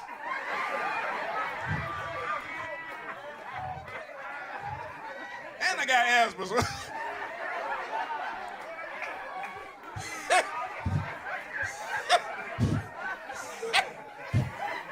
she thought I was laughing at her. What the fuck's so funny? I'm dying, bitch. I'm dying. Now I gotta worry about diabetes. I gotta worry about diabetes now. Now every time I freak off with my woman, I gotta make sure her edible panties are sugar-free. You haven't lived until you had to go to a porn store and check out the nutritional value of your sex product. Excuse me, is this lube gluten-free? I'm not trying to get sick tonight. No. Sucks getting old. The other day, my knees started hurting. Not because I got bad knees, because my balls are bumping into them. Nobody told me that either. Nobody told me that the balls grow. When you get old, the balls grow. Look how brother's sitting. Both balls. He got the world's biggest camel toe in the front row right there.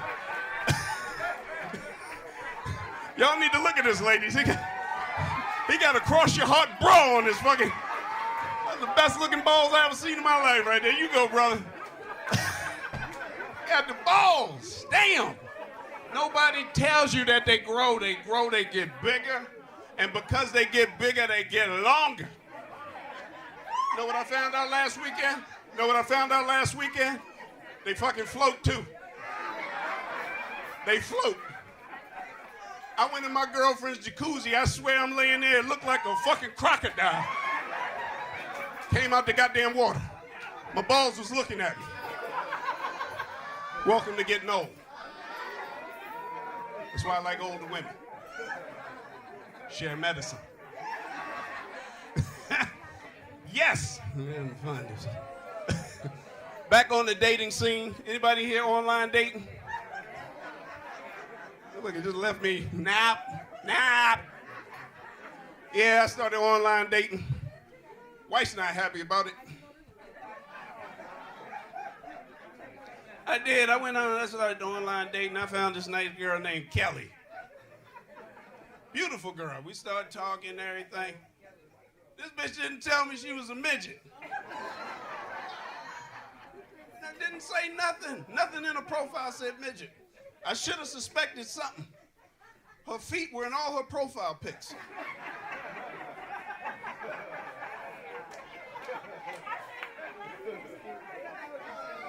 So we exchanged numbers, and I called her. I said, hey, Kelly, I think you and I should get together and go out on a date, maybe go see a movie.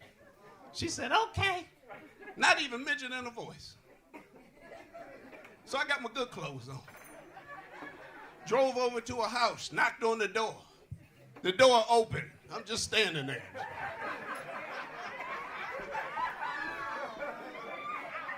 Something tapped me on my knee. I was like, hey, could you tell your mama I'm here? She said, no, silly, it's me, Kelly. And Kelly was dressed to the nines, too.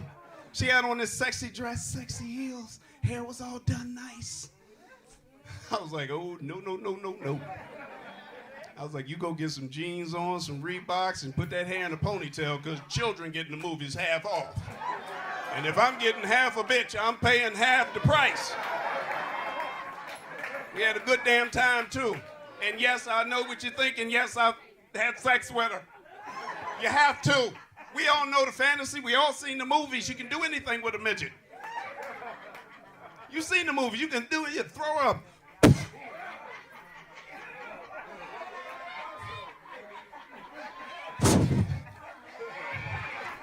You spin around. Hold your arms up. I took her back to my place. I did just that. Threw her ass up in the air. Forgot I had a ceiling fan. It's okay. We kept going. So she said to me, she said, I want to do 69. I said, oh, shit. So there we were. She was going down on me, and I was licking her toes. My name is Gerald B. You guys have a great night. Nice.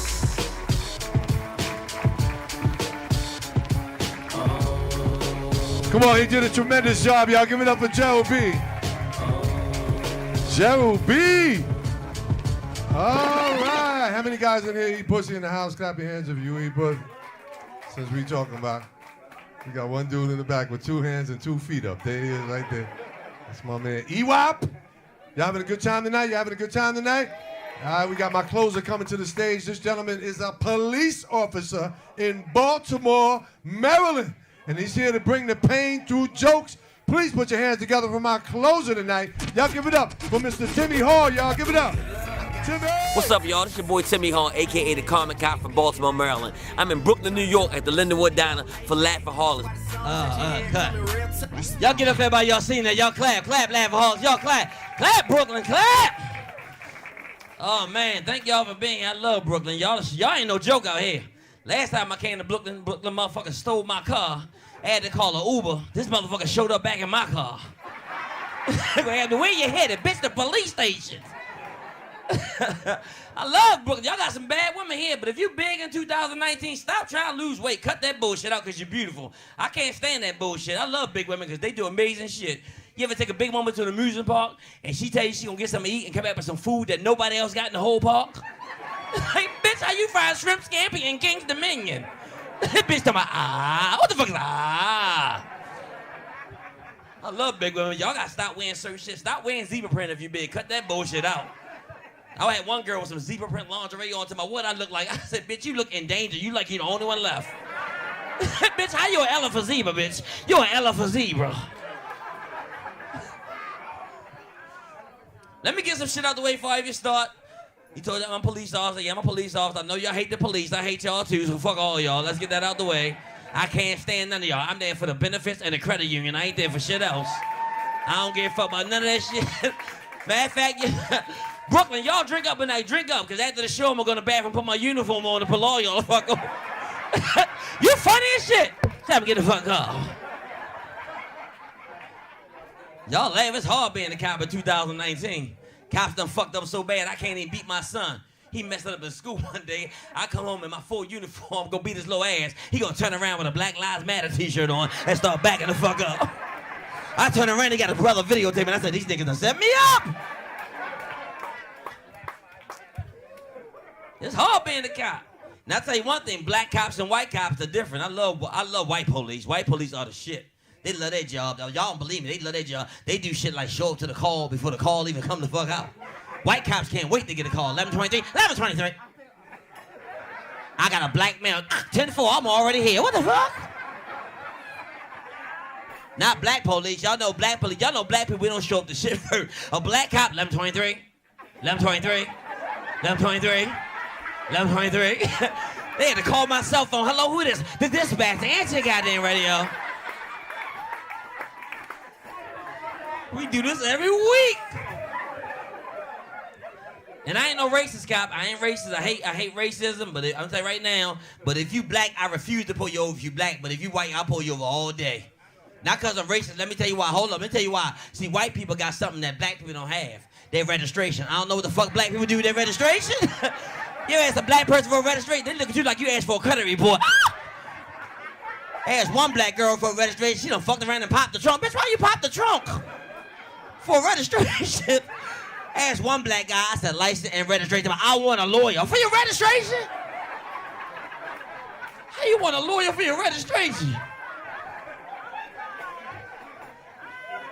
And it's funny, I'm from Baltimore, and y'all talking about why Baltimore rough. Y'all seen the wild Baltimore. That shit ain't no joke. Let me tell you right now why crime's so bad in Baltimore.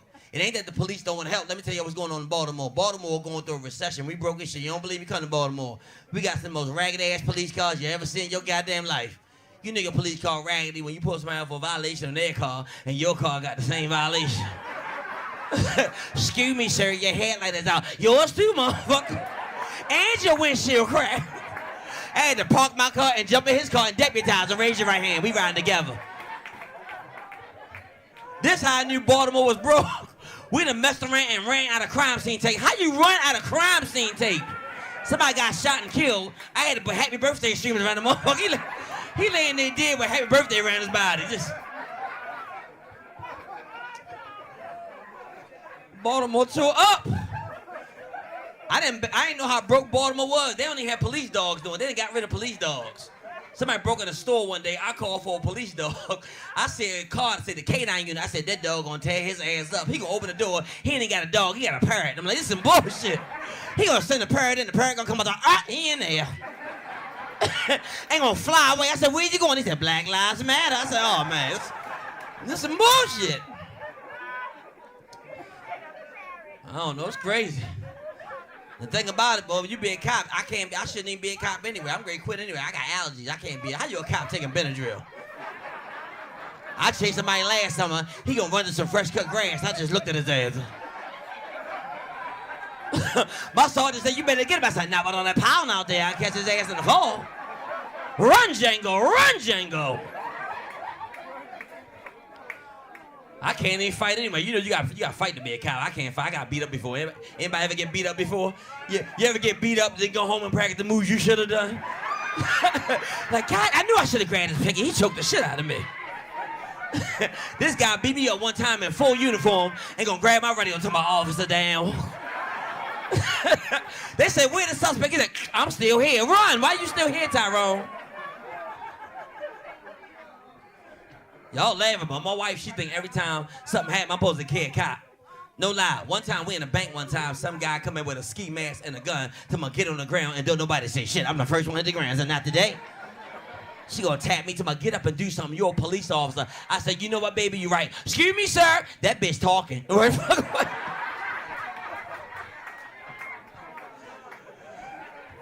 Hey, look, I'm gonna tell you right now, I'm smart.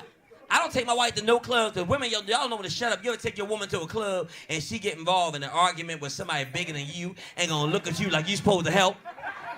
My wife in the club fussing with a guy, she's staring at me. We having a staring contest, I'm just looking at her. Step out that guy trying to get my phone. I say, girl, you better give it to him. He cute. I don't know what the fuck you want. He fine as shit. Why won't you give me your phone? Stop being bougie. So, you know, women try to mess with your ego. Talking about, won't you be a man for a change? I'm laughing. Talking about, why you laughing? I said, because I ain't been a man all this time. Why I'm going to start today? Won't he do it? Yes, he will, bitch. So I go over to the guy. Anybody, you approach the man and be a man. I said, excuse me, sir, what's your name? He said, my name Mike. I said, I don't want to fight. I want to talk. You try to holler at my wife, you better have a job. How much you make a year? He said, 500,000. I said, whatever, Mike. You want to be my wife, you better have a nice car, kind of car you have. He said, a Mercedes-Benz. I said, whatever, Mike. Let me ask you another question, Mike. He said, what? I said, you got a boyfriend? He said, no. I said, you want one? Because you everything I'm looking for. I don't know why the fuck she over here acting all bougie, fine as you are. You should not be by yourself. You are too fine and too pretty to be by yourself. And I ain't gonna lie to y'all, and look, I talk shit, but I ain't gonna lie, if you gay in 2019, I could care less. I love everybody, but gay people, they ain't fucking with it. They done gave me a gay police partner. I wasn't mad because he was gay. I was mad because they didn't tell me. This is how I found out he was gay. By the way, he gonna describe a suspect on the radio. I'm looking for a black male, wavy hair, mocha skin, hazel eyes, and a chisel chest. What the fuck you looking for, Usher? Who the fuck is this nigga? You looking for Usher? Why you looking for Usher?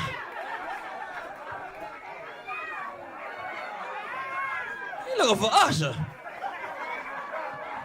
I tell you right now, I ain't got no problem with gay people because I had to be gay one time for 13 minutes. My wife got me tickets to go skydiving last year. I ain't never been skydiving a day of my life. Men don't go, because what you do is they strap another man to the back of your ass while you float down the earth. But the whole time, he kissing the back of my neck and blowing in my ear. I said, you better stop. He said, shut up, bitch, before I drop you. He said, but who your daddy? You. You my daddy. I don't talk about gay people anyway. If you gay in 2019, I ain't got a problem with that. I got a gay cousin of mine. He my best friend. Had a nerve to have me in one of the little gay clubs, for his birthday. I said, look, I'm gonna go right now. I'm gonna go in this club, but you better not leave me. You with me all fucking night. This ain't my shit. I'm going for you.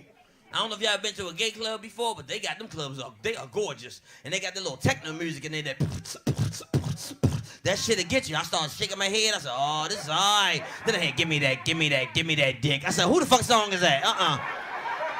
They got their own music. I don't know who fucking sing that. I don't know who sing that.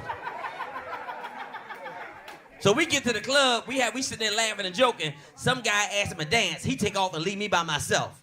Next thing I know, I got 15 guys trying to holler at me. I ain't never understood women in one night stands, but now I get it, because I ain't gonna lie, because some men can say some shit, because one man almost got his ass. I ain't gonna lie, he was close. This motherfucker was this close. If you was my man, you would never have to work again. I said, do tell, huh? I ain't got to work. I don't have to work? Oh, fuck that. You gonna talk to me. I don't have to work? You gonna talk to me all night. Of course, I ain't do it because I ain't gay, but that shit was on my mind all day at work. I went to work with an attitude. What's wrong with you? I said, this might be my last day. I ain't sure yet. I haven't decided. I got some decisions to make. Me and Charles might make this work. Fuck this job. I'm just joking, laughing. I'm married, man. You're married, but I ain't gonna lie, it's hard being married, because women, y'all play too much too. My wife gonna text me the other day, I can't wait to make love to you tonight. It's gonna be the best sex we ever had. I text her back, I can't wait neither. She gonna text back, disregard that last text, that wasn't for you, LOL. Y'all laughing, but I got her ass back. I texted back the letters H-U-C-K. She gonna call me, what's H-U-C-K? What's Huck? I said, that's the sound of me choking your ass. I bet you won't do that shit no more, bitch. And I ain't gonna lie to y'all, I don't mess with women anyway. Cause first of all, men, stop cheating on your woman in 2019. Cause first of all, men do not know how to fucking cheat. We stupid, we get caught every time. Stop, every time. And never cheat on a woman with a cell phone. Your ass don't know how to work. I'm on the phone, my girlfriend, my wife called. I press the button, we all the three-way. I ain't know what to do. I just started making noise. Timmy, stop playing, Timmy, I know that's you, I did this for two, but you ain't gonna never, I'm gonna do this all night, And I ain't gonna lie, if you married, I don't even mess with married women no more, because married women will break your heart. I messed with a married one time. She gonna come to the club with another guy, wasn't even her husband. So you know I had to call her husband right up. I said, your wife down here cheating on you.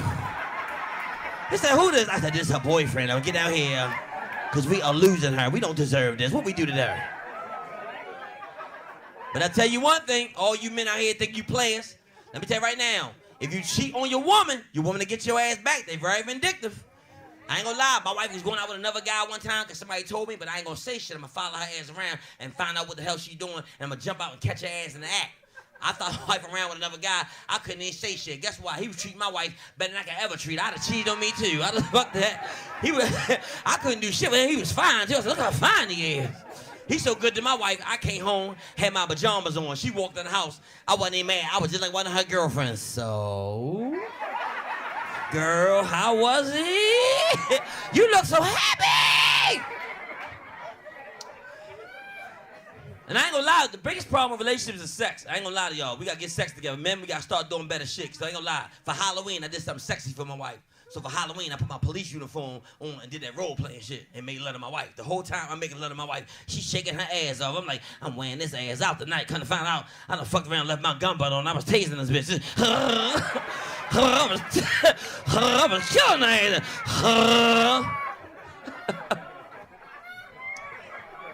And I ain't gonna lie to y'all, when it comes to sex, I ain't that good at sex no more like I used to. Some little young girl, 22 years old, gonna try to holler at me. I just turned 47. Talking about, what would you do if I gave you all this? I said, disappoint you, bitch? I'm 47 years old. I got asthma and eczema, bitch. You better get away. I can't even pee without farting first, bitch. You better get away from me. I'm 47 years old. If you 40, you know what to do. You be sitting there, come on. There you go. I got it. I'm 47 years old. Well, you can't be my sugar daddy. I said, bitch, I got diabetes. I've been a sugar daddy for years. It's about, you can't give me that. I said, I can give you an STD. A STD, some terrible dick, bitch. I'm 47 years old.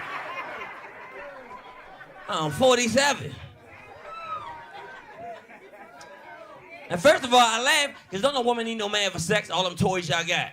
They ain't even toys. Most of that shit belong at Home Depot. Bitch, how you got a vibrator with a backup generator? I ain't never seen no shit like this. All lights go out in the house, you still here. Like, what the fuck you doing? She's about, don't worry about it. What you talking like that for? What you doing over there, Sharice? Mind your business. You all over here.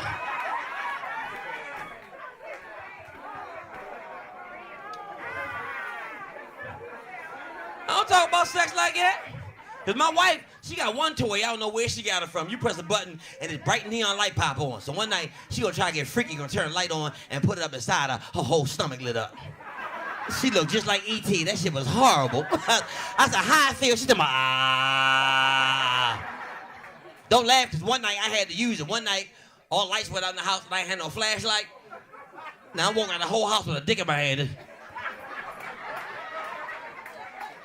My son told my daddy, what's that? You can't tell your son you holding a penis. I said, it's the Star Wars lifesaver. The next day, he butt naked in the mirror. I don't talk about sex in my act. My little 5-year-old son asking sex questions. The other day, he gonna say, Daddy, where do babies come from? I said, well, babies come from Hennessy and Coke. Then he asked a question and tore me up. He said, what's fellatio? I said, first of all, I don't know what the fuck that is. I had to look that shit up. I ain't know fellatio was the correct terminology for a blowjob. I can't tell him that shit. I had to make up something. He said, what's fellatio? I said, there's one of the Ninja Turtles. I said, it's Michelangelo, it's Donatello, and fellatio. He said, I ain't never heard of that turtle. I said, it's a female turtle. She brand new to the group. He said, can she fight? I said, no, she sucks. That bitch sucks. Then he gonna ask another question. He said, what's the orgasm? I said, ask your mother. He said, Mom, what's the orgasm? She gonna look at me and shake her head to me. I have no idea. I have never seen one. I've seen an organism. I've never seen an orgasm. I don't talk about kids, man. Cause I got 2 kids, but these kids, you gotta start beating the kids in 2019. Stop playing with your fucking kids. I had to beat my son, my nephew, and my niece last weekend. My son, 5. What you want for breakfast? He looked me right in my face and I want some fucking pancakes. So I beat him. My nephew, 7. I said, what you want for breakfast? He said, I don't know, but whatever it is, I know no fucking pancakes. My niece, 9. What you want? I want some cereal. Why you want cereal? Because pancakes get you fucked up around this bitch. Get your fucking kids. And watch what you sharing the kids. Kids like little tape recorders. My niece and nephew over the house the other day. My nephew called my niece a bitch. My 5-year-old standing right there. I said, come here. Don't ever call her bitch again. He said, why? Because I said so. He said, what does it mean? I said, well, bitch is a female dog. My 5-year-old heard the call conversation. I take my 5-year-old, get a dog 2 days later. I said, you pick any dog you want. He said, I want that bitch right there. And I can't beat her because he used the word correctly. I said, what you want? He said, the white bitch. I said, good choice. Daddy want a white bitch too.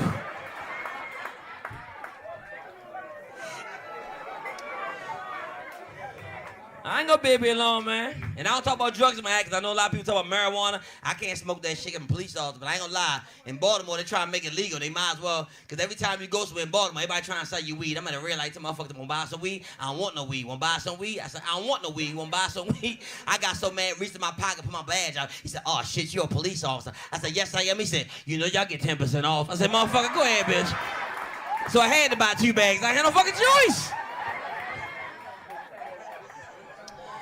I ain't gonna be up here long, because I gotta go back to Baltimore and try to save that ragged ass city. I ain't gonna lie to y'all, crime fucked up. Y'all think crime fucked up? Shit, crime fucked up. You know crime fucked up when you get robbed by a family member. Nigga, you gonna jump over here, motherfucker gonna jump out with a ski mask and gun to my, this is a stick up, Timmy. I said, how you know my name and I ain't giving you shit? Don't you talk back to your father.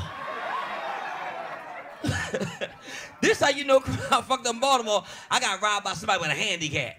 This guy gonna try to rob me with a voice box and his battery's dead. I come out the motherfucking store, I said, what?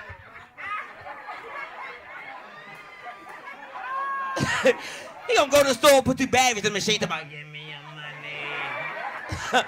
I like right back at that motherfucker, no. Y'all tip me off, thank y'all for having me, Brooklyn.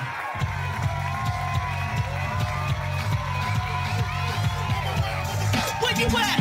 Come on, y'all can do better than that. Y'all can do better than that. Give it up for Timmy Hall, y'all. Hold it up. I never tried this before. Assume the position, motherfucker. Come on, y'all. Give it up for Timmy Hall, y'all, man. Great goddamn job. Those of you who are coming around, like, you know, newly to the room, this has a lot of history. May is going to make 15 years that we've been here. Mike Epps was here. George Wallace was here. I don't know if y'all was here.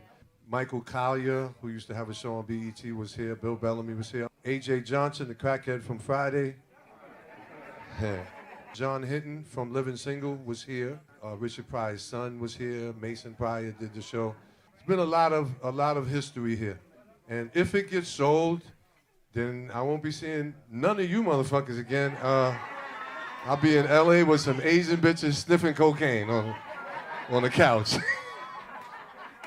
But no, fucking relapse. I want to thank y'all for being a part of season 6, episode 3. Please give yourselves a round of applause for being the greatest audience in Brooklyn, New York. You know how we do here. This is where stars are born, right here on this stage. Tune in. I'll see you guys next time, all right? Have a good night.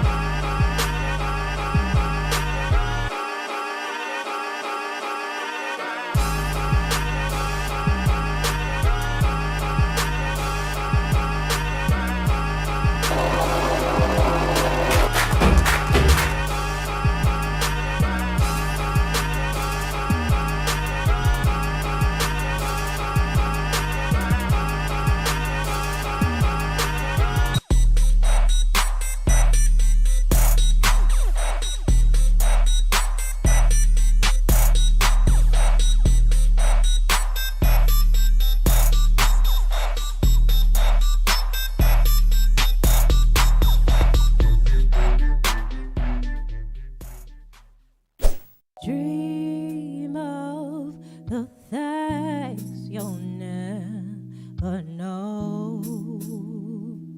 Oh, dream of the beauty within your soul. George Floyd! When you dream, when you dream, dream slow.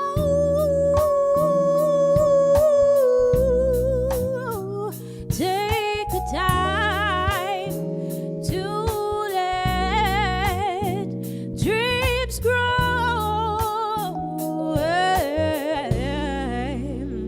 Just dream, just dream, just dream.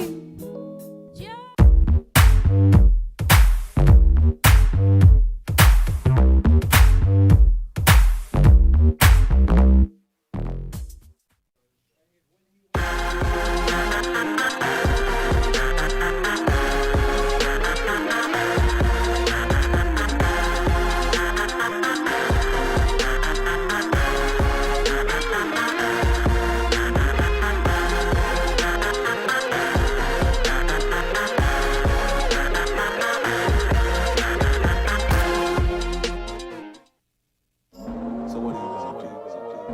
You gonna fuck around out there in the streets till you get killed? Whatever changes you have to make, just do it. You gotta think about your life. Being a black man in America isn't easy. The hunt is on. And you're the prey. All I'm saying is,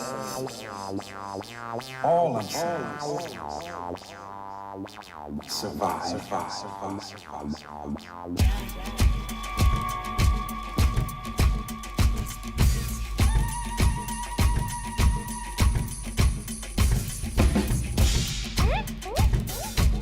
Come on, y'all, clap your hands. Come with me, come on.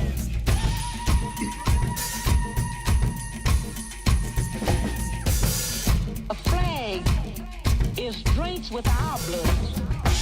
Because you see, so many of our ancestors was killed because we have never accepted slavery.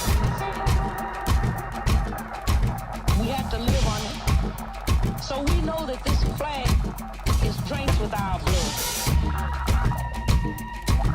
So what the young people are saying now, give us a chance to be respected as a man, as we know this country was built on the black backs of black people.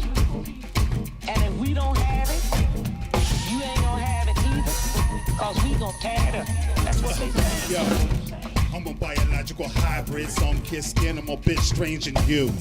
You sold my folk into slavery, so bump him and bump you too. More in my genes, my DNA respect. Stirring up the soup, we served y'all at breakfast. Come up with just a host that I was so reckless. Grab him by the throat and slice off his nexus. Made a seat at the table for the flybread, that bite shit alright, but it's okay, bull. Messed up our life, we're unstable, unlicensed from my chick, but my clique still able. Shovel our hands up and we down on our knees. Built all your cities, our blood on the leaves. Soil still fertile, strange fruit still on trees. Prisons sure look like new slavery to me, but it's okay, it's okay, it's okay with rise. Hey, it's okay with rise. It's okay, it's okay, it's okay with rise. It's okay, it's okay. It's okay, it's okay, it's okay with rock. It's okay, it's okay, it's okay with rock. It's okay, it's okay, it's okay with rock. Yo, hold up.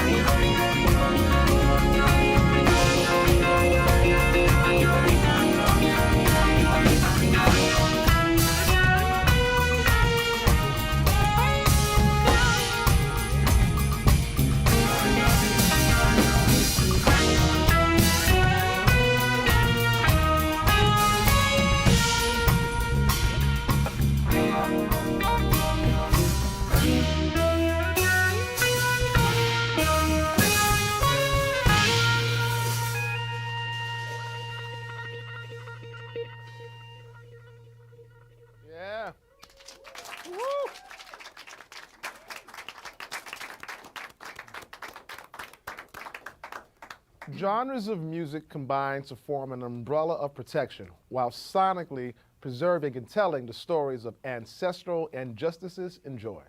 A New Sun is reaching back near and far to sonically ground these rich legacies that refuse to be destroyed. This is B-Side, and I'm your host, Kenyatta Beasley, and we're going to get right into it. Welcome, A New Sun. I want to hear more about that song that you played, but first, introduce this marvelous band that you brought with you. My pleasure, my pleasure. Thank you for having us. Yeah, man. Start with the lady of the house. Over to the right-hand side, everybody please join me in welcoming Miss Leah Simone on vocals. Next to her on keyboards, we have Marcus Black. On bass, we have the talented Lex Sadler. On drums, we have Justin Sweeney.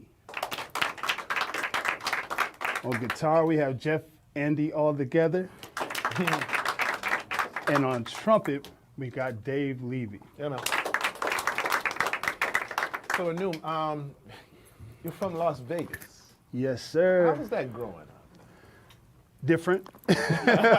Interesting, but a lot of people don't realize, man, Vegas is just like any West Coast city. You know, it's like the Strip is just one long 42nd Street to us. Right, and so everything else is It's on stuff on the all the other peripheral, sides, on the outside, yeah, right, all right. sides of it, yeah. Yeah, so are you a gambler by nature? Locals don't gamble like that, you know. Ah. And we have a way we deal with the tables. You know, you learn to count cards, go sit on the table, make a little money, and get up and get out, you know. But we really go there for the shows and the food, really. Right, so when you were in Vegas coming up, what was your first introduction to music? Well, Lionel Hampton is my godfather. So I've always been around music. Mm-hmm. My father was a road manager for Wayne Newton. So I've been around showroom music. I've been around entertainment. So you've been I grew basically up- your whole life? My whole life. Right. I've been playing drums since I was 3 years old. Yeah. So Lionel Hampton as your godfather, how was that experience, man? It was great because it's like, he was just like my godpops to me, but he was like a legend to everybody else. And as you get older, you start to realize the barriers and everything he broke down and all his legacy. But to me, it was family, and he was always an encouraging factor to me. And just, he was an inspiration because, you know, a lot of people don't know he was a drummer before he played vibraphones. Right. And, you know, he also played a role in desegregating jazz bands, big bands. And so just having him around as an influence and him staying on me, even when I started playing football in college, he made sure I still stayed true to practicing my instrument here and there, you know. So you grew up in Vegas, you surrounded by music. What led to you making the transition to get to New York City? The day after I graduated from college, he called me. Lionel called me and was like, look, I need you to come out here and be my personal assistant.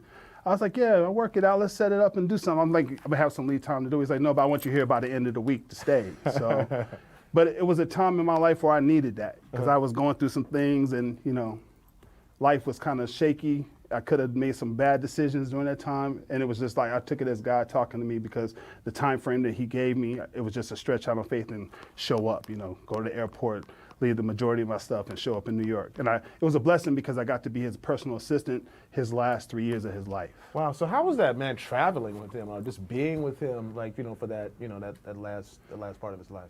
It was crazy. I mean, going to Nice, France with him and like really staying in the nicest hotels and doing those type of things. But the wildest experience we had is I had the pleasure of taking him to his last Lionel Hampton Jazz Festival in Idaho. Right. Because the music school, University of Idaho, was named after him. Right. So he was not doing well health-wise, but he was determined to go, you know. So they chartered a paramedic plane to take him out to Idaho from New York.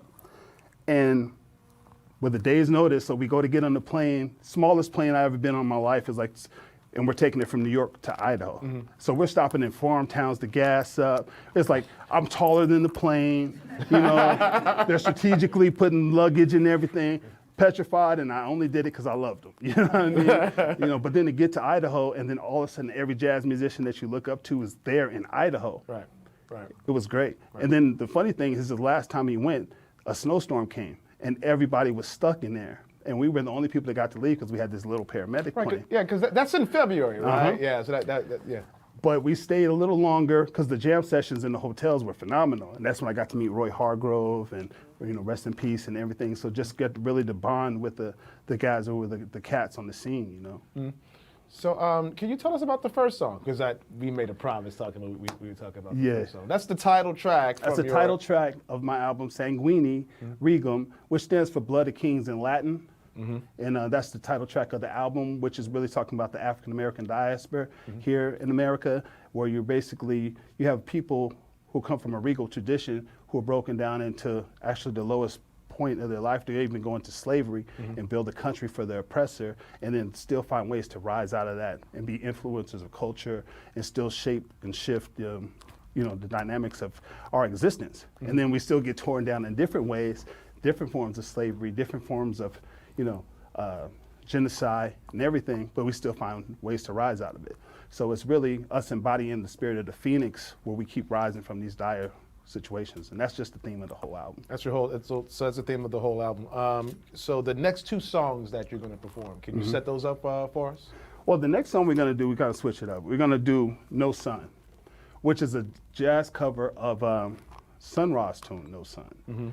And I flipped it to make it where it's talking about the police murders, of police killing off the black males in our society today, and really they're taking away the futures, they're taking fathers out of households, and they're taking away the people who would be the shining lights of us as a people. So it's really just, we shifted it to where that's the meaning of that.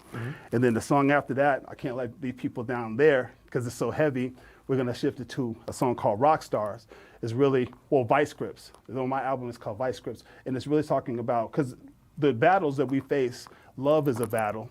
The home dynamic, because a healthy person makes a healthy relationship, and then when you're not healthy, you have unhealthy relationships. That's right. And when you have healthy relationships, you make healthy fruit, healthy kids, right. Yada, yada, yada. So it dives into going to the love dynamic as well. So that's talking about vice grips. What's my vices? Women are my vices. Love is my vice. Music is your vice. Music is my vice. So once again, a new sun. Yeah. But first we're doing No Sun. We're gonna have the lovely Leah Simone join us on vocals on this tune. All right, here we go.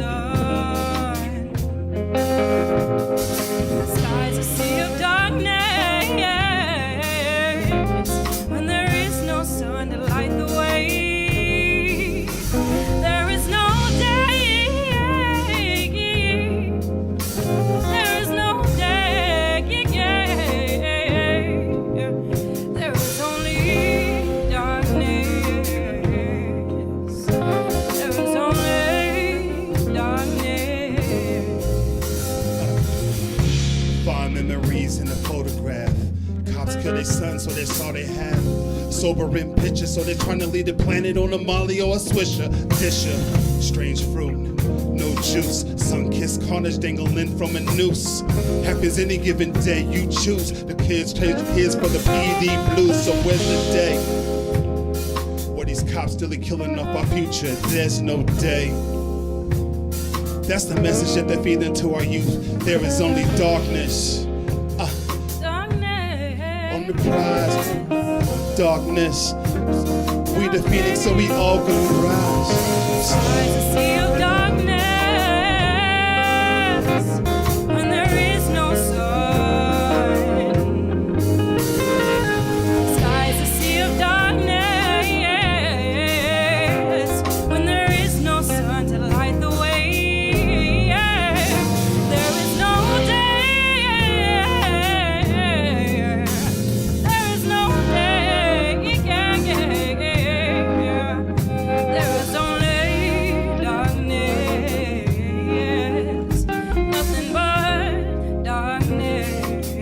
Yo, Jeff, make that guitar cry, bro. Let's go.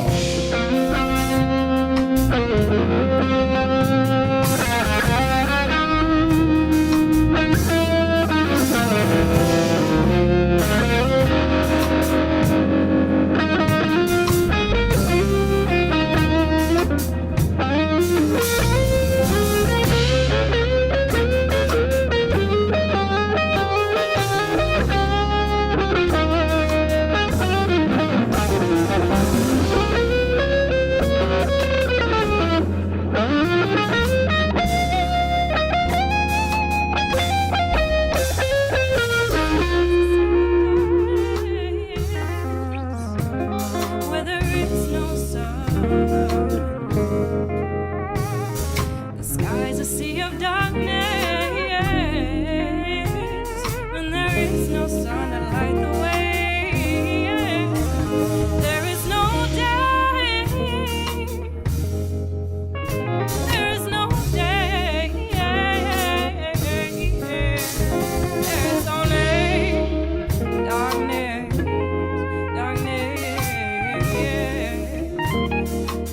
Marcus Black, give us some keys, bro. Let's go.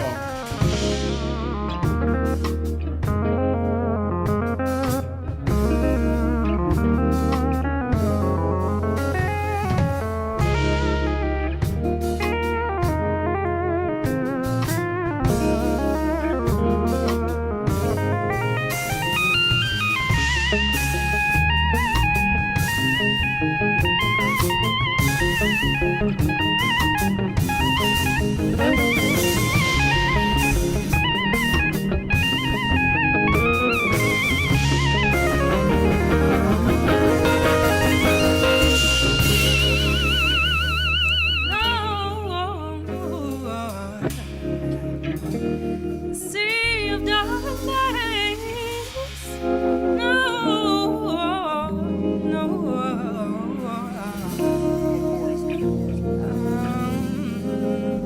I said the sky's a sea of darkness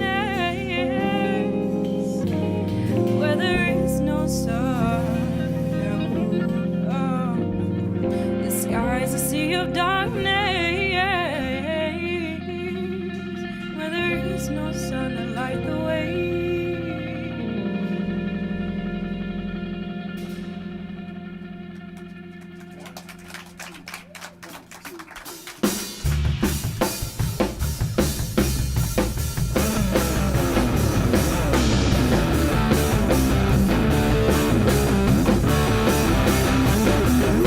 Oh, yeah.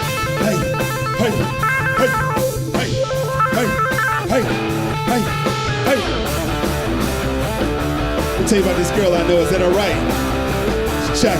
Yo, Georgia, peach, sweet and ripe, super freak, China white, Vegas strip, tendon night, fast car, flashing lights, goosebumps, sudden chills, first highway, no training wheels, pedal to the metal, wanna pump them pills, break the brakes, speed kills, murder once she out on the flow, no front and she the queen, breathe the sun, she holler for more, now how you stop this thing, on no sight when she come through the door, bring it on the chase, down to the flow, cut her in the kiss girl, work it up slow, turn your hand, hers in pro, we my drug, baby, we love her, when we go like rock stars.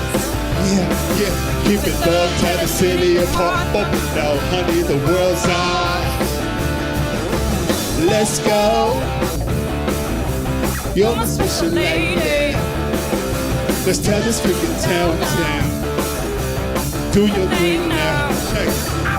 Sugar brown, dark and lovely, hold me down. Why you cut me? Work it round, pop it ugly, so profound. Say you love me, icy cold. When we roll, we can keep you playing roles. Work that ass into the fold. Wish you never left it broke. Want a hard speed, hot beats, blaze the track, hopping sheets, backseat, Mac freaks, connected through a hyperlink. It's like that make me think. The crazy now, but on the brink. Play no ring, go down like drinks. No subtitle, but I saw it sing out. We love hard when we go like rock stars. Keep it thug, tear the city apart, bumping now, honey, the world's ours. Let's go. You're my special lady. Let's tear this freaking town down. Yo, it ain't rock without guitar. Give it to him, come on, Jeff.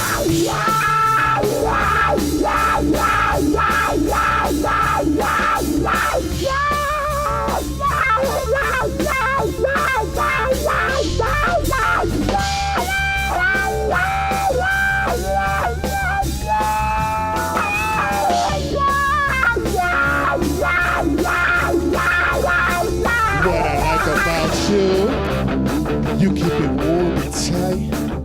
Damn, never wanna let you go. Girl, you make me feel alright. Yeah. When you're whispering in my ear, tell me all that ish that I wanna hear, and that's true. That's what I like about you. Hey, hey, that's what I like about you. That's what I like about you. That's what I like about you. I like you. Hey. Hey. Hey. Hey. Hey. Hey. Hey. Hey. Hey. Hey. Hey. Hey.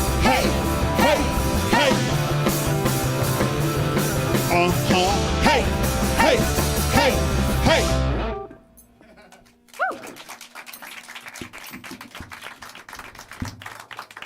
No, man.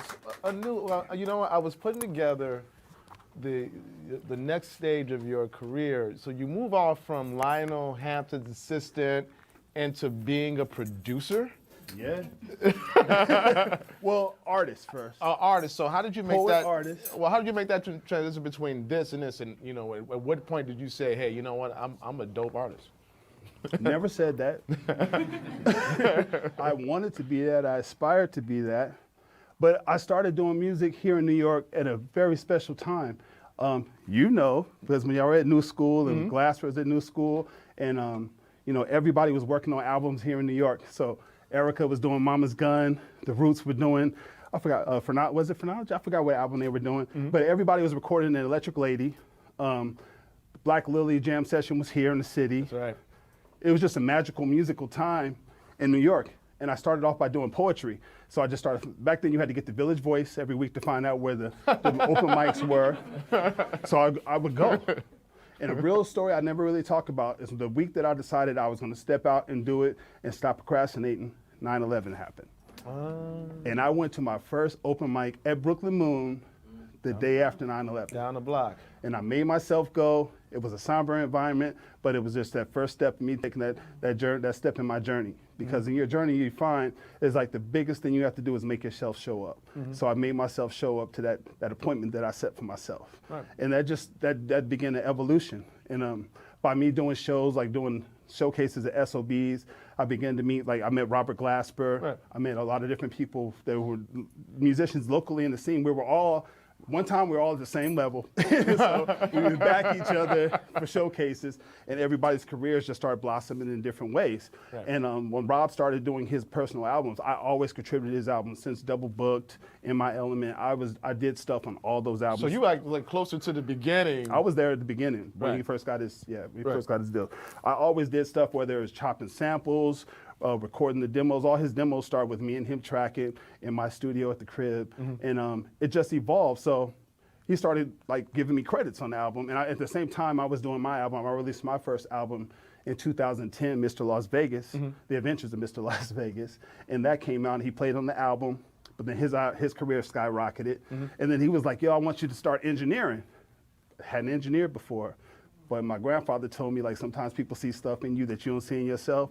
So I accepted that appointment. Well, that's the thing about New York City, though, man. You'll come here expecting and looking to do one thing, but an opportunity presents itself. And who are you to say, I'm just going to stick down this road? Yeah. Let me see what happens down this road. Yeah. And so it's I was engineering mostly demos at first, and then I was playing on the demos and doing the tracking. Right. And then he would send it out to whoever was going to sing or play on the final versions, and then they would cut finals after that. But I still have credits because I do vocal mixes and vocal recording.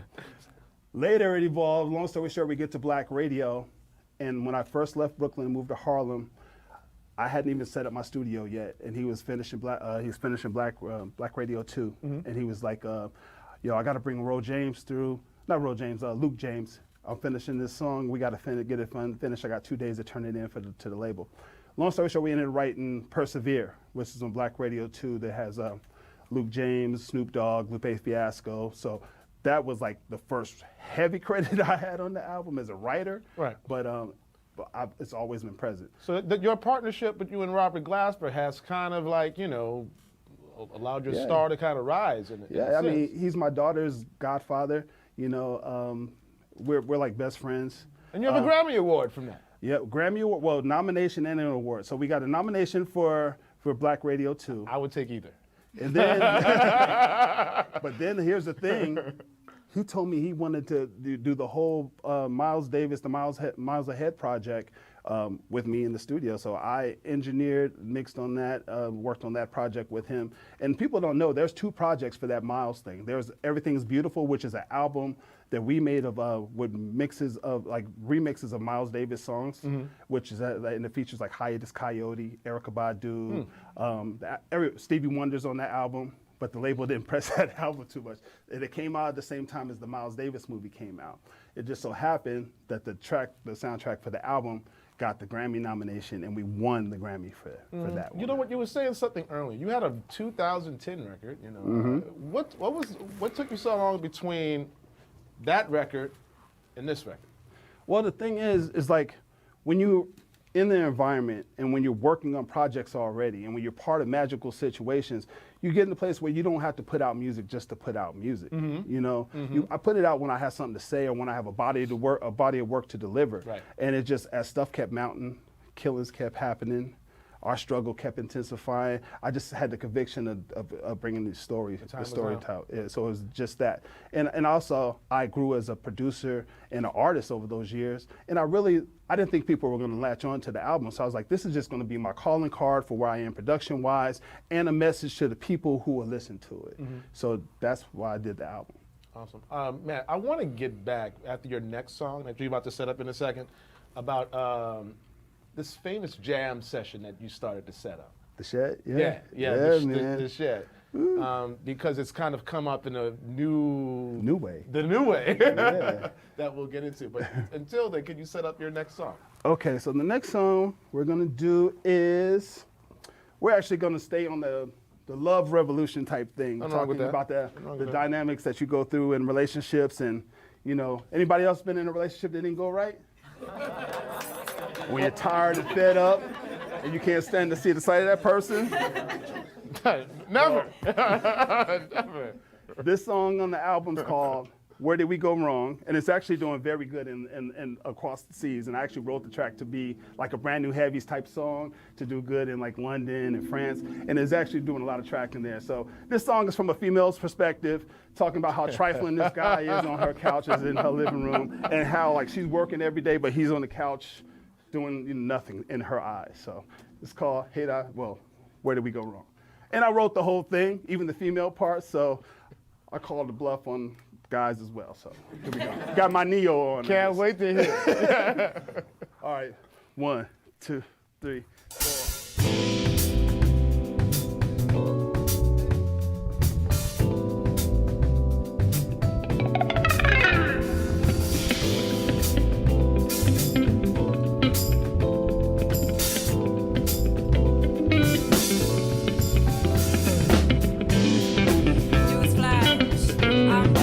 Up on the hourglass, cute whip, but no gas. Chuck loose, I'm gone, it will never last. Pack your shit, threw it on the grass, and you stay trying to show your ass. Now I know it's time to go. Where did we go wrong? What happened to the love when the day is gone? Where did we go wrong? What happened to the days when the love was strong? Where did we go wrong? What happened to the days when the love was strong? Where did we go wrong? What happened to the days when the love was strong? 8 hours, you're on the couch, need a haircut, shower. You're on the couch, cell phone, food, power. You're on the couch, stay needing some help, so I'm helping you out. Tell your mom that I'm sorry, it's still good, I'm gonna miss everybody. End of the party, I'm out EG. Need a girl, but that girl ain't me. Where did we go wrong? What happened to the days when the love was strong? Where did we go wrong? What happened to the days when the love was strong? Where did we go wrong? What happened to the days when the love was strong? Where did we go wrong? What happened to the days when the love was strong? Listen, yo, about my love something you can't deny. You ain't the ribby, just the greens on the side. Not even the turn up, call you with the warm up. They call it and make it firm up. I need you to turn up this rip. Creating so I'm on my high power tip. So F that t-shirt, shower bitch. I'm tight foul, no rings, no vows. You my Saturday love, don't go getting new now. Helter skelter, murder these tracks. Listen to vein up to blow out your back. Is it bad that I ain't trying to make love? Freaking like Jodeci, running down your papa. Think about it, I'll wait. You're my favorite cup buddy. Sit down from the gay port, the shivery thick. It's like a milkshake.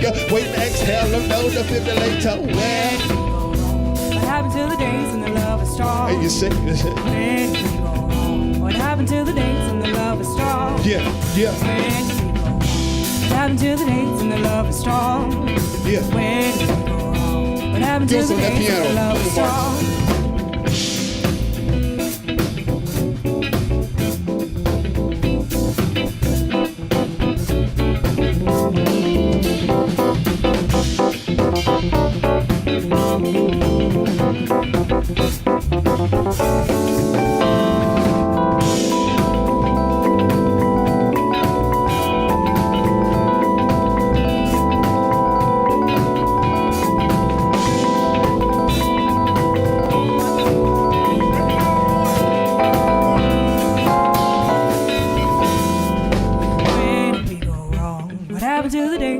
Was strong. Where did we go wrong? What happened to the days when the love was strong? Where did we go wrong? What happened to the days when the love was strong? Where did we go wrong? What happened to the days when the love was strong?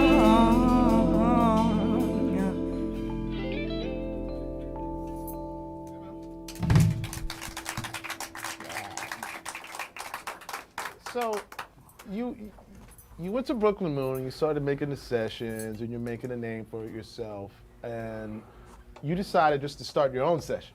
Yes, sir. And it's kind of funny because maybe, I want to say like a few months ago, I'm looking through the, whatever I'm looking through, and I see you have a session that you started that I remember called The Shed. Yes, sir. Then there's this huge place over on the west side that calls themselves The Shed. And for people who don't really understand, The Shed is musicians' vernacular for, it's The Shed. You sound horrible. There's a shed out in the back of somebody's house. You need to go in that shed and work everything out. Yeah. We've all been in that shed. Right. So you started The Shed, and that became like a very popular, and it's still like an ongoing series. It became very dope and very popular because due to the travels and the people I know, all those musicians come through and sit in and play. So it was a good hang for the established musicians. And it was also a breeding ground for the emerging talent, for them to come feel comfortable and play and see some of their people that they were looking up to, their idols as musicians, play and hang out as well. And I really started it because, you know, when you're an aspiring artist in New York and you play with a live band, you're not going to always be able to get the musicians that you want to play on your gigs, but they're going to be on bigger and more paying gigs. So The Shed, I was like, this is going to make me where I could have a pulling pot of like 6 people at every different instrument. So it was my way to find emerging talent and leading talent that inspired me, that was doing something different that was on the radio. And we've been 7 years in the making. We started in the Lower East Side, Tammany Hall, you know, and we've worked our way up. For the last 4 years, our home has been in Harlem.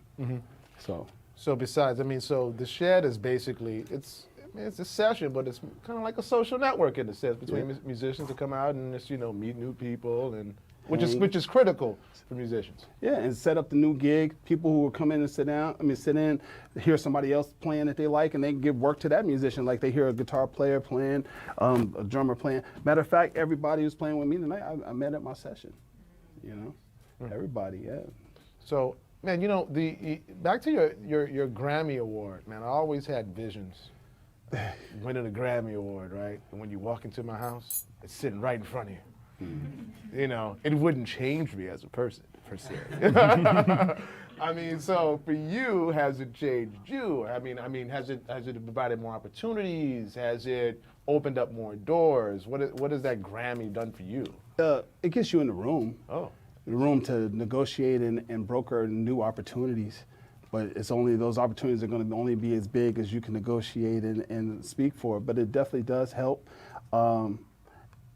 It's definitely a great accomplishment, but you always want to do more because there's so many dynamics that go into Grammys. Like only 3 people involved with the project get the Grammy, actual statue. So once you get the Grammy, you use like this to fight for the statue. 'Cause I got the plaque, you know what I'm saying? But I want the stat. So now I'm on the thing for the statue, and then you want your own Grammy. Like my thing is a byproduct of somebody else's bringing theirs. So I'm like, I want an Anu Sun for an Anu Sun album Grammy. You know what I'm saying? So that's it fuels your passion, you know. So you need that recharge. Because sometimes you get to a point where you question yourself. Where I'm actually there now. I didn't think that my album was like that well received, but then people get onto it late. You know what I'm saying? But yeah, it's just sometimes it gives you that pat on the back you need to keep going. You know.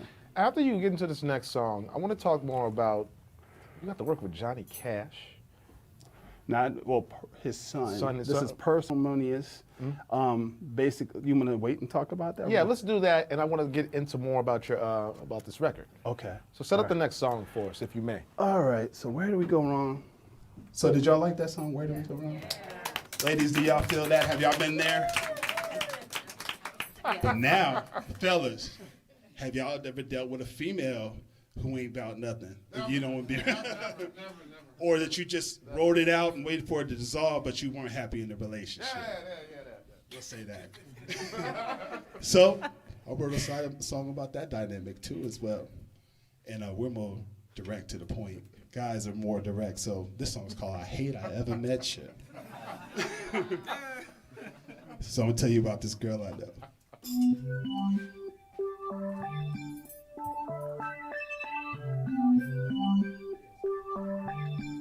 It's actually a true story. First verse is,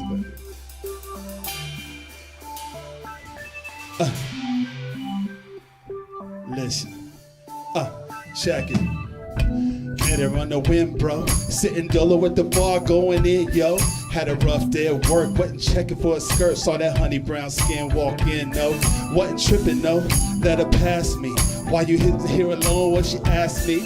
Little eye contact, few smiles forth and back from a stool next to mine. She attacked me. Should've known she was trouble, but my stressful job. Baby mama drama plus a football draw. Backs toward facts, when after we flew back, I got caught up in the rapture. Yeah, she rapped me. Fell head over heels, I be tumbling still. And she didn't leave me only in the house in the hills. Took a bite into the apple and got tainted and ill. Damn it, Hawking is real, and I hate I never met ya. Packed up my shit and out the door. Scared to talk, I left a letter, or else I'll never let you go. Save your breath. Said that shit 1,000 times. Anytime I want, I could be with you. Straight, your heart is mine. Oh, you hold a place that's special in my heart, babe. Gotta have my cake and eat it to shoot for the stars, babe. Took for granted you'd be there, turned around and you were gone. Tried to replace you, but the legend lives on. I hate I never met you. My shit down out the door. Scared to talk, I left a letter, or else I'll never let you go. Yeah, that's what the letter said. Check it. Hey, I said you well. Probably fresh in the spot. Know you love cocktails. Probably out on the date. Said you had to work late. Let homie dig in the crate. Damn, you thirsty as hell. Water under the bridge. Messed around on the kid. Crossed me up, caught me slipping. Now I'm back on my shit. Cooking my blade. I'ma need the key to the crib. Cheerios on groceries. Tricks for kids. Never bring me inside. Now the diamond flaw. Pretending she was mine, so my heart's been mauled. Violated crazy. Still in awe. Any cat with swag and she'll get them draws. Thought you were my fiance. My kinky little missus like Beyonce. Guess not. Here's a letter. Hope you get your ish together. Here's a girl gonna treat me at her and I hate ya.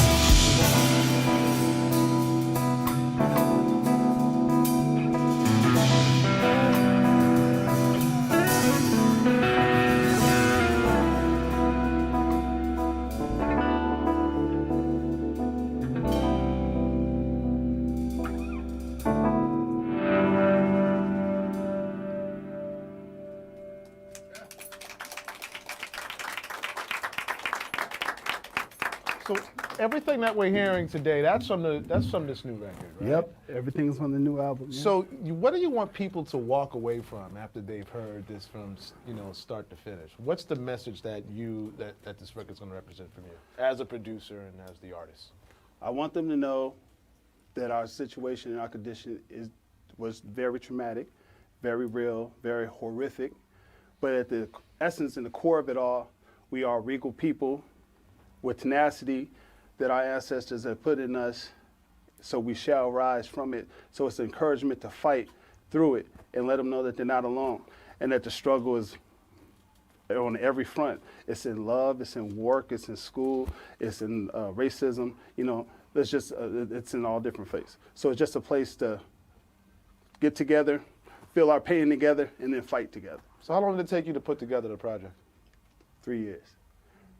Yeah. Because when I started it, I wasn't trying to put an album out. They were just songs that were coming, and I was like, well, maybe I'll give them to somebody else, but the theme started evolving, and I was like, wait, this is a body of work, and it just morphed into an album. So at what point did you say, I think we talked about this at the beginning, but since we're kind of clarifying everything, at what point you said this is the time, right now? Was it because of the politics of the time and some of the things that are going on, or this happened to be different timing? It was the time. It was the time to do it, and like I said, I wanted to find a way to reintroduce myself in a way, because I felt I grew greatly in what the things I do.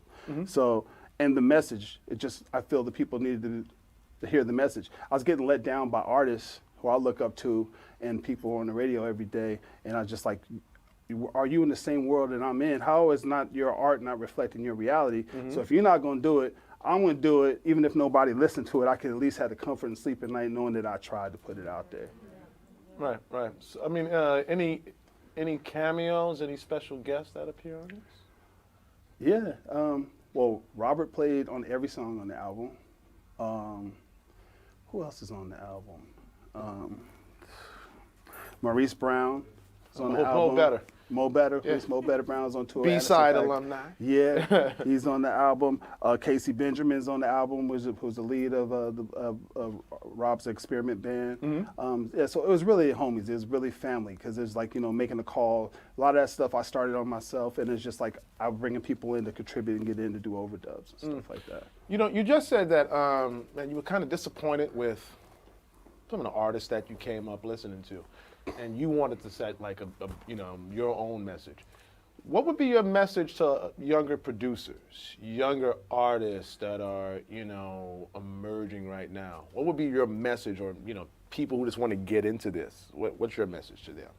To explore, and you're only going to be as good as your ear and what you expose yourself to. And with we're in a global society now. It's a global community, so you need to listen to Brazilian music. You need to listen to what's hot in different countries, Singapore, Brussels. You just need to be tapped into what the vibe is, and not necessarily copy those type of things, but let them listen to it so much that it finds its way to get into your art.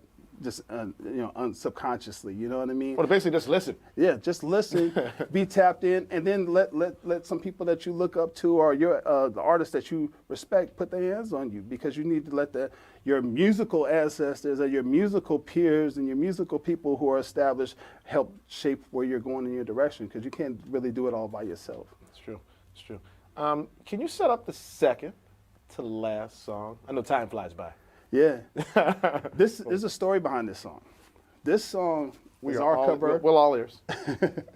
This is, I would say my version, but it's Robert and I's version of Afro Blue. And this is actually the original demo that we did for Black Radio 1 that Erica did. Yes. So this is that original track that Erica, we do have recordings of her singing this version, but they changed it at the last minute because Blue Notes wanted something more traditional jazz that swung.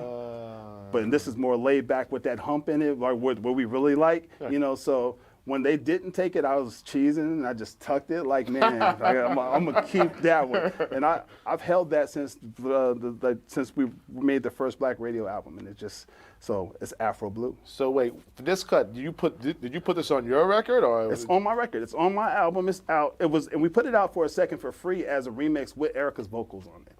But we took it down because I was like, when I decided I was going to use it for my album, I took all the links down and got another vocal. But so I have selfish. it, yeah. So that's what it is. All right. Once again, a new son. Okay, Afro Blue. Okay, give me a second.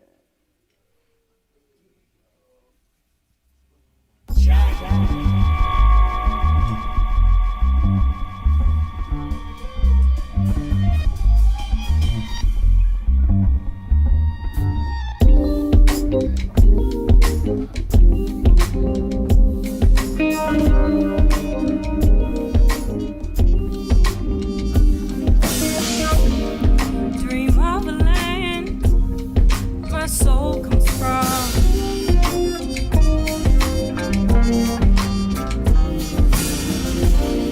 I hear a head stroke on a drum.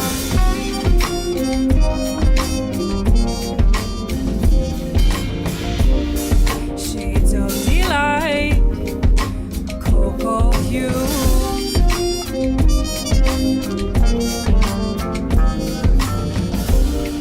Rich as the night, Afro blue.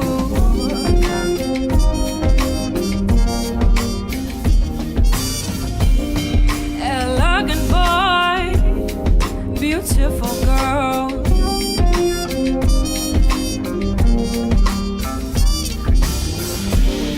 Dancing for joy, delicate world.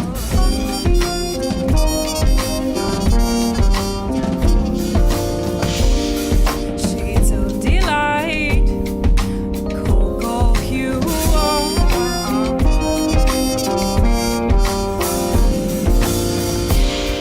Rich as the night, Afro blue.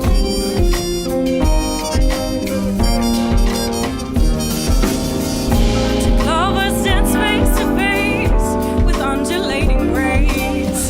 They gently sway and slip away to some secluded place. Shades of delight, cocoa hue, rich as the night, Afro blue. Visions of you, motherland, what it do? No flaws, had the cause and admired the view. Featuring the source, well, of course it's true. Five mics only right, pay respect where it's due.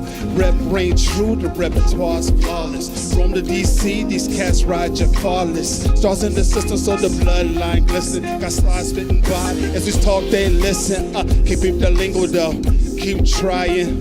Poker face, they misread the Mayan.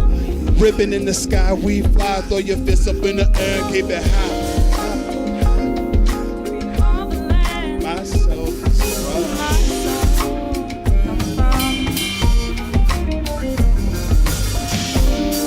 Dream of a land my soul comes from.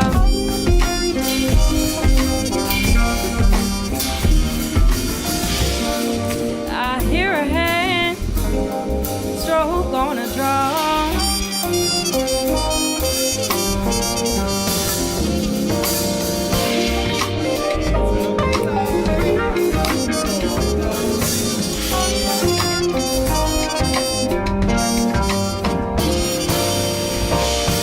Rich as the night, Afro blue. Break it on like Afro blue. Me and you is Afro blue. Hey, Afro blue. Me and you is Afro blue. Hey, Afro blue, me and you was Afro blue. Afro blue, me and you was Afro.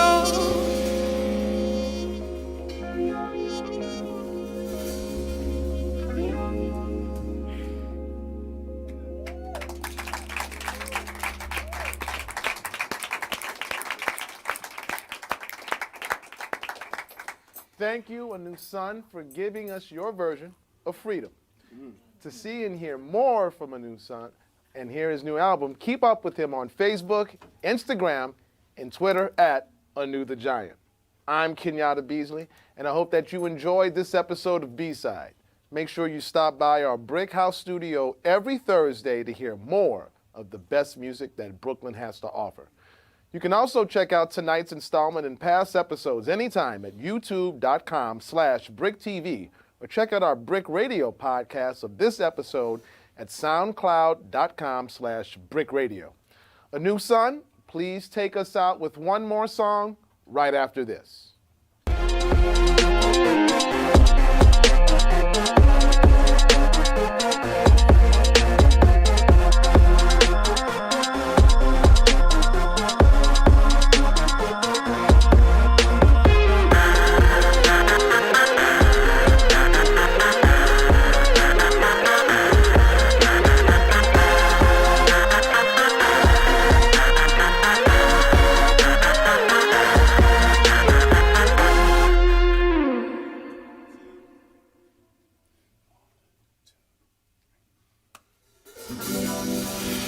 This tune goes out to all you evolutionaries out there. Stay encouraged, keep fighting, stay in the game. It's like this, you know, sometimes it's heavy, but you gotta stay in it, because you're fighting for a greater cause. You're fighting for our future, not for you, not for your household, for our people. 2, 3, 4. Grateful to be dead. This song's called The Martyr. Don't go crying for me. Grateful to be dead. Close my eyes, now I see. Listen, I'm a night of the living day. I go to war for my soul. These other rappers shuck and jive like hoes. 06 gorilla plus my flow, ice cold. Test the corners of my square, homie head getting swole. Mixture all of the visuals and a mindset that is minimal. Niggas dumbfound, so we dumb down in the compounds and syllables. These classes clowns in the subplot subliminal. With cynical criminal pistol, pivotal pause with the tentacles now. Grunts falling, futures get stolen. Cracks in the molding, so shorty growth is frozen. He walk with a hammer, so mama can't scold him. Ain't think about school, just a block and guap folding. With justice prevail, now we in hell. Plus it's beef in the streets and police rock bell shoot. With freedom in the flesh, my spirit says sail to the feature in the source is a being excel. So I'm grateful to be dead. Don't go crying for me. Grateful to be dead. Close my eyes, now I see.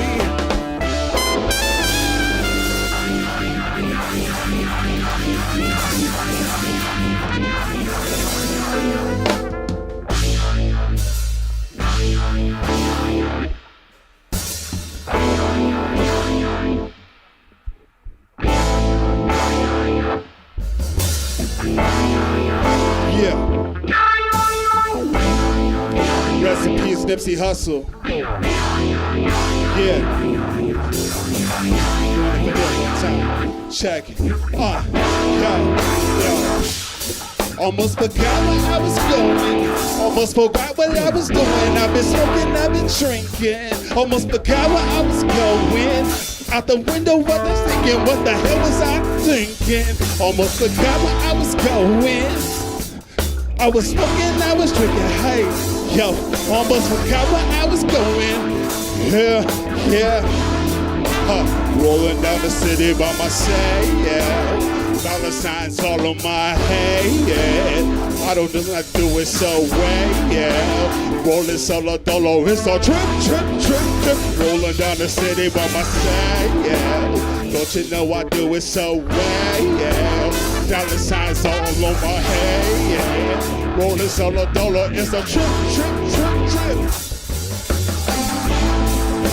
I look at my music like a snapshot of my neighborhood.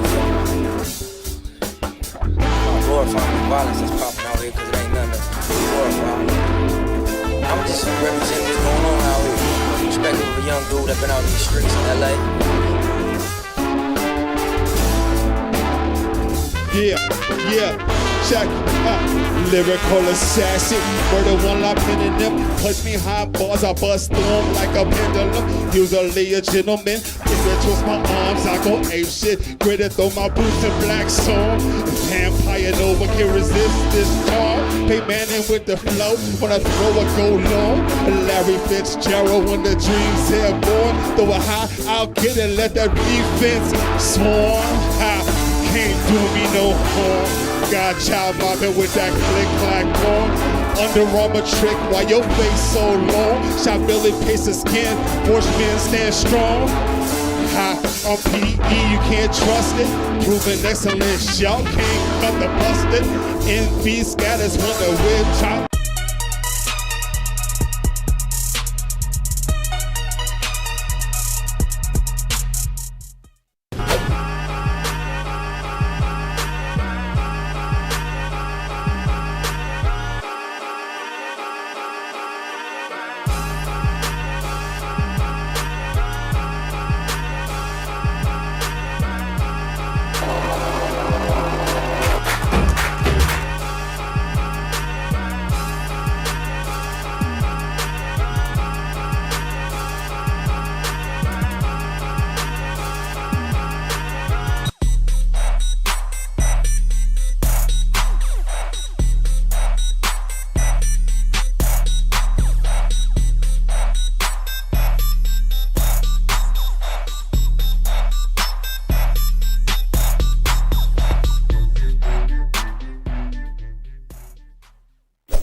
Dream of the things you'll never know.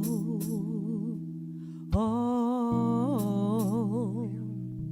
dream of the beauty within your soul. George Floyd! When you dream, when you dream, dream slow.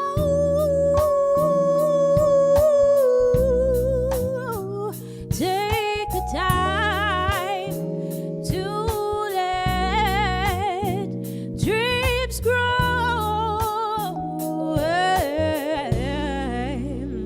Just dream, just dream, just dream.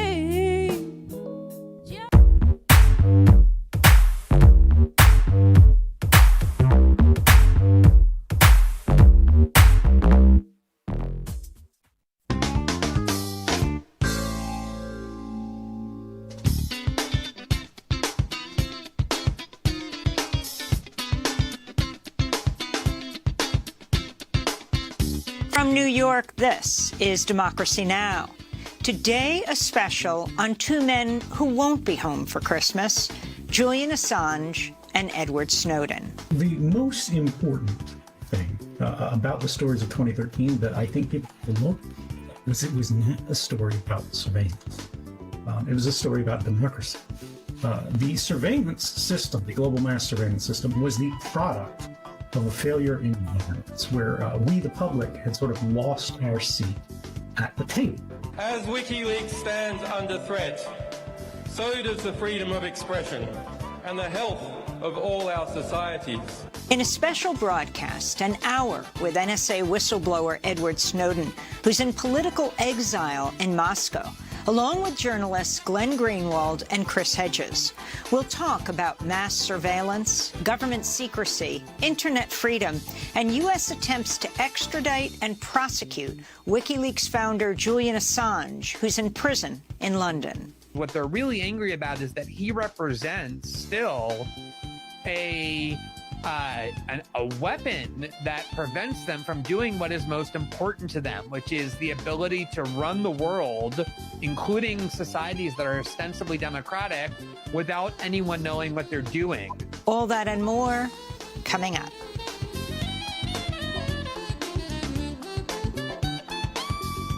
This is Democracy Now!, democracynow.org, the War and Peace Report. I'm Amy Goodman. Today, a special on two people who will not be home for the holidays, Edward Snowden and Julian Assange. In this special broadcast, we spend the hour with NSA whistleblower Edward Snowden, along with two Pulitzer Prize-winning journalists, Glenn Greenwald and Chris Hedges. I recently moderated a discussion with them at the virtual War on Terror Film Festival after a screening of Citizen4, the Oscar-winning documentary about Edward Snowden by Laura Poitras. The documentary chronicles how Snowden met with Laura Poitras and Glenn Greenwald in a hotel room in Hong Kong in June 2013 to share a trove of secret documents about how the United States had built a massive surveillance apparatus to spy on Americans and people across the globe. It was the biggest leak ever to come out of the NSA. After sharing the documents, Edward Snowden was charged in the United States for violating the Espionage Act and other laws. As he attempted to flee from Hong Kong to Latin America, Snowden was stranded in Russia at the airport after the U.S. revoked his passport. He was granted political asylum and has lived in Moscow ever since. I began by asking Edward Snowden to talk about why he chose to blow the whistle on the NSA. I grew up in the shadow of government. Both my parents worked for the government, and I expected that I would as well. September 11th happened when I was 18 years old, and it was one of those things that really changes the politics, not only of the people, but of the place. And at the time, I didn't really question that. It just seemed like, you know, we had this new problem. Everybody on TV is saying we deal with it. And when everybody else was protesting the Iraq War, and that's because I believed the things that the government was saying. Not all of them, of course, but I believed that the government was mostly honest, because it seemed to me unreasonable that the government would be willing to risk sort of our long-term faith in the institution of government for short-term political advantage. As I said, I was a very young man. I ended up going to work for the CIA, undercover overseas out of the diplomatic platforms. Then I moved into contracting, which is really, you're still working for the government in government offices, taking the directives from government managers, working on government equipment. But the